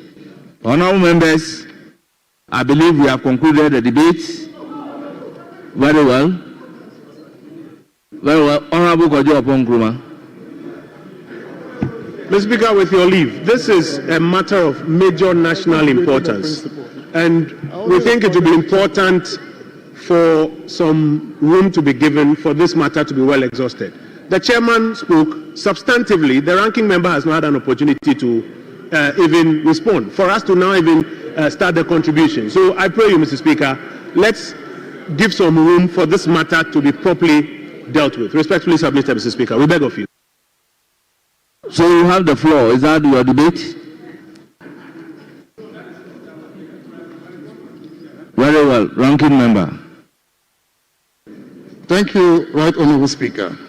Right Honourable Speaker, I am really surprised that the government that is resetting Ghana with a tradition of abolishing taxes is fighting so hard to reintroduce and extend the special import levy in perpetuity. I am very, very surprised. You are breaking the tradition you have set for yourself. And this is not what the Ghanaian people voted for. Thank you. You actually promised you were going to abolish it. So abolish it. And now you are extending it, and even extending it in perpetuity. This is not acceptable. That is why we describe the budget you presented here as Dadanu budget. Dadanu budget. That is what we are seeing today. Mr. Speaker, manufacturing companies are suffering. They are suffering. They need relief. The best this government can do is to provide incentives to them and not to reintroduce a tax that they have been complaining about day and night. Mr. Speaker, I am also very surprised because the minister came to committee and presented the government position there. I was wondering whose position he was presenting here in this chamber. Since when has that departed from the government position the minister presented to committee? Let us be truthful with the people of Ghana.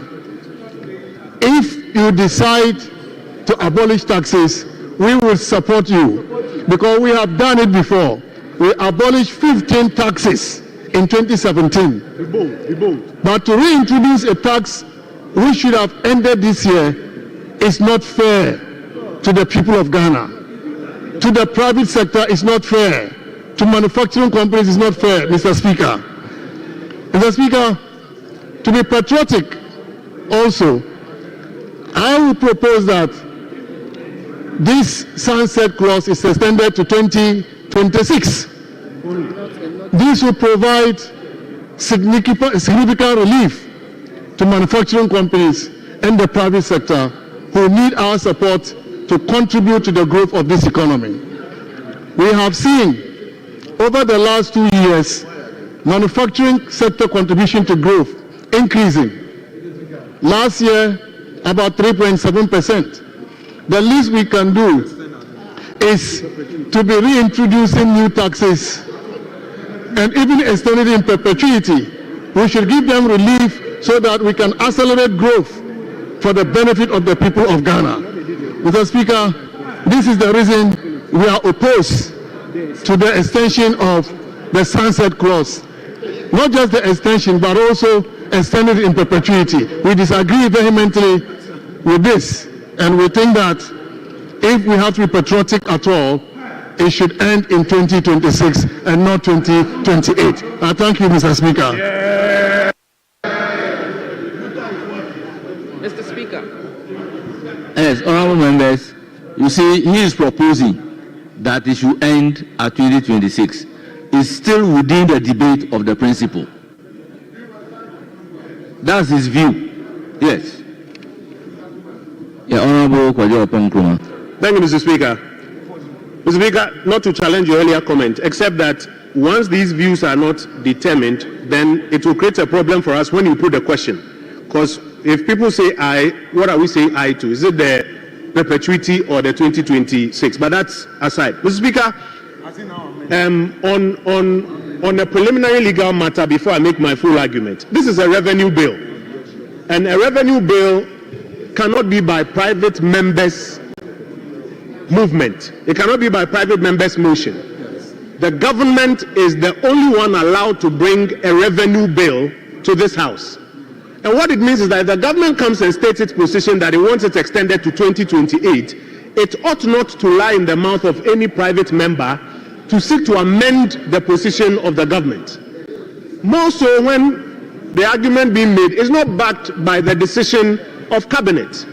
In fact, I dare say even the minister on his own, without the approval of cabinet, will not be well grounded here in this house to seek to amend what the government position is. And so we have to be very careful on this attempt to amend what the government position is. But Mr. Speaker, specifically, this special import levy is one of the levies and duties that adds up to the high cost of importation. On the 4th of April 2024, when candidate John Dramani Mahama spoke about the long list of taxes at the port, the expression he used was that he was shocked that there are so many taxes at the ports, and that if he had the opportunity, he will remove some of those taxes. Today, thankfully, the special import levy has a sunset clause. What it means is that by the 31st of December 2025, that levy dies. What the finance minister, what the chairman of the finance committee, what the government is saying to us is that on their own, they are electing to impose this tax 2026, 2027, 2028. And in addition, here on this floor, there was an attempt to even extend it into perpetuity. That is a matter to be decided. Mr. Speaker, this special import levy, it increases the cost of imports. We've complained a lot about import duties at our ports. In fact, when we were campaigning, we said that we'll peg it to Togo, make it CD-based. We didn't win. They won, that they will remove it. And now they want to introduce this tax, not just 2026, 2027, 2028, actually into perpetuity. Mr. Speaker, it will lead to a high cost of imports generally. It will lead to a high cost of spare parts in particular. And Mr. Speaker, when spare parts prices go up because of the import duty on spare parts, cost of transport will go up. But your policy promises that you want to reduce these taxes at the port. So why are you imposing this tax and seeking to do it into perpetuity? Mr. Speaker, if you look at Schedule 2 of this act, which is now being amended into perpetuity, it affects machinery and equipment. It affects fertilizers listed under Chapter 31 of the Harmonized System and Customs Tariff. Mr. Speaker, it affects all other goods except petroleum products listed under headings 27.09. It also affects raw materials, Mr. Speaker. And so we think that, first of all, not only can we support the government in seeking to impose this tax from 2026 into perpetuity on imported items, but we think that even the attempt to amend the initial government proposition should be arrested, so that we do not impose further hardships on the importers that you promised that you remove these taxes from. Mr. Speaker, I think the government side should really reconsider this and withdraw this particular effort or change their minds on supporting this report. I thank you, Mr. Speaker.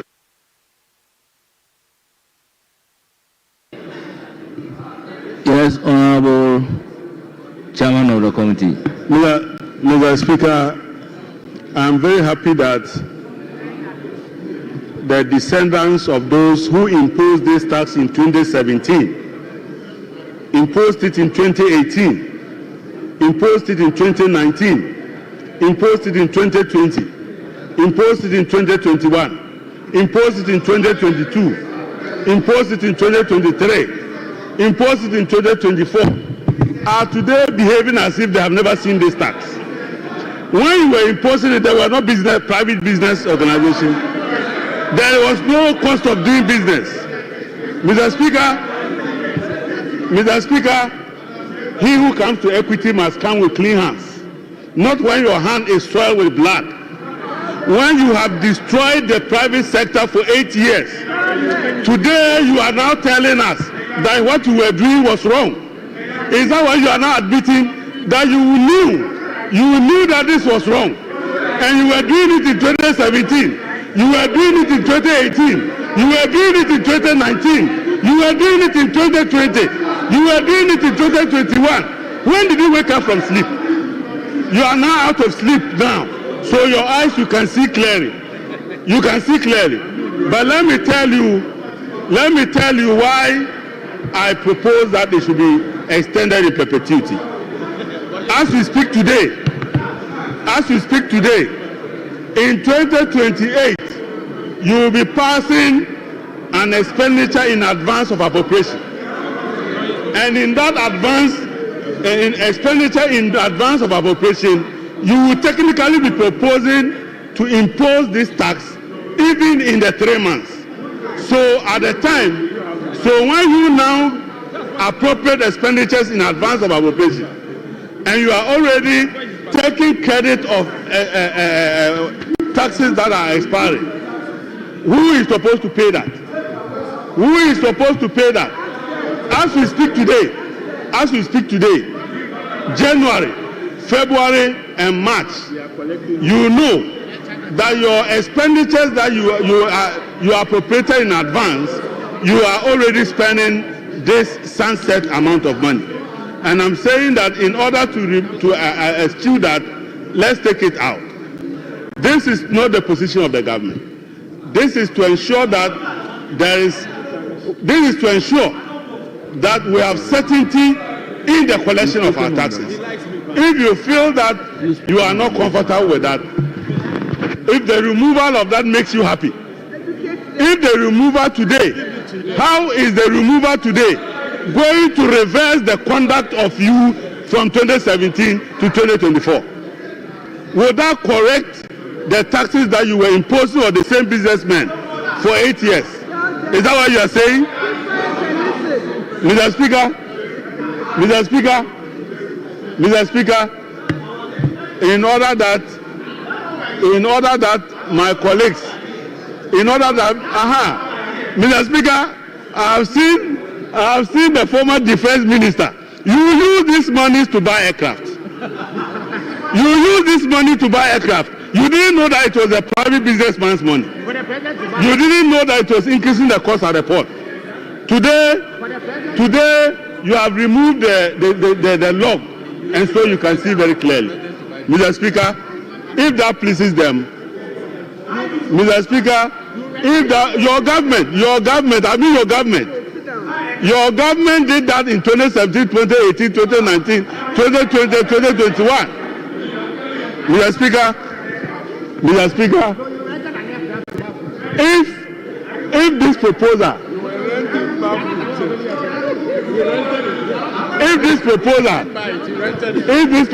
is what will clean their sins, Honorable Kojo Ponkroma, I will abandon this proposal and now tell me how that reverses your 2017, 2018, 2019. How does that reverse it? So, Mr. Speaker, I abandon the proposal. Let them live with their sins. Thank you very much, Mr. Speaker. Honourable members, I will give the floor to Honourable Patrick Boma. But before doing so, let me place on record that second reading of a bill is a very crucial stage. The fact that you are putting a question on the second reading of a bill doesn't mean the bill is passed. It doesn't mean that you are putting the question on any proposal at the second reading stage. The proposals will only inform the House in doing a consideration of the bill. So these proposals may translate into the proposed amendment of the bill. So to say that if a proposal is allowed, which one are we putting the question on? The question will still be on the second reading, but the proposals during the debate at the second reading goes to help the entire House to propose amendment when we come to a consideration stage of the bill. Honorable Patrick, Thank you very much, Mr. Speaker. Mr. Speaker, it's very important we look at the report and what it seeks to do. Mr. Speaker, you refer to Article 106, and the report, if I may refer you to paragraph 6.2, Roman 1, on the fiscal impact. The the committee also noted that with amendment, an estimated amount of 2.86 billion will accrue to government. Mr. Speaker, that is the fiscal impact of the bill before us. If I'm to ask the chairman of the committee how much he seeks or government seeks to raise if he extends the sunset clause in perpetuity, what answers is he going to provide us, Mr. Speaker? Very well. I want to hear him.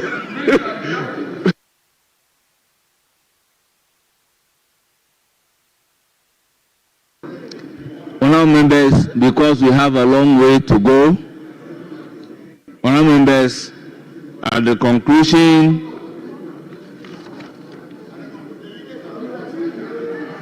well, Minority Leader, you have the floor. Mr. Speaker, with respect, Mr. Speaker, we have only few women on our side. My respected colleague, Koko Asante, has been on her feet for a long time. She is a member of the committee. I humbly pray that you grant one each before leadership, because she's been on her feet for a long time. So please, Mr. Speaker, please grant her just 5 minutes, then I can have a bite, please. Honourable members, for me, I don't have a problem, but a situation where we agree that 2 from each side will contribute. Mr. Speaker, it's a plea. And just 5 minutes. we will have to go beyond it. For me, I have a difficulty when we set the ground rules and we tend to break the rules.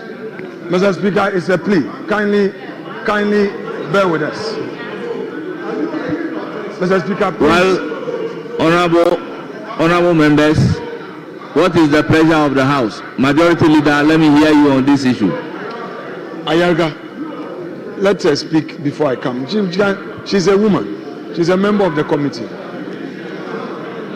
Mr. Speaker, just grant 5 minutes. She's been on her feet since. Please.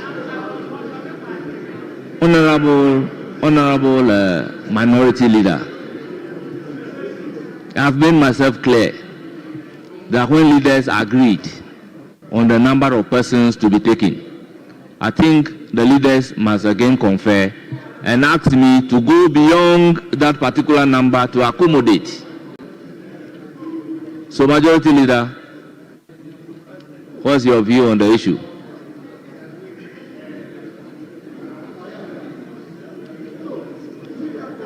Honourable members, there are other bills that others can have the opportunity to contribute.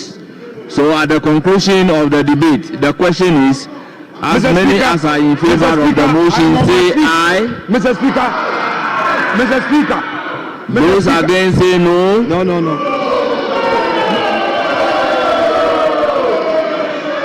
The ayes have it. Mr. Speaker.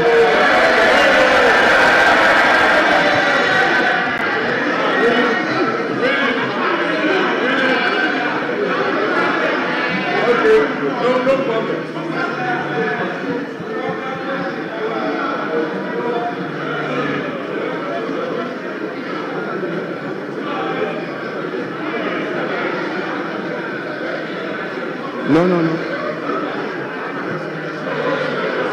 Mr. Speaker, what you're doing is not... Mr. Speaker.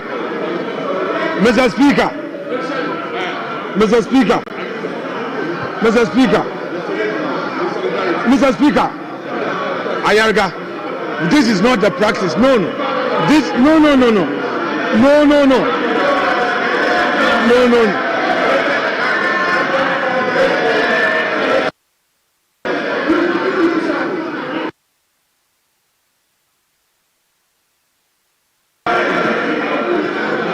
Mr. Speaker, item number three.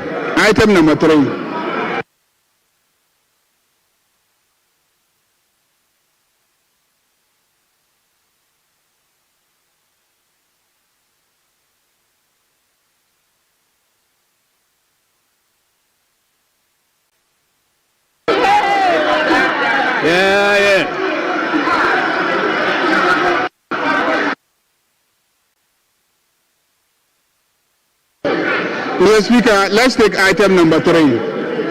Item number 3. All members, order. Order. No, but he's already put the question. He's already put the question. Yeah.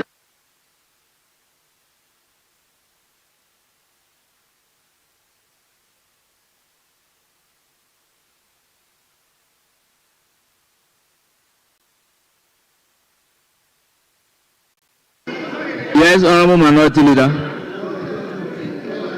Mr. Speaker, with the greatest respect,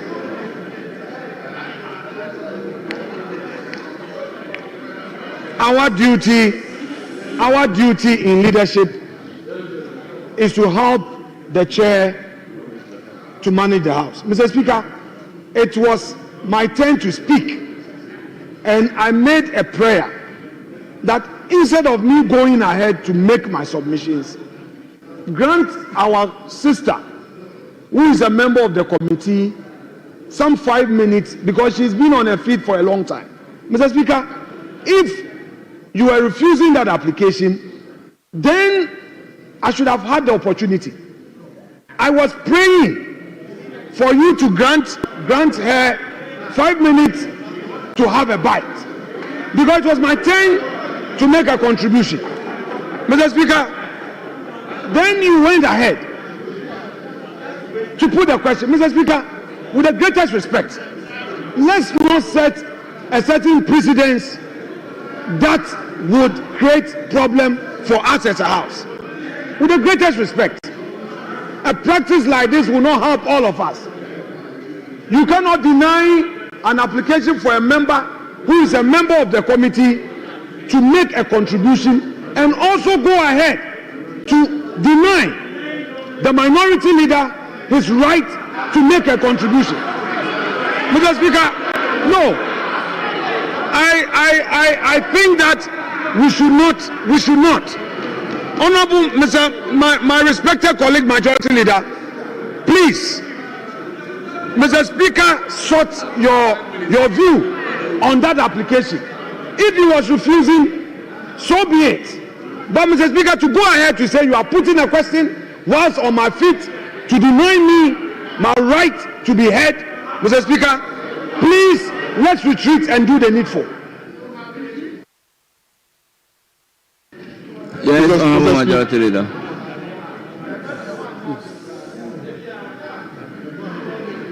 Mr. Speaker, you see, when you are not in the chamber and you come in and you don't ask for proper briefing, that is what happens. It's true. You are not in the chamber. You don't know what happened. You don't know the understanding. In fact, we had concluded a debate. Your ranking member had finished. And then Kojo Oppong-Nkrumah pleaded for an opportunity, and the speaker was so magnanimous, he granted him an opportunity. You were not there. You just moved in, and then you wanted to rehash the debate all over again, because sitting in your office, you had heard the debate, and it was exciting, and you want to participate. We had concluded. The Minister for Finance himself had concluded. And then the chairman of the committee had concluded. So what was it about a member of the committee must be given an opportunity to also have a bite because she's a female? She was here. The minority whip was here. If you so wanted a female to contribute, you would have given her the opportunity. So, Mr. Speaker, it is not the case that leadership have not been given an opportunity. I have spoken to the matter. We contributed to the debate. You just came in. And we gave every opportunity to any member of your side who wanted to participate in the debate.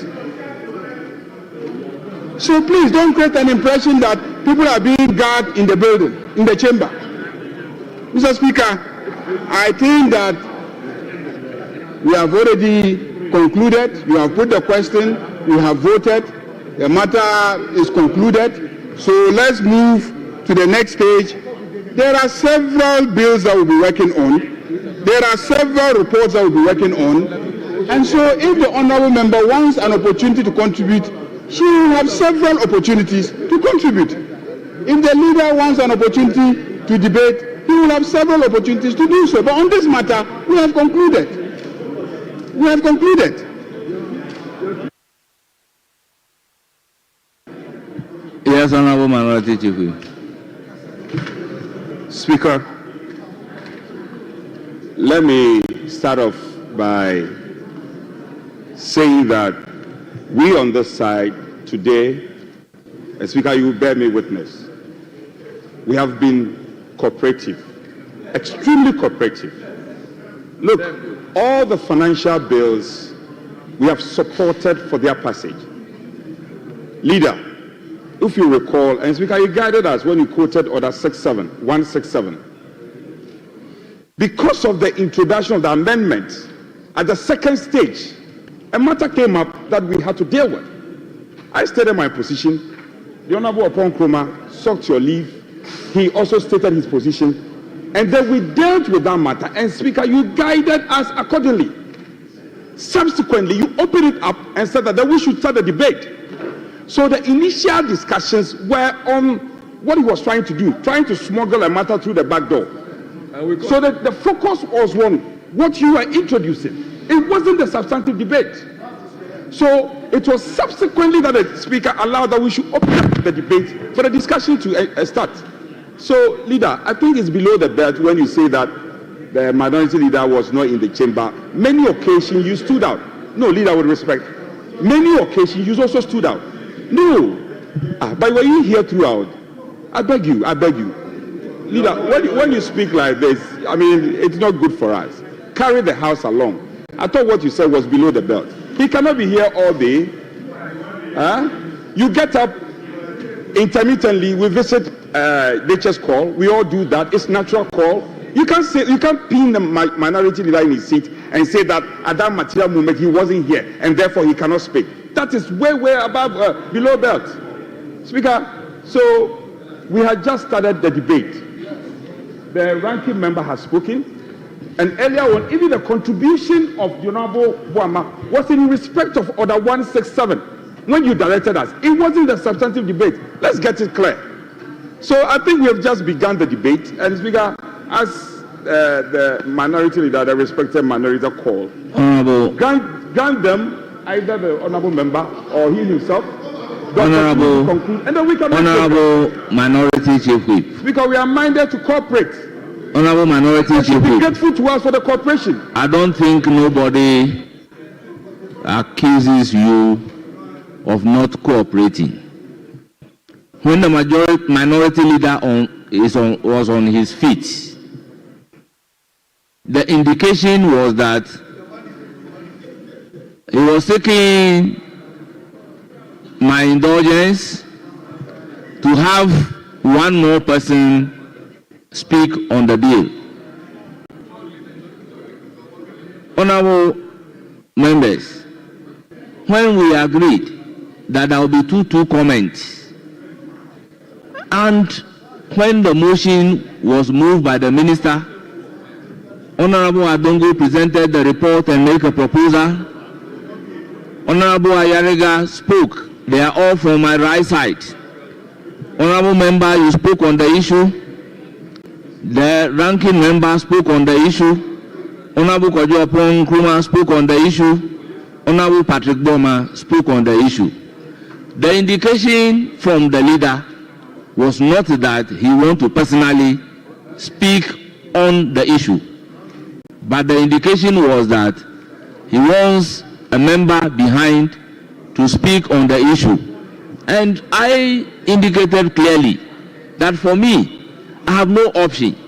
But the problem that I have is to agree on one thing, and then we'll come to the floor and do another. I am personally not happy about it.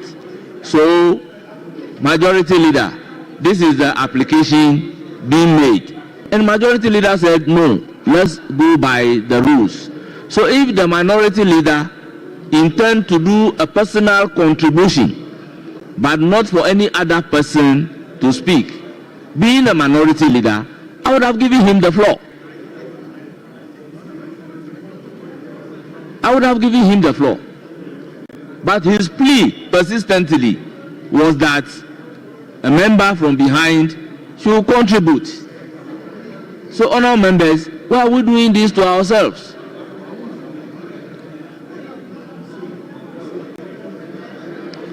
You know, the treatment of the leadership is different. So to create the impression that I have denied him the opportunity to contribute, that is far-fetched. Speaker, so shall we make progress then? Yes. Yes. So let's make progress, Speaker. Let's make progress. And we should exhaust, leader. Speaker, my plea to you is that let's exhaust those who want to make commentary. And then I see leader is eager to call the next business. We are ready to support. As leaders, yes, guide me as to the number of contributors in view of the period in which we are. With respect to you, with respect, there were no prior agreement. We did not agree on the number of contributors. We did not. Echampong, if you are here, we did not agree. We did not. Speaker, it came on the spur of the moment, and then some numbers were mentioned. We did not come to any agreement. That's a statement of fact. So my prayer to you is that we should please, the original call was to allow the Honorable Koko to speak. Would you grant her the opportunity to speak, please? Honorable leaders, I will crave your indulgence to put your heads together, and then you can advise me as to the number of contributors I'm supposed to take. Majority and the minority leader, guide me as to the number of contributors I'm supposed to take, and I will abide by that. Mr. Speaker, on this matter, you have put the question to a vote. We have voted. Yes. So whatever has happened, we will apologize to one another, and then we'll move on. But you cannot say that we should relitigate a matter that we have already voted on. As a house, we have voted. So let's move on, and then subsequently we can find ways of making amends.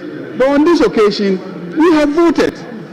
The question has been put, and we have voted. We have voted already. We have voted. Let's move on. Speaker, so we are making good progress.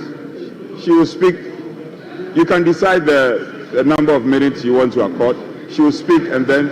Honorable members, in view of the fact that I put a question, let's agree the subsequent deals that we'll take on the number of contributors. Yeah, but Speaker, you see, when we keep doing this, it's not fair on their part. It's not fair. It's not fair. Speaker, I am saying that, first of all, there were no prior agreement. We did not agree on the number of people to speak, the number of MPs to speak. There was no prior agreement. Huh? We have cooperated with you. All your financial bills, we've done them for you. We have supported you. Why just one person speaking? What is the issue with that? And Speaker, the rules are in your bosom. You can interpret it the way you wish. Nobody should say that the Speaker has put a question. There have been several times that questions have been put, and the Speaker can decide to amend. We are at your beck and call. Honorable Anor Dombre, this is the fourth bill that we are taking in successive. And we have done from each side. How many people have spoken to the bill? Speaker, well, the initial ones, there were just about, I think, two at least, two on each side. Yes. This matter is because of what the chairman did. The controversial thing he did. Yes, so that, Kwame, that's what generated the problem.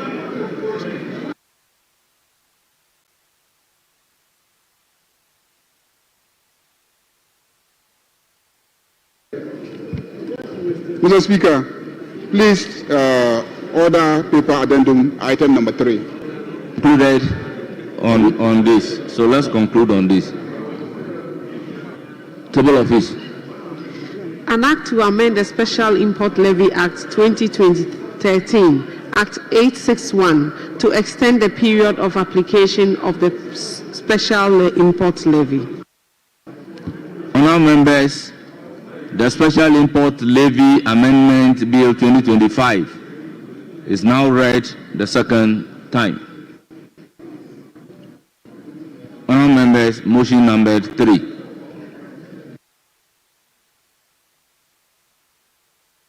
Honourable Finance Minister.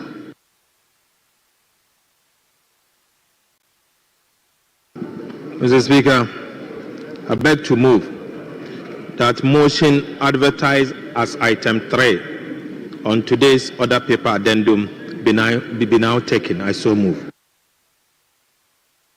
Honourable members, motion move. Any seconder? Mr. Speaker, I second the motion. Honourable members, motion moved and seconded. This is a procedural motion. As many as are in favor of the motion say aye. Those against say no. The ayes have it. The motion is carried. Honourable members, item numbered 4 at the order paper addendum, page 2. The Special Import Levy Amendment Bill 2025 at consideration stage.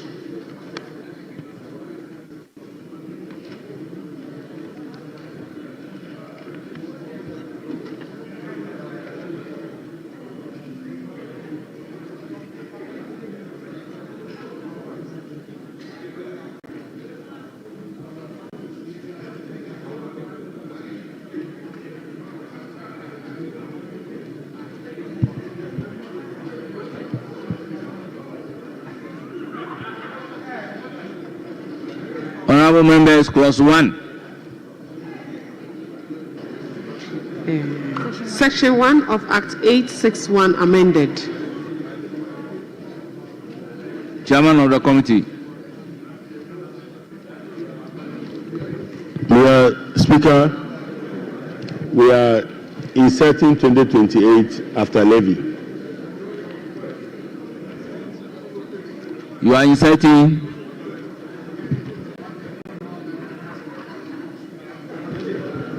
Mr. Speaker, we propose to amend by inserting 28 after levy. Mr. Speaker, I so propose. Yes, what is the amendment to clause 1? Is there amendment to clause 1? Yes, Honourable Minority Leader. Mr. Speaker, the chairman of the committee says he is inserting. What are you inserting? We are at the consideration stage, and this is where we make laws. Please do the appropriate thing. You say you are the chairman of the committee, move the appropriate amendment, and you think that this is the time to be doing anything anyhow.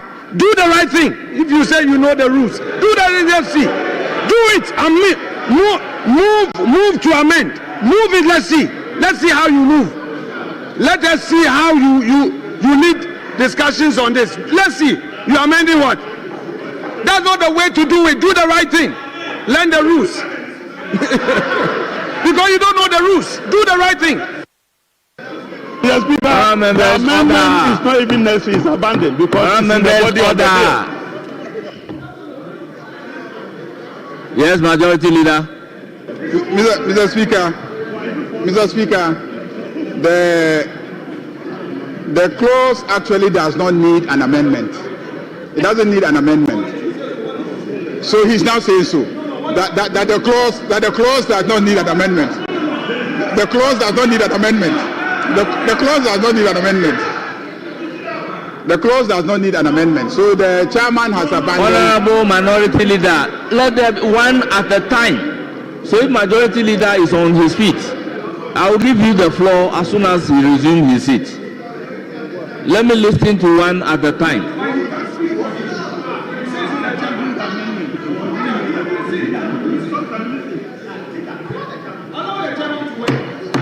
The chairman has spoken. Honourable members. Chairman has said. Honourable members. the chairman has. When a bill is at the consideration stage, any possible amendment is not limited to only the chairman of the committee. Any member of the committee is entitled to propose amendment to the bill, if any. What do you call that? What do you mean by that? What do you mean by that? Let's pass. Let's continue.